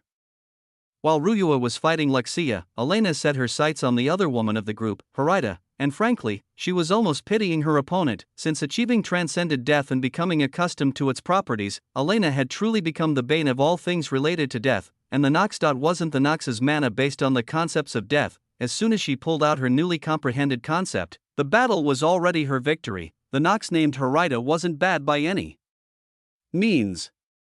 She used a bow as her main weapon, and her mana contained a strange property that made her attacks absolutely accurate. But what did this accuracy matter? Every time an arrow came near her, Elena covered her hands in life mana and snatched it out of the air. Her mana corrupted the arrow into one of transcended death, and she sent it back with twice the fury she'd received. Harida was forced into a situation where she couldn't use her main weapon. She put the bow away and moved in for melee combat, but there wasn't a worse decision she could have possibly made. Elena's specialty was always fighting close quarters, face to face. As soon as Harida was in her range, she was subjected to a torment of 1,000 blades and an absolute suppression caused by the domain of life mana that surrounded Elena. The battle ended just a little after Ruyue's, mainly because Harida was much stronger than Luxia.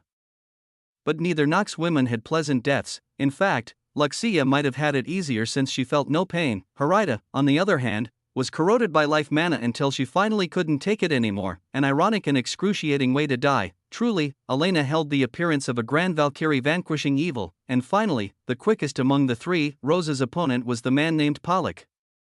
While he didn't make any obvious remarks, the look in his eyes was filled with perversion. It was a cruel perversion, like he was imagining the scene of Rose being cut up and brutally tortured and getting excited for it. With Rose's perception, sensing this delusion was as easy as reading Damien.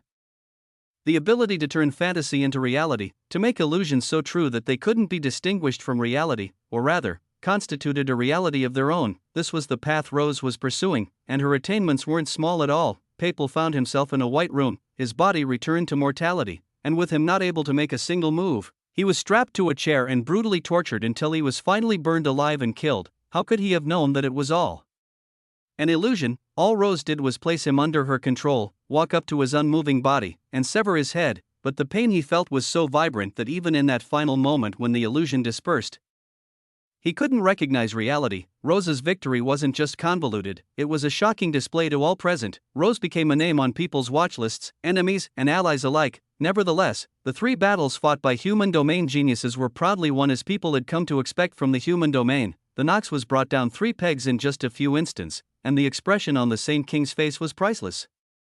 The prospects of these battles suddenly shifted for the better. However, Chapter 1040 Disruption 2. The first 3 of the battles were spectacular in their own unique ways, but the last was a travesty. The unknown Holy Land genius was beaten down within 3 moves and thrown out of the arena. His body and soul were crippled, and it was his mind was no longer present. A line of drool slipped out of the side of his mouth as he was rapidly collected by his sex elders. They did everything they could to heal him, using a mysterious pill that was rare even in their eyes, but there was no hope. The young man was brain dead, and his body was soon to follow. A new genius came to replace him as fury enveloped the grand heavens boundary crowd, but the results didn't change. In fact, the process repeated itself 6 times. 6 separate geniuses were utterly crippled, and the influences of the universe became hesitant to send their own people forward. In this way, the 3 victories from before were overshadowed by 6 consecutive losses. And the denizens lost the momentum they briefly held. When nobody else was willing to step forward, however, a single man made his stand. He was Atticus. Atticus had gone through a journey of self-discovery ever since he arrived in Luxurian, and now that such a situation was happening before his eyes, he couldn't sit still. Damien and Sue Run were the strongest two present, but both of them were clearly waiting for the same king. Since someone needed to take down the man named Heron, he would step up. It was a moment for Atticus to prove himself, and when he took his place on the arena floor, he did exactly that. He used a splendid combination of lightning laws and fire laws to entrap and ensnare his opponent in an inviolable net of death. Slowly cornering the once-thought invincible genius to death, the thing about Heron that made him impossible for others to defeat was mainly his demonic providence, which allowed him to transfer accumulated damage back to its sender as long as he could perfectly parry one of their strikes. Heron had long become accustomed to this limitation and honed his skills until he was a master who could parry even the most convoluted blows. Unfortunately, this skill meant nothing in front of Atticus. Atticus was faster than lightning itself and so frenzied that it became impossible to figure out where his true body was in the storm of afterimages that appeared. Atticus' fighting style had undergone a complete change, and its effects were shown clearly against Heron. Unable to find an effective time to parry, Heron found the damage he accumulated for his own purposes working against him instead. His death was the most spectacular. Once the damage reached a point past his limit, he exploded into a firework of black ink, which was instantly incinerated by Atticus. The victory wasn't as absolute as the other three since Atticus and Heron went several hundreds of rounds before a victor was decided, but it was still a great achievement on Atticus' part. Only, not many paid attention to him, as the Saint King began to show signs of movement. Atticus looked at two locations for approval. Even if the rest of the atrium ignored him, he would be fine if they acknowledged him, and in return, he was greeted with smiles all around. A wave of relief overtook him as he walked back to his seat in confidence. Damien watched him walk with a genuine smile on his face. I'm glad he's found a way out of that rut. The current Atticus was not the brat he fought when he first arrived in Luxurian, that much was certain. However, he could talk to Atticus later. Right now, Sue Rin stood up and walked into the arena, which was now empty aside from several black and red stains on the ground. The Saint King also stood up from his throne. Are you the one I am facing? He asked tauntingly. The undertone of his words was piercing. But Sue Rin didn't back down. You and I both know the truth of the last battle. Come, face me again and prove you're worthy of my place, he responded unflinchingly. The Saint King grinned. Ha ha ha. So that is the source of this newfound confidence of yours? Very well, I will show you. Whether it was then or now, bang, he jumped from his perch and landed in the arena, facing Sue Rin. You are nothing but an ant to me. The condescending expression in his eyes created a palpable sense of mockery that emanated through the crowd, provoking countless angered hisses and growls. Sue Rin didn't join the crowd, instead drawing his blades with the same calmness. Talk after you have one. Sue Rin jumped forward and made the first move, forcing the Saint King into his momentum. Unlike when he fought Damien, the two blades in his hand were furious and each strike held the intent to kill and shatter the soul. During his time observing Sue Rin, he began to understand the nature of the latter's gray mana. It was similar to the mana of a man he'd fought before, an unfortunate young soul named Hun Fong. But while Hun Fong used his mana to contact the spirits of beasts and contract them, Sue Rin used it much more directly. He attacked the spirit, almost touching upon the soul itself. The mana's properties were so mystical that they could halt transcendent regeneration, something Damien didn't even think was possible. That very terrifying mana was currently bombarding the arena with such immense force that it looked apocalyptic. Sue Rin and the Saint King's figures disappeared within the mana cloud, and other than the peak experts among the crowd, the rest could only follow the battle through sound. It was a true shame for them, because witnessing the collision between these superpowers among their peers would have been an absolutely advantageous experience for them. Nevertheless, even without the mana blocking their vision, it was hard to say whether or not they'd be able to follow the speed of battle. Sue Rin and the Saint King moved across the several 100-kilometer large arena floor as if it was no more than a few tens of square feet. Every second, they were in another corner of the arena, absolutely destroying the mana protecting the outside world from their battle. Several demigods had to step up to maintain the barrier, and in the second it took for the stronger barrier to be out in place, a massive explosion of mana escaped the confines of the arena and blew through the atrium. ROAR. It was like the roar of a dragon that sounded as the mana coiled up into the starry sky beyond, while those observing could take the time to watch it. Sue Rin wasn't the same. Unlike how it looked, he needed to do everything in his power to fight equal to the Saint King. It wasn't what he was expecting at all. He definitely knew the Saint King would grow But he didn't expect this much growth. After all, Su Ren himself had stumbled upon a heavenly opportunity, the type unique in the entire universe, and also created his own form of mana to reach his current great strength. What did the Saint King do? Considering the nature of the Nox, just how many billions of lives were taken to give him this strength? Chapter 1041 by Yuma. 1. Su Ren was a powerful genius whose talent was admired by many from the day he was first born. He ended up with his master after a series of twists and turns where he was kidnapped by several sects and greater influences who wanted his talent for themselves. In reality, his master wasn't some saint, but a great thief and someone whose name was dreaded by most. He never planned to pick up a disciple, but since fate allowed it, he did too. Su Ren was raised in this kind of environment, where he was exposed to many things from a young age and learned the world from the perspective of someone who wasn't jaded or possessed by its social structures. Still, it was hard to not grow arrogant when one was a supreme talent. Su Ren grew faster than any of his peers and took his #1 spot on the dimensional leaderboard by the time he turned 60, something impossible for normal people, and as a testament to his power, he held that spot for an entire decade. That's when he met Yuma, the Saint King, for the first time. Bang, Shio. Shio. Shio. The longer Su Ren and Yuma's battle went on, the more frenzied it became. It was hard to distinguish who sent which attacks, or who was getting hurt or disadvantaged by the situation as their bodies intertwined in a dance of death. Hundreds of strikes were exchanged by the second, and complex laws were thrown about like trash on the street. Even the demigods maintaining the barrier couldn't hide their shock and admiration for the level of collision taking place on its grounds.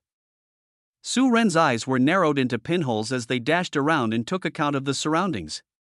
His blades never stopped their motions even when Yuma wasn't in front of him, sending waves upon waves of pure gray blade intent racing through the arena itself. These scars seemed useless, but the Saint King knew better than anyone how dangerous they were. Each one became a geyser of Su Ren's energy, stealthily corrupting the arena itself with its aura and subjecting Yuma to the full force of its invasive properties.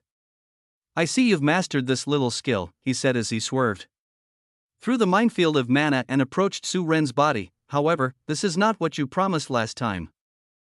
He brandished his weapon, a sleek and ornate fan made of unknown metal, and sliced it through the air. Cook. Su Ren gritted his teeth as he was pushed back. He clenched his muscles and used mana to forcefully close the gash in his chest as he shot back into combat. "How could you understand what I promised?" Su Ren replied coldly, crossing his swords and twisting them in a strange way as he slashed out. Coiling serpents, dance. It was a mystical scene. The two blades extended as if they had no physical limits and turned into living manifestations of snakes that cut into Yuma's body and pushed him away. Su Ren didn't stop his charge, jumping up in the air and raising his blades above his head as he charged an extreme amount of mana into his arms. He descended like a shooting star, his body burning with powerful light as he barreled towards the ground. Someone like you could never understand true ambition. Meteor descent. Bang. It was a move he'd invented recently after seeing a world destroyed by the impact of a single meteor's fall, and his current opponent was the best one to test it on. Su Ren slammed down into the surface of the dead star, his blades slamming into Yuma's body heavily. "Take it, Nox scum, oomph." This much is nothing. Yuma was an interesting opponent. Unlike the rest Su Ren had faced to this day, he didn't back down in the face of death. It was something Su Ren came to respect as they fought. Despite the fact that the opponent was an unreconcilable enemy, and as if his grit wasn't enough, he was also incredibly powerful. Su Ren had never met someone in his life who could stand face to face with him and confidently say they wouldn't lose in a fight until he met this Nox being. "I won't allow a foreign invader like you to stand at the top of this universe. That spot is reserved solely for me." His words were powerful and supported by power.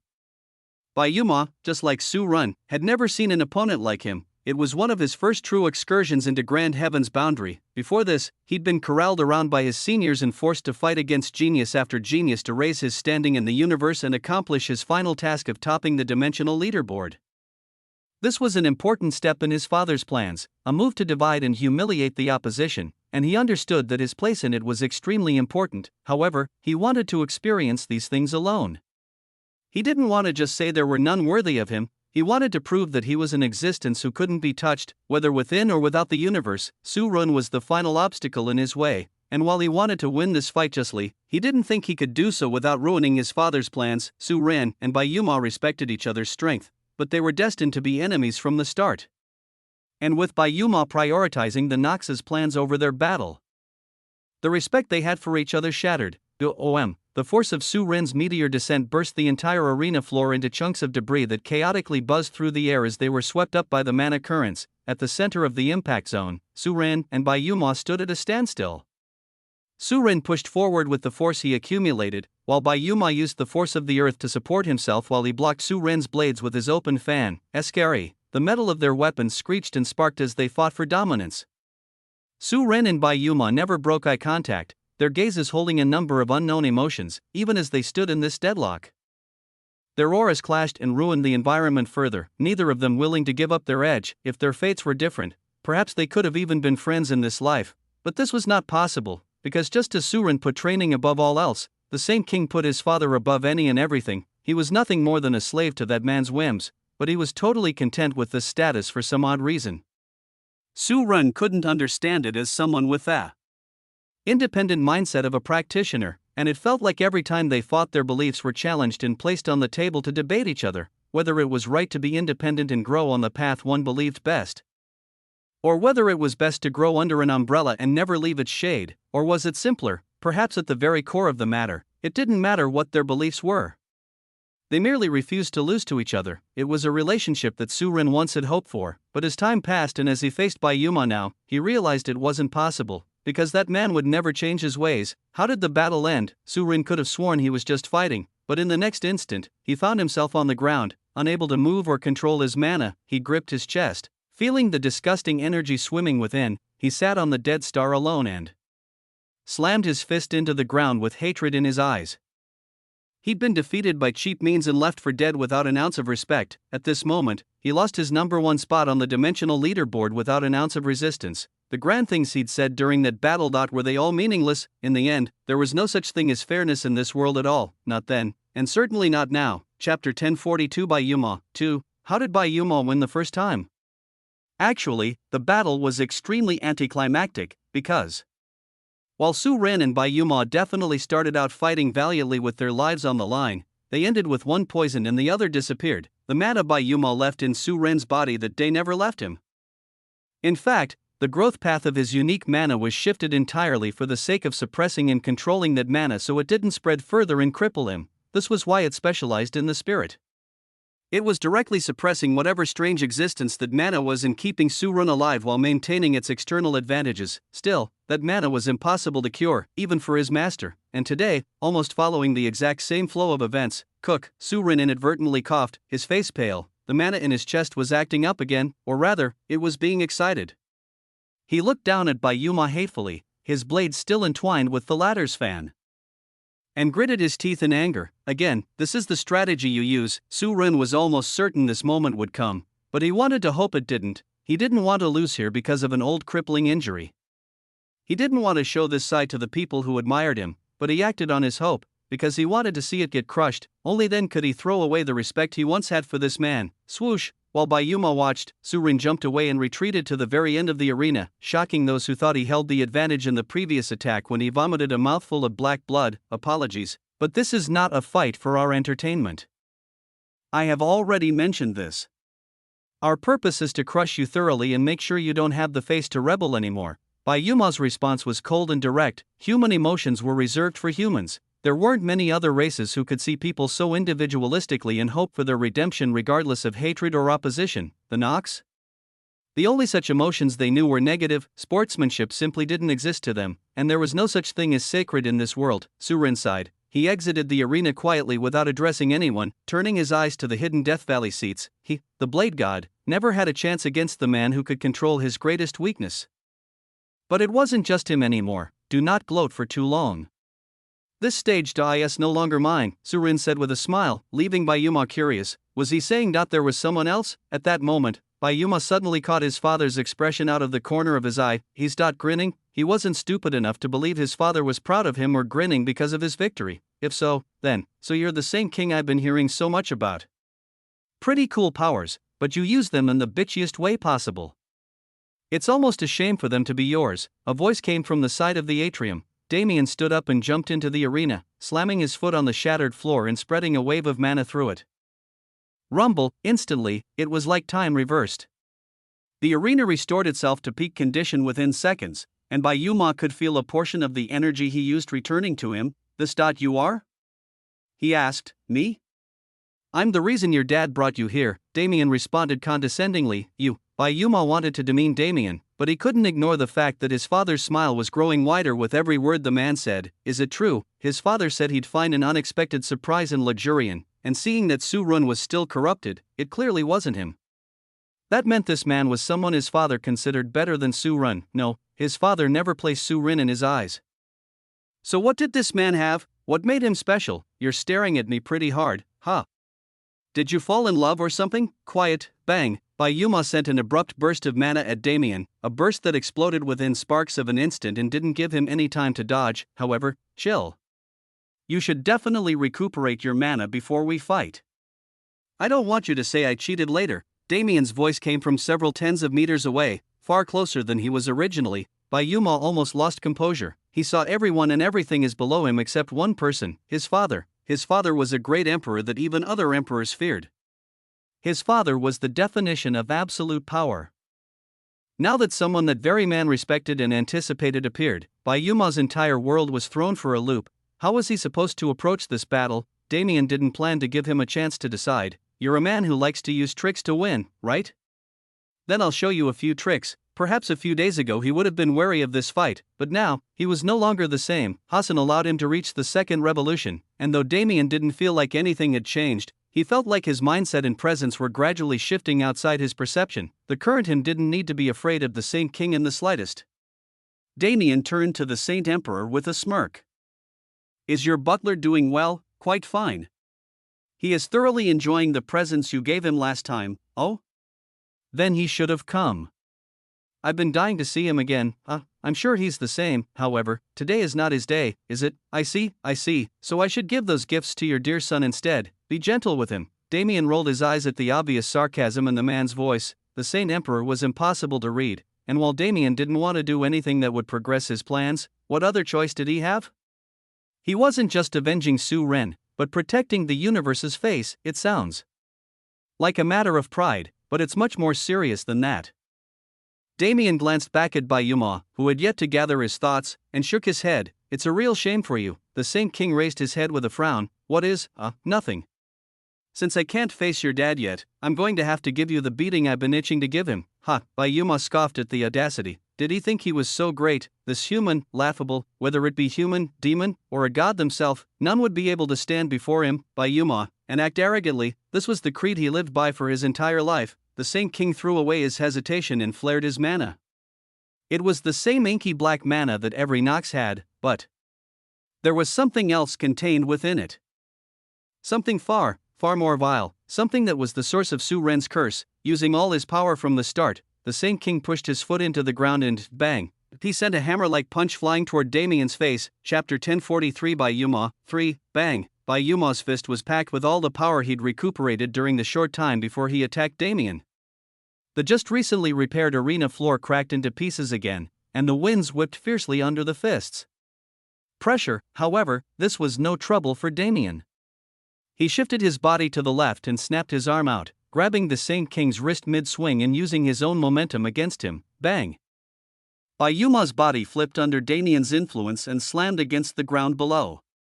Damien followed with another punch straight to the Nox genius's stomach. Bayuma gritted his teeth in frustration at the immediate loss, but he didn't let it distract him from the battle. Damien was different from Su Run. If the Saint Emperor liked him, he wasn't someone who could be crippled and thrown away with just a few tricks. If so, Bayuma needed to fight like he hadn't fought in a very long time. He rolled on the ground, uncaring for his appearance as he dodged Damien's terrifying fist and leapt back to his feet. Boom! The ground cracked as the shockwave of Damien's fist pushed him back a few steps. His fan sliced through the air and cut the shockwave away. In the next moment, he continued his retreat, making considerable distance between him and Damien. I must create a strategy. He observed the enemy's movements and noticed how skilled he was in physical aspects. His motions weren't rigid in the slightest, but every heavy strike that seemed wasteful was actually controlled with extreme precision. Usually, physical masters were lacking in law comprehension, but Bayuma wasn't stupid enough to believe this as absolute fact. He flared his mana and pointed his fan out, creating several inky black swords that cut through the air back towards Damien. Damien snorted as he stepped forward. He disappeared just as the swords reached his position, causing Bayuma's eyes to widen. "Yo," Damien's voice came from behind, accompanied by a firm grip on the back of Bayuma's head. "Didn't expect me, did you? This is not enough to defeat me," the Saint King snarled as his eyes narrowed into pinholes. To Damien's surprise, the back of his opponent's head began to melt, becoming a viscous fluid that stuck to his hand and drilled into his palm. "Oh? This must be what you gave Su Ren, right?" Damien allowed a bit of that mana to enter his skin before jumping away and brandishing Mirage Void Sword Art First Form. Bladeless, rip, Space Torrent 2 as an atrocious gash spread through its layers. Bayuma waves his fan and created more manifestations with his mana, sending them towards the coming attack confidently. Bang! The two clashed in the air powerfully, but it meant nothing. Damien and Bayuma were already gone, continuing their combat without a single break. "Damien Void, you are better than that swordsman," Bayuma commented, continuously dodging and using his fan to counterattack whenever he got the chance. "If he heard you calling him a swordsman, I bet he'd come down.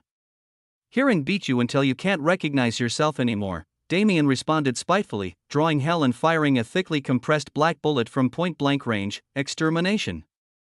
It was the first big attack of the battle. The sweeping black light of extermination pulsed through the arena and filled it with deathly energy. When it came in contact with Bayuma, he immediately felt the burning sensation on his skin. He looked down incredulously to find his arm corroded, his ashen gray skin almost entirely black already. He muttered as his fury built. "You scum." Bayuma's eyes turned red in rage, his mana exploded outward powerfully. Black waves spread through the arena once more, destroying all extermination fluctuations present. "Die." Bayuma slammed his hand forward, and in response, a massive shadowy figure formed behind his back. It was a manifestation of his laws. Its eyes lit up like bloody moons, shedding their light all across the arena so Damien had no means of dodging. Damien couldn't avoid getting hit, and he couldn't ignore the pain either. Now that he was fighting the man, he understood why Su Ren had so much trouble with him. At their core, they both used the same type of mana. Damien felt his spirit getting attacked by a concept he could best term torment. Every strike was filled with the pain of 1,000 cuts, yet the actual damage they did was negligible. It was the type of concept that would slowly drive one to the depths of madness in the midst of a fight. "But you've met the wrong opponent this time, buddy," Damien thought with a grin. He maintained his outward wince as he traced the periphery of the arena with his movements and warily kept his eyes on Bayuma, whose expression was becoming more condescending with the passing of time. "He might have achieved large success with this move, but he definitely doesn't expect it to kill me." If so, Damien turned a piece of his attention inward as he teleported back into battle and pressed Bayuma in melee combat. Mirage went in all directions almost impossibly. It would leave Damien's hand and swivel around from behind Bayuma to attack his flank while Damien sent shots with Freya and Hell, and the longer it remained in battle, the stronger its spiritual intelligence and capabilities became.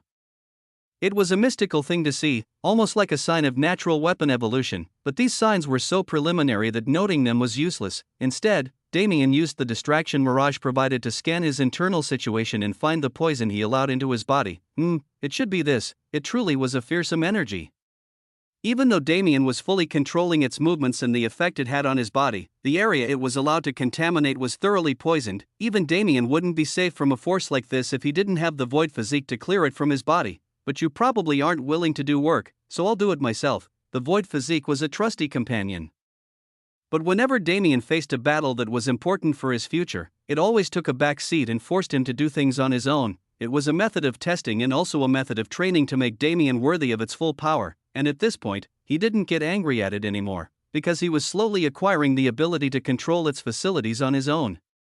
The same mysterious power of the void that swam through his body whenever the void physique interfered returned, but this time, its source was Damien himself. That mana encircled the contaminated area and trapped Bayuma's strange mana, devouring tiny pieces of it in curiosity. If Damien was correct, this energy was Bayuma's true trump card.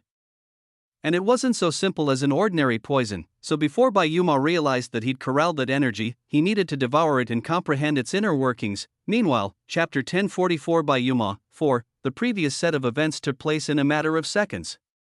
Less than a minute passed into the battle before Bayuma summoned his manifestation and Damien began to barrage him. Their battle started at a far slower pace than Su Ren's previous one, and while they were also fighting fiercely, the difference in atmosphere could be felt, the reactions of the crowd could be assumed.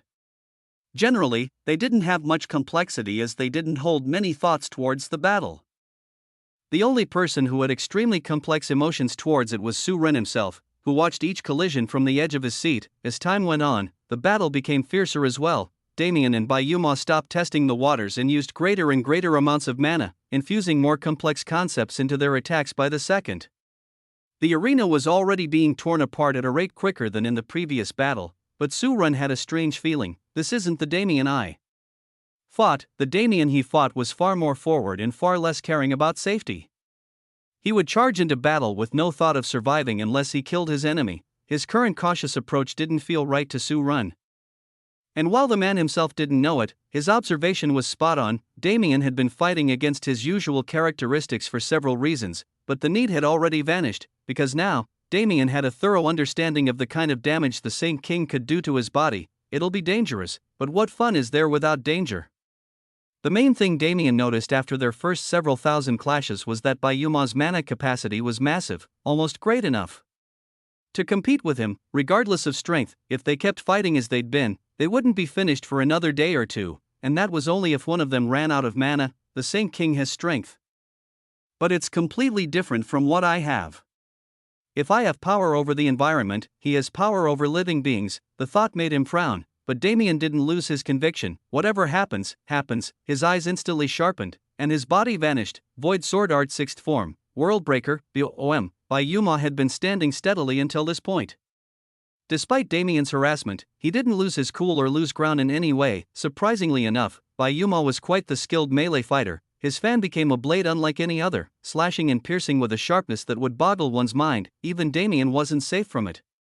Just as he'd scratched and stabbed the Saint King several times, he had many gashes covering his own body. They healed rapidly, but the pain from them spread deeper and deeper, infecting Damien's spirit and dragging him down. However, when Damien's sword came down this time, it felt different. It exploded with power that swept past Bayuma and into the earth below, exploding outward in the next instant. Similar to what Su-Run previously did, Damien filled the ground with his energy and created countless geysers that spewed the terrifying force into the air. Where they contrasted was that Damien didn't use these geysers to attack, but BOM. Another massive explosion went off as Damien used Worldbreaker again. Bayuma shot through the air, crashing against the arena wall as he was pushed away by the heavy mana waves. He shot to his feet and pushed forward again, but in that moment, a geyser opened up under his feet. Whap! The entire world shifted in Bayuma's perception. Before he could regain his senses, a swift wind passed by his shoulder. Shing! Damien appeared behind him with mirage dripping in black blood. Bayuma's arm landed on the ground with a thump as the man himself stumbled out of the geyser he was standing on. Unexpectedly, it was on the complete opposite side of the arena from his original place. Bayuma was delirious from the abrupt travel through the chaotic spatial layers, something a normal person would be torn to shreds by.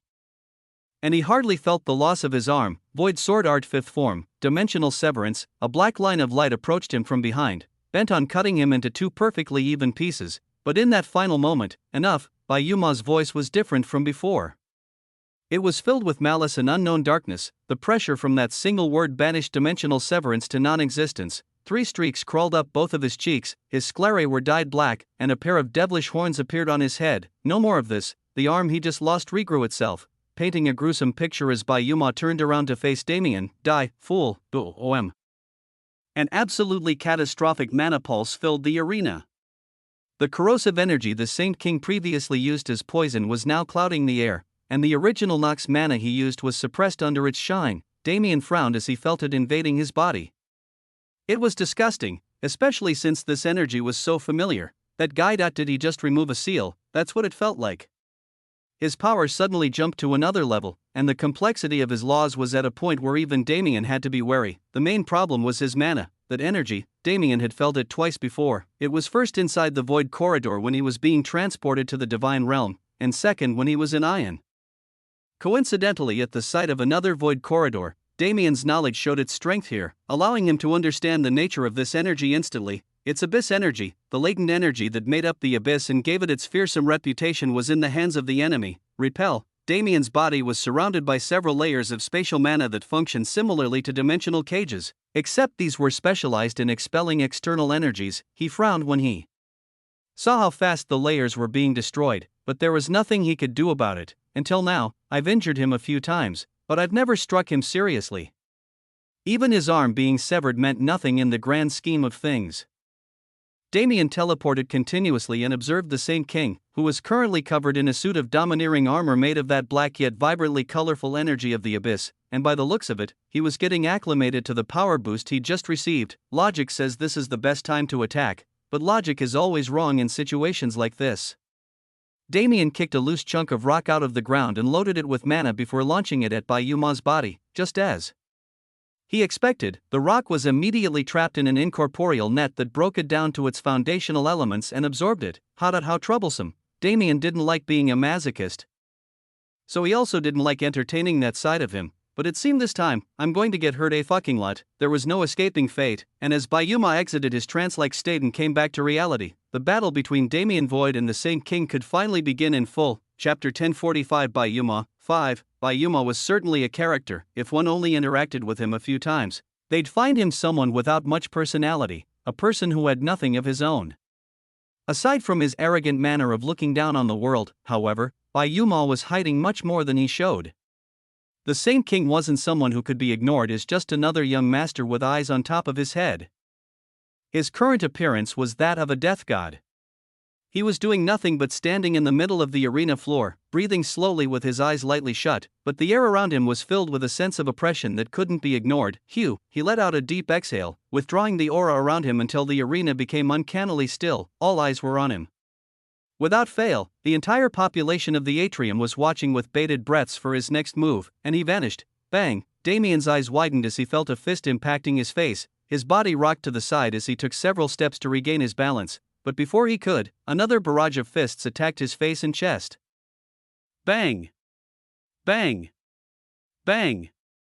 Bang! Blood flew from his lips as abyss energy surrounded his body and attacked him from all sides.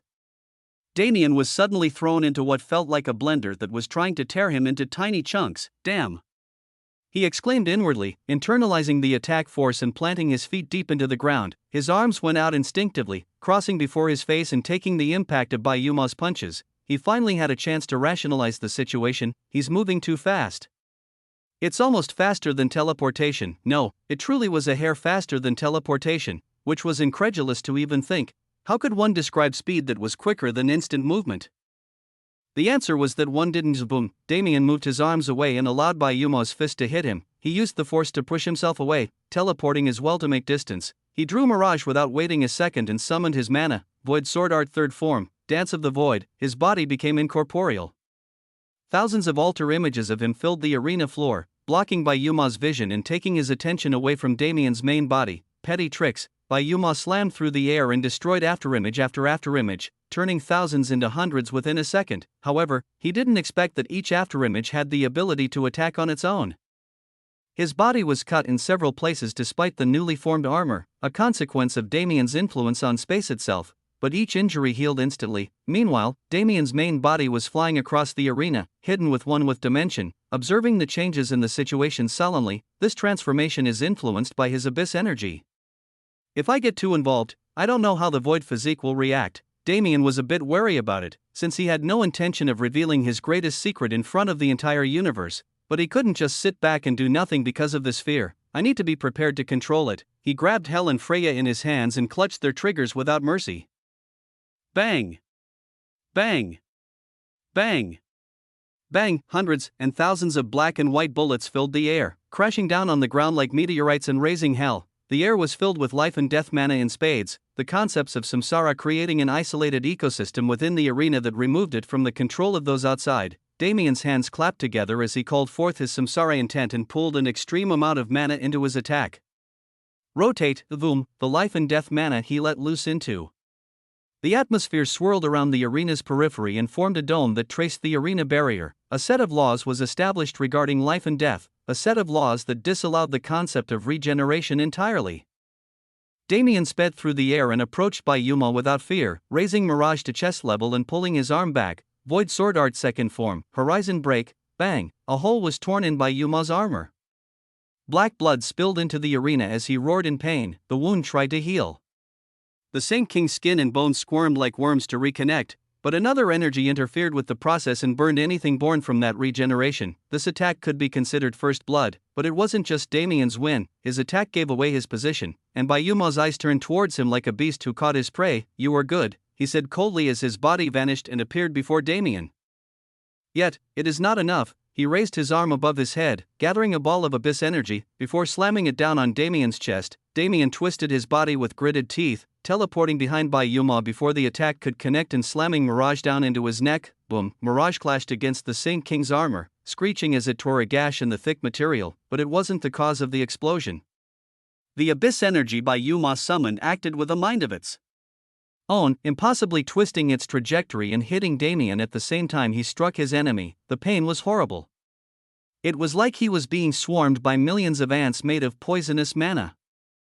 Damien's face twisted in pain, but he didn't let it disperse his momentum. He couldn't allow the Saint King to take any victories in this battle, whether big or small. Frozen world, dimension shift, space-time severance, space and time were convoluted into something disgusting by Damien's influence.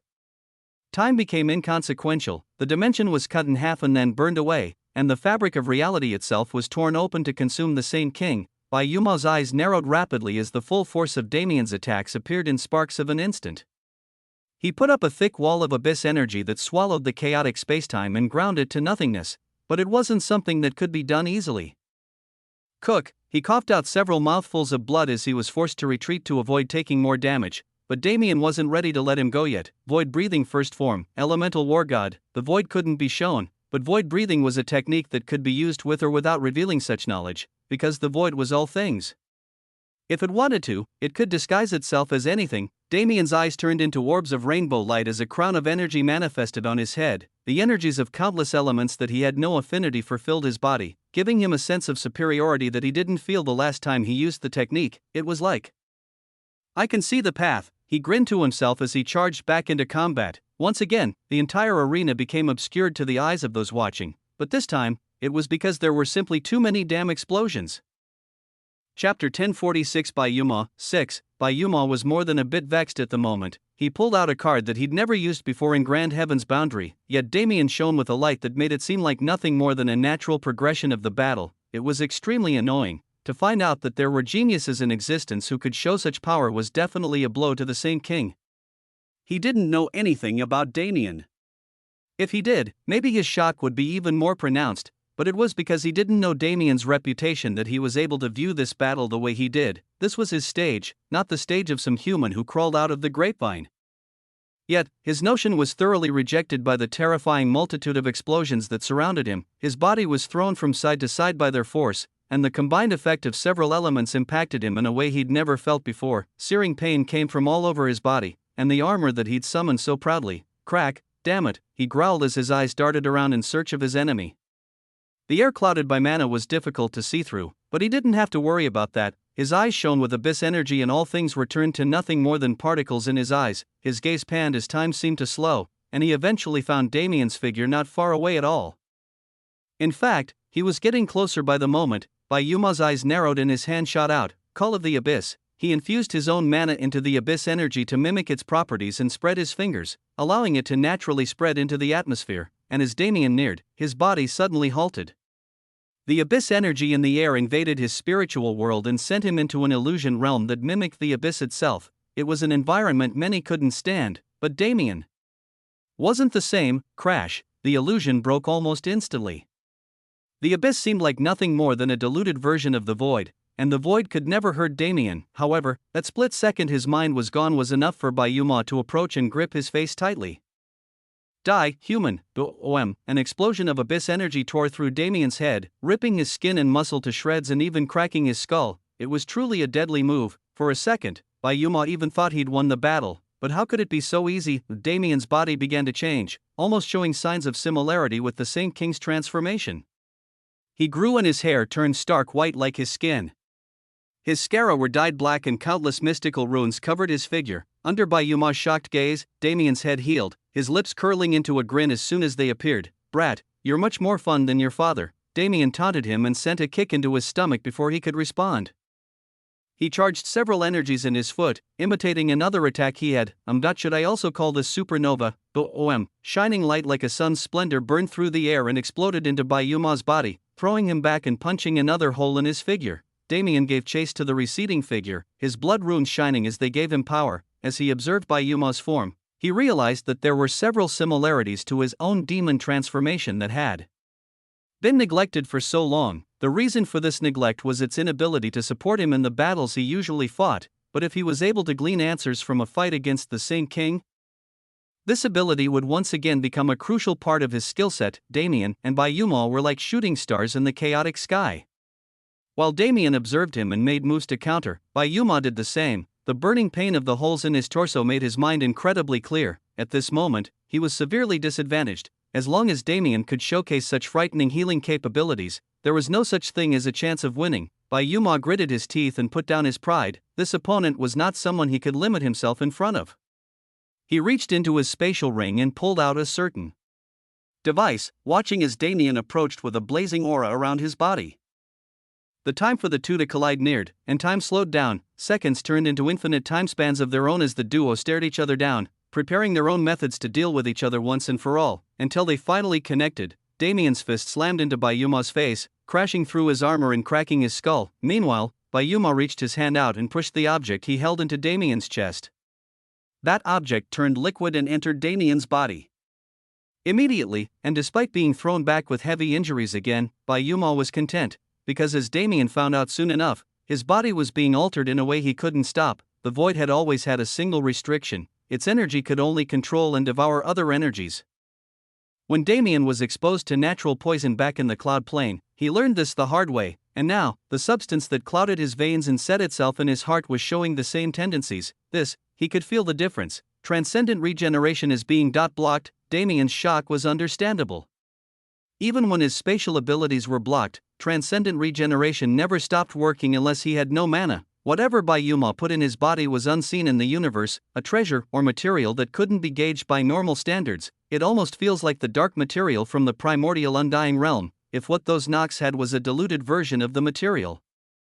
Bayuma had the source. What else could be expected from the son of the Saint Emperor? Damien frowned as he looked down at Bayuma, who was crawling out of the crushed ground. His injuries were far more severe. It looked like he was on the verge of death already, but as a Nox, death was a concept that didn't function the same for him.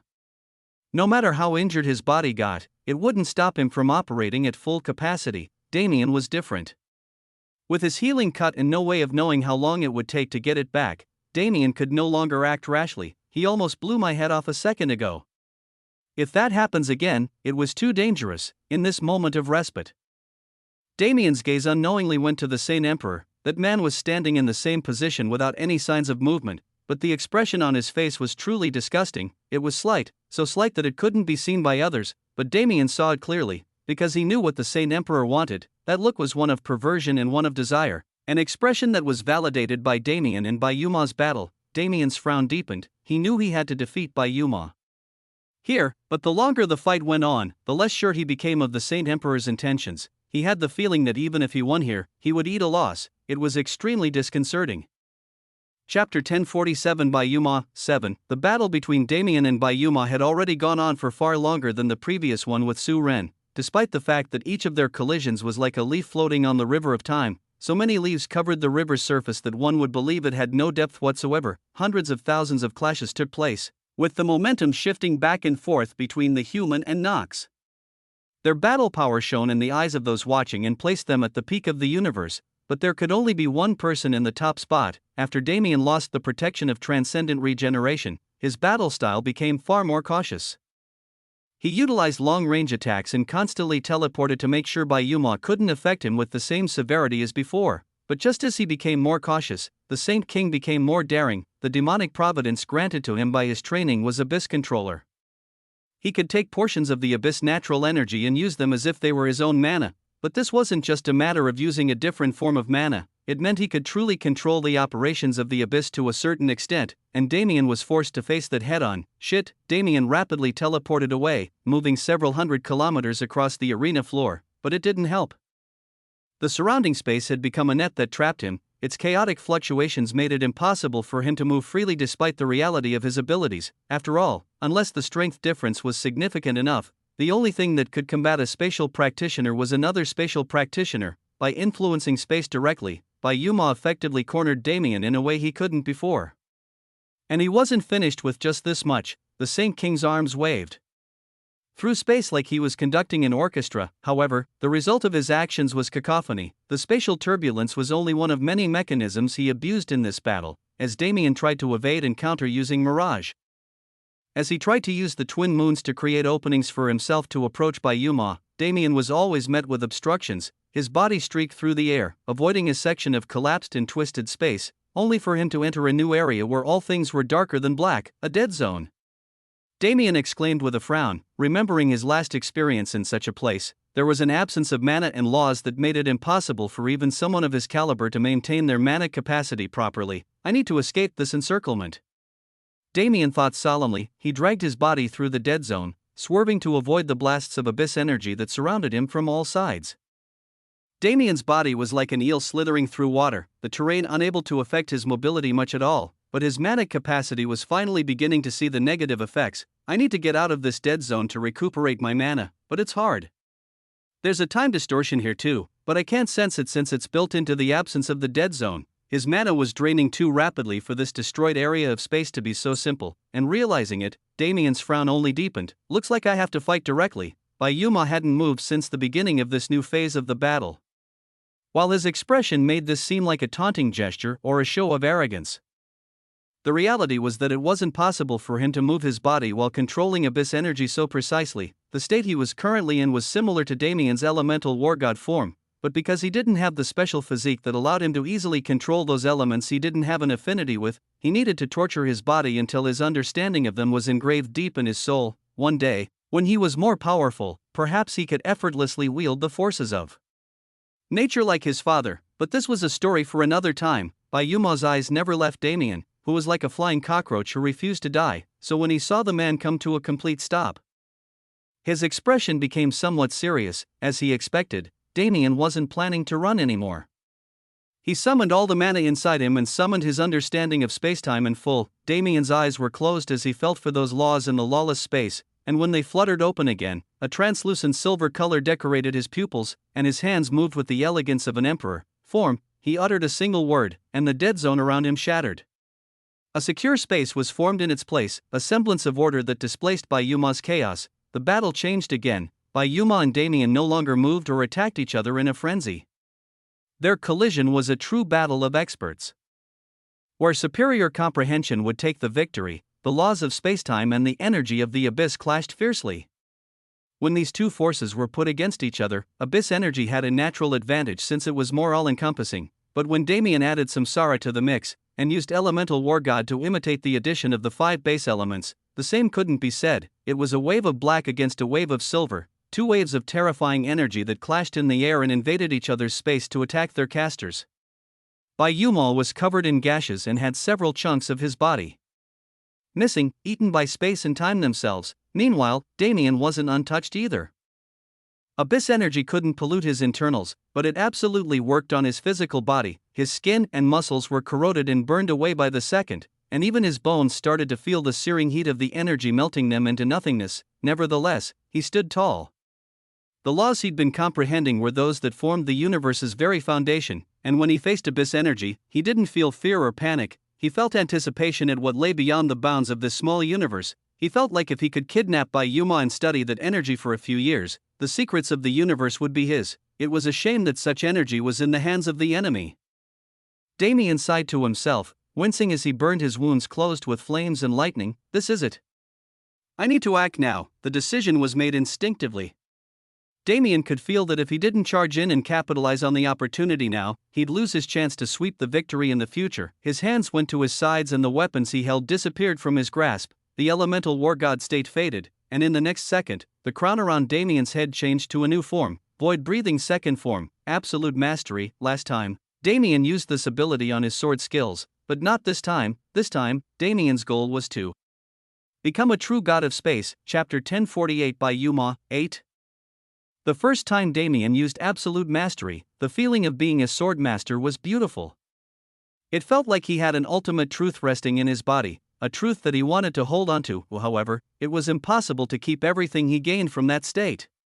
At most, he could retain a few minor comprehensions. Still, the feeling that state gave him was something he'd never forget, and it wasn't something he could use often either. In his current estimates, he could at most use absolute mastery once a month. Regardless, it had been over a month since Damien and Surin fought, and absolute mastery activated perfectly. A feeling of godhood filled Damien's body again, extremely different from the last one. This time, it felt far more personal, far more indicative of Damien's future. But what did this feeling mean? Damien flexed his fingers and felt the folds of space abiding by his actions. It wasn't so simple though, as this feeling equated to absolute control over their activities. Damien swung his arm out and space responded, swinging out as well. The base structure of the spatial folds changed to fit his needs, and a few layers even deleted themselves to accommodate his motions. Nice. Damien grinned and clenched his fist powerfully. Boom! Space shattered entirely, banishing every bit of Bayuma's mana into the void. In the next instant, it reformed itself more solid and with different laws than before. Containing the Saint King and attacking him from all sides, it was difficult for Bayuma to describe what he was experiencing. He was dodging on instinct and crushing any sense of hostility he felt in the environment, but he couldn't get rid of the sensation of being squeezed to death at all. Space was his enemy. His very existence in its folds was being disallowed. Damien didn't have to move. He flicked his fingers like a pianist and moved his arms freely, conducting the movements of space with nothing more than his thoughts. Gashes and ruptures filled the air, black holes and spatial collapses filled it too. Space stretched and shortened at the same time, making distance an irrelevant concept. No matter how far Bayuma moved, he couldn't make any distance, and no matter how much distance he made, space was always around to destroy him. This cannot continue. Damien and he were both restricted from healing, so whoever held the momentum also held the key to victory. With Damien's current state, Bayuma had no chance of winning, unless I must unseal it. I never thought I would use this card against someone in my own generation. Bayuma took a second to mull it over and hesitated no longer. His body underwent a secondary transformation, becoming far more demonic than its previous state. His hair was pure white and the armor that covered his body was reconstructed to look like the exoskeleton of a certain predator.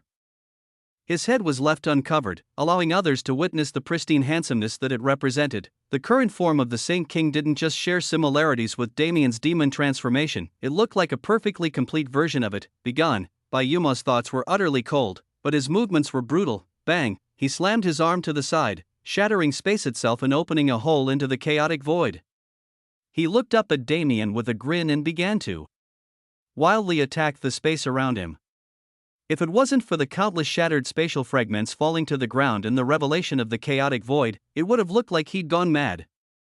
Damien frowned and tried to contain Bayuma in his spatial constraints, but the latter's physical strength had grown too much. Every time space existed around him, he destroyed its existence thoroughly. This won't work anymore. Damien stopped wasting his time immediately. He kicked off the air and shot forward, redirecting the energy of absolute mastery into his swordsmanship. Boom! Mirage crashed against the Saint King's heavy armor, sending sparks of light flying through the air. The duo began a fierce melee without a single care for their well-being. At this stage, whoever took the most damage would be the ultimate loser, as long as one of them was using their energy without care. The other didn't have any choice but to follow. Bang! Bang! Bang! Bang! Doom! The scene was reminiscent of the previous fight. Bayuma didn't bring out his fan but used his fists, and Damien only had a single sword, but their exchanges shared a frightening and almost intentional similarity to Su Ren's battle. The fight had grown to such proportions and become a matter of life or death, but Damien never forgot his original purpose. He was going to get revenge for his comrade and show the Nox that Grand Heaven's boundary couldn't be easily touched. His sword was like a blur of light as he wielded it with absolute perfection, infusing spacetime mana into its blade to heighten its effects. Meanwhile, Bayuma used Abyss energy to its fullest, creating disastrous microcosms that attacked Damien's body and tore into his flesh and bones. Both men were taking extreme injuries. They were missing chunks of their bodies and their limbs were destroyed to the point where it was curious how they were still functioning. Damien and Bayuma had the same thought at this moment, but Damien didn't plan to let his enemy entertain it. The laws of samsara in the atmosphere solidified further, and Damien used his new law controller trait to exponentially enhance its effects. At the same time, he sent his senses into his body and rapidly dissected the nature of the dark material within him. Damn it! Just die! Bayuma roared as he slammed his fist out. Cook! Why don't you go first? Damien responded, slashing Mirage into the Saint King's shoulder. They stared into each other's eyes with fiery determination and fighting spirit.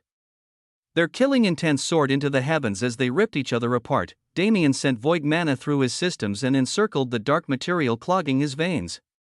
He gathered the substance spread through his body into his heart, enduring extreme pain to the point where he almost lost his sanity, but he didn't stop. He put all his attention into this task, even ignoring the ongoing battle to a certain extent in the outside world. Bayuma took the lead. Damien's resistance lessened and he capitalized on the chance to let loose an all-out attack that utterly destroyed Damien's body. His legs and arms were blown to shreds, and a massive hole populated his stomach, turning it into a window. Damien and Bayuma were no more than a few hits away from death already, but now, it seemed like Damien would die without resistance, until, found.it. The voice that came out was barely a mutter as Damien's vocal cords were incinerated, but the grin on his face spoke 10,000 words. Take this bitch. Damien slammed his head forward into Bayuma's forehead, completely surprising the Nox genius, and cook. He coughed a mouthful of black blood onto his enemy's face. Before Bayuma's face could reel in disgust, his eyes widened in absolute shock, because Damien, a sigh left his mouth. It really was good to be back. In just a second, Damien's mutilated body returned to its peak state, fast to the point where it seemed like a miracle, and without waiting a single instant, he slammed his fist out with every last bit of power remaining in his body, intent on destroying Bayuma's heart once and for all. Chapter 1049 Outcome 1. Time nearly froze. This was that moment. It was the moment when Bayuma felt true death encroaching him at the hands of another for the first time in his life. Damien's strike. Truly was beautiful. It was a colorful mixture of several equal and opposite laws, a strangely ordered mix of chaos that was bound to explode at the slightest disruption. How was he able to control something like that? The amount of effort it'd take to so precisely handle mana so these elements didn't prematurely connect was mind-boggling, and Bayuma was sure he wouldn't be able to replicate it. This time, his loss was completely undisputable. His opponent might have had strength similar to his, but his control over not only his mana, but his laws and physical body, made him someone Bayuma would lose to 9 out of 10 times no matter how much they fought. They said one's life would flash before their eyes on the verge of death. But Bayuma didn't see anything like that. What he saw in his final moments was a mountain. He was born at the foot of this mountain and had been so desperately trying to climb it his entire life, but it wasn't just difficult, it was impossible. No matter how hard he tried, no matter how much he grew, he could never make it more than a few hundred meters past its base. Now, with his chance to see the peak almost extinguished, he began to wonder, why was he so obsessed with this mountain? Why did he allow it to control his life like so? His vision was shifting between blackness and a blurry view of the world. The closer Damien's fist came, the harder it was for him to stay conscious. And in that final moment, he saw that mountain again. Enough, a cold voice resounded before Damien's attack finally exploded. Waves of chaotic mana filled the space and, mysteriously enough, passed through the arena barrier like it didn't exist. WHOSH, furious winds crashed through the atrium, accompanied by the panicked screams of the crowd. The demigods and supremes among them rapidly put up barriers to defend their juniors, marveling at the beautiful yet deadly impact of the explosion. It took several seconds for the storm to calm, and when the light and dust finally settled, a wave of gasps spread through the crowd, standing in the middle of the arena. Between Damien and Bayuma was none other than the Saint Emperor. He held Damien's fist in his grasp, staring down at the human genius who coldly met his gaze. "Boy, release your hostility," he said calmly, ignoring the killing intent radiating off Damien's body in waves. Damien gritted his teeth as he felt the Saint Emperor's firm grip. This interruption was expected. There was no way the Saint Emperor would let his son die here, but he didn't seem the slightest bit angry about Damien's victory. He was even a bit happy about it. Damien sighed and retracted his killing intent, backing away as the Saint Emperor freed his fist. The Saint Emperor moved his hands behind his back and glanced at Damien. Not bad, he thought with a slight smile, feeling the barely noticeable burn mark on his palm. He didn't speak too many words from that point. He lifted Bayuma with his mana and flew out of the arena, turning to address the entire crowd in the atrium. This loss, this emperor will acknowledge it. As such a thing has taken place, this emperor will make a proposition. His eyes turned to Lucille. 2 years, he said. Let us call a ceasefire for 2 years. This was perhaps the greatest shock of the Grand Assembly thus far. The Saint Emperor himself was offering such a thing. Not a single person believed it wasn't a trick. What are your terms? Lucille responded calculatively.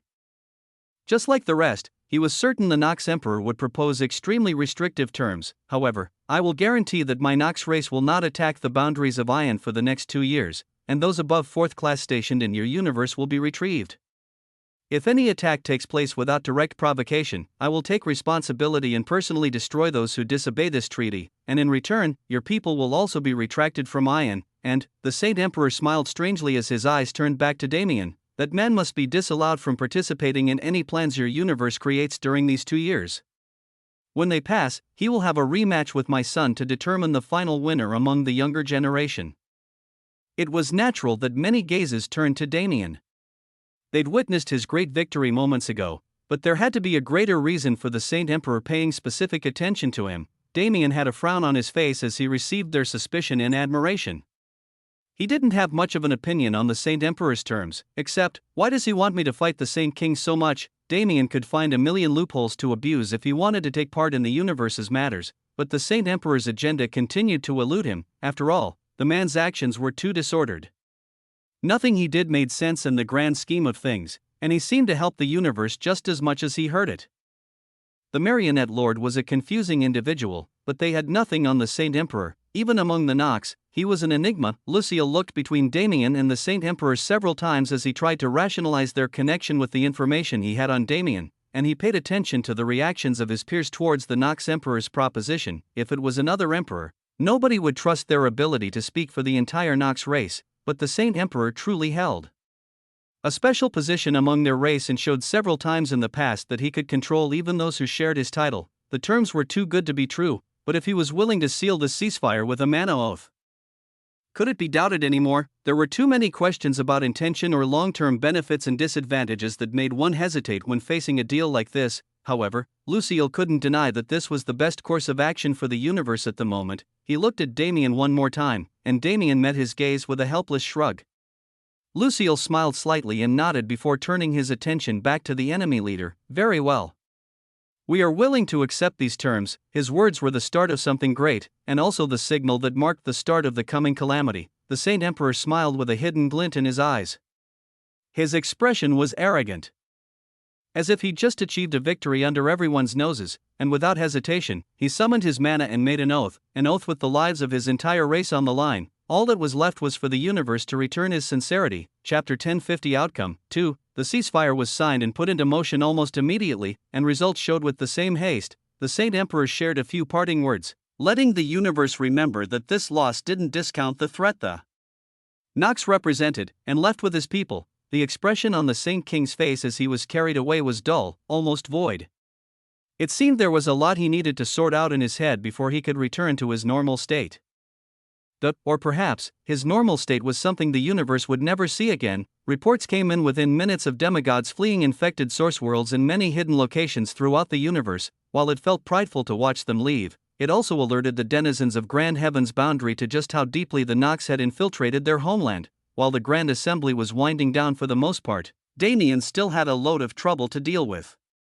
Namely, explaining away the many mysteries he'd showcased over the past few months. Luckily, he had both explanations and alibis galore, prepared for several days for this very moment. Firstly, the sanctuary was explained away as a god-rank spatial talisman. He claimed it had a limited number of uses, and when he teleported Schwerer in and out of Holy Lightstar, or when he teleported Xiaoyu to safety, he'd used up almost all its energy. This story was backed by several factors. Firstly, Damien claimed this talisman is the reason he could move around the universe so fast. It was still unheard of for a spatial practitioner to have Damien's level of movement ability, so when he gave a rational reason for how he got from the celestial realm to Ion, or from Soul World to the Beast Domain, it was widely accepted by the council of experts that was judging him. Surun also spoke up, saying his master had arranged Xiaoyu's secret return, which, when considering his master's identity, wasn't actually that strange. The issue of the sanctuary was solved there, but Damien had to be careful when he used the ability in the future to avoid further suspicion. Once the first problem was past, he had to explain many more things, the first of which were Riva and Schwerer herself. Riva was forgotten by most because of the negative presence she held and her early disappearance from relevance, but these experts still remembered her. As Damien was from the human domain, he was naturally asked about her. In this matter, feigning ignorance was easy since his interaction with Riva was hidden from their sight from the beginning. They asked everyone from the human domain about her, so he didn't have to worry about weaving a complicated history for her. As for Schwer, was there a need to lie about her identity? She was his precious little sister, nothing more, nothing less. The main issue was rationalizing abilities like absolute mastery and elemental war god. He had to give an explanation for the great variety of natural forces and mysterious powers that he commanded. The experts of Grand Heaven's boundary definitely didn't doubt Damien's loyalty, as he wouldn't have shown so many cards if he was a traitor, but they did doubt how someone from a small planet in the human domain could grow so much and gain so many things that were unheard of for many. Damien could only entertain their suspicions and give them semi-reasonable excuses to satisfy their curiosity. Regardless of their status or the importance of this moment, Damien wasn't someone who'd bend to authority. Why should he give them so much information on him? Why would he let them hold power over him? Damien was always an independent genius, and he'd never truly given his allegiance to any force because of the disgust he felt working for others. So, while he did answer their questions, he didn't give them what he wanted. He blamed mysterious masters, heaven-defying lucky opportunities, and even the universe itself for his rise to power. And what could these experts do but accept it? There was no other logical explanation for his existence.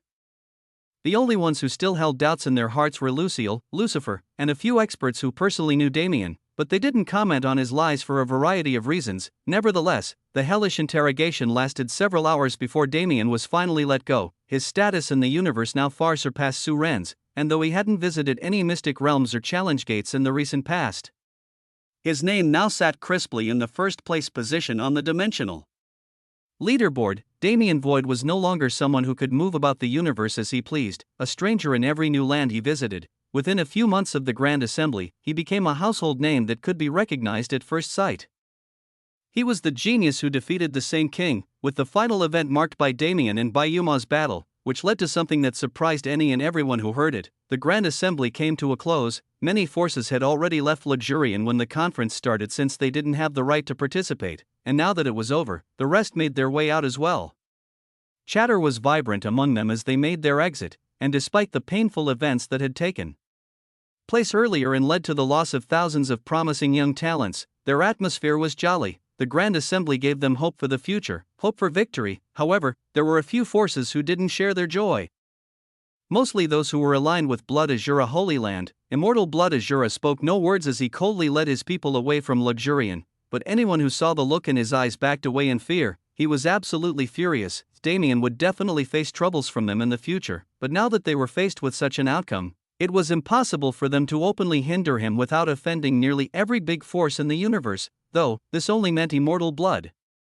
Azura's revenge would be 10 or even 100-fold worse than it would have been. Damien himself didn't pay any mind to Blood Azura Holy Land at this time, while everyone else made their way back to their homes to prepare for the grand plans that would be enacted soon enough. He and 49 other geniuses who represented the younger generation's absolute peak were gathered together in the first banquet hall. Among them, all of the human domain's geniuses, Suren, Atticus, and a few others were familiar. At the head of their group was Pandora, who stood with her fellows and the sect elders who accompanied them to Lajurian. This was the group Prismatic Sun Holy Land had invited to their lands, the first outsiders to gain this privilege for tens of thousands of years, if not more. Perhaps the Grand Assembly was over, but this was only the start. The true war between Grand Heaven's boundary and the Nox was just on the verge of entering its true stage, where war would envelop all of existence. Damien glanced at Pandora from his place in the crowd with a smile. He truly was anticipating this next step of his legend.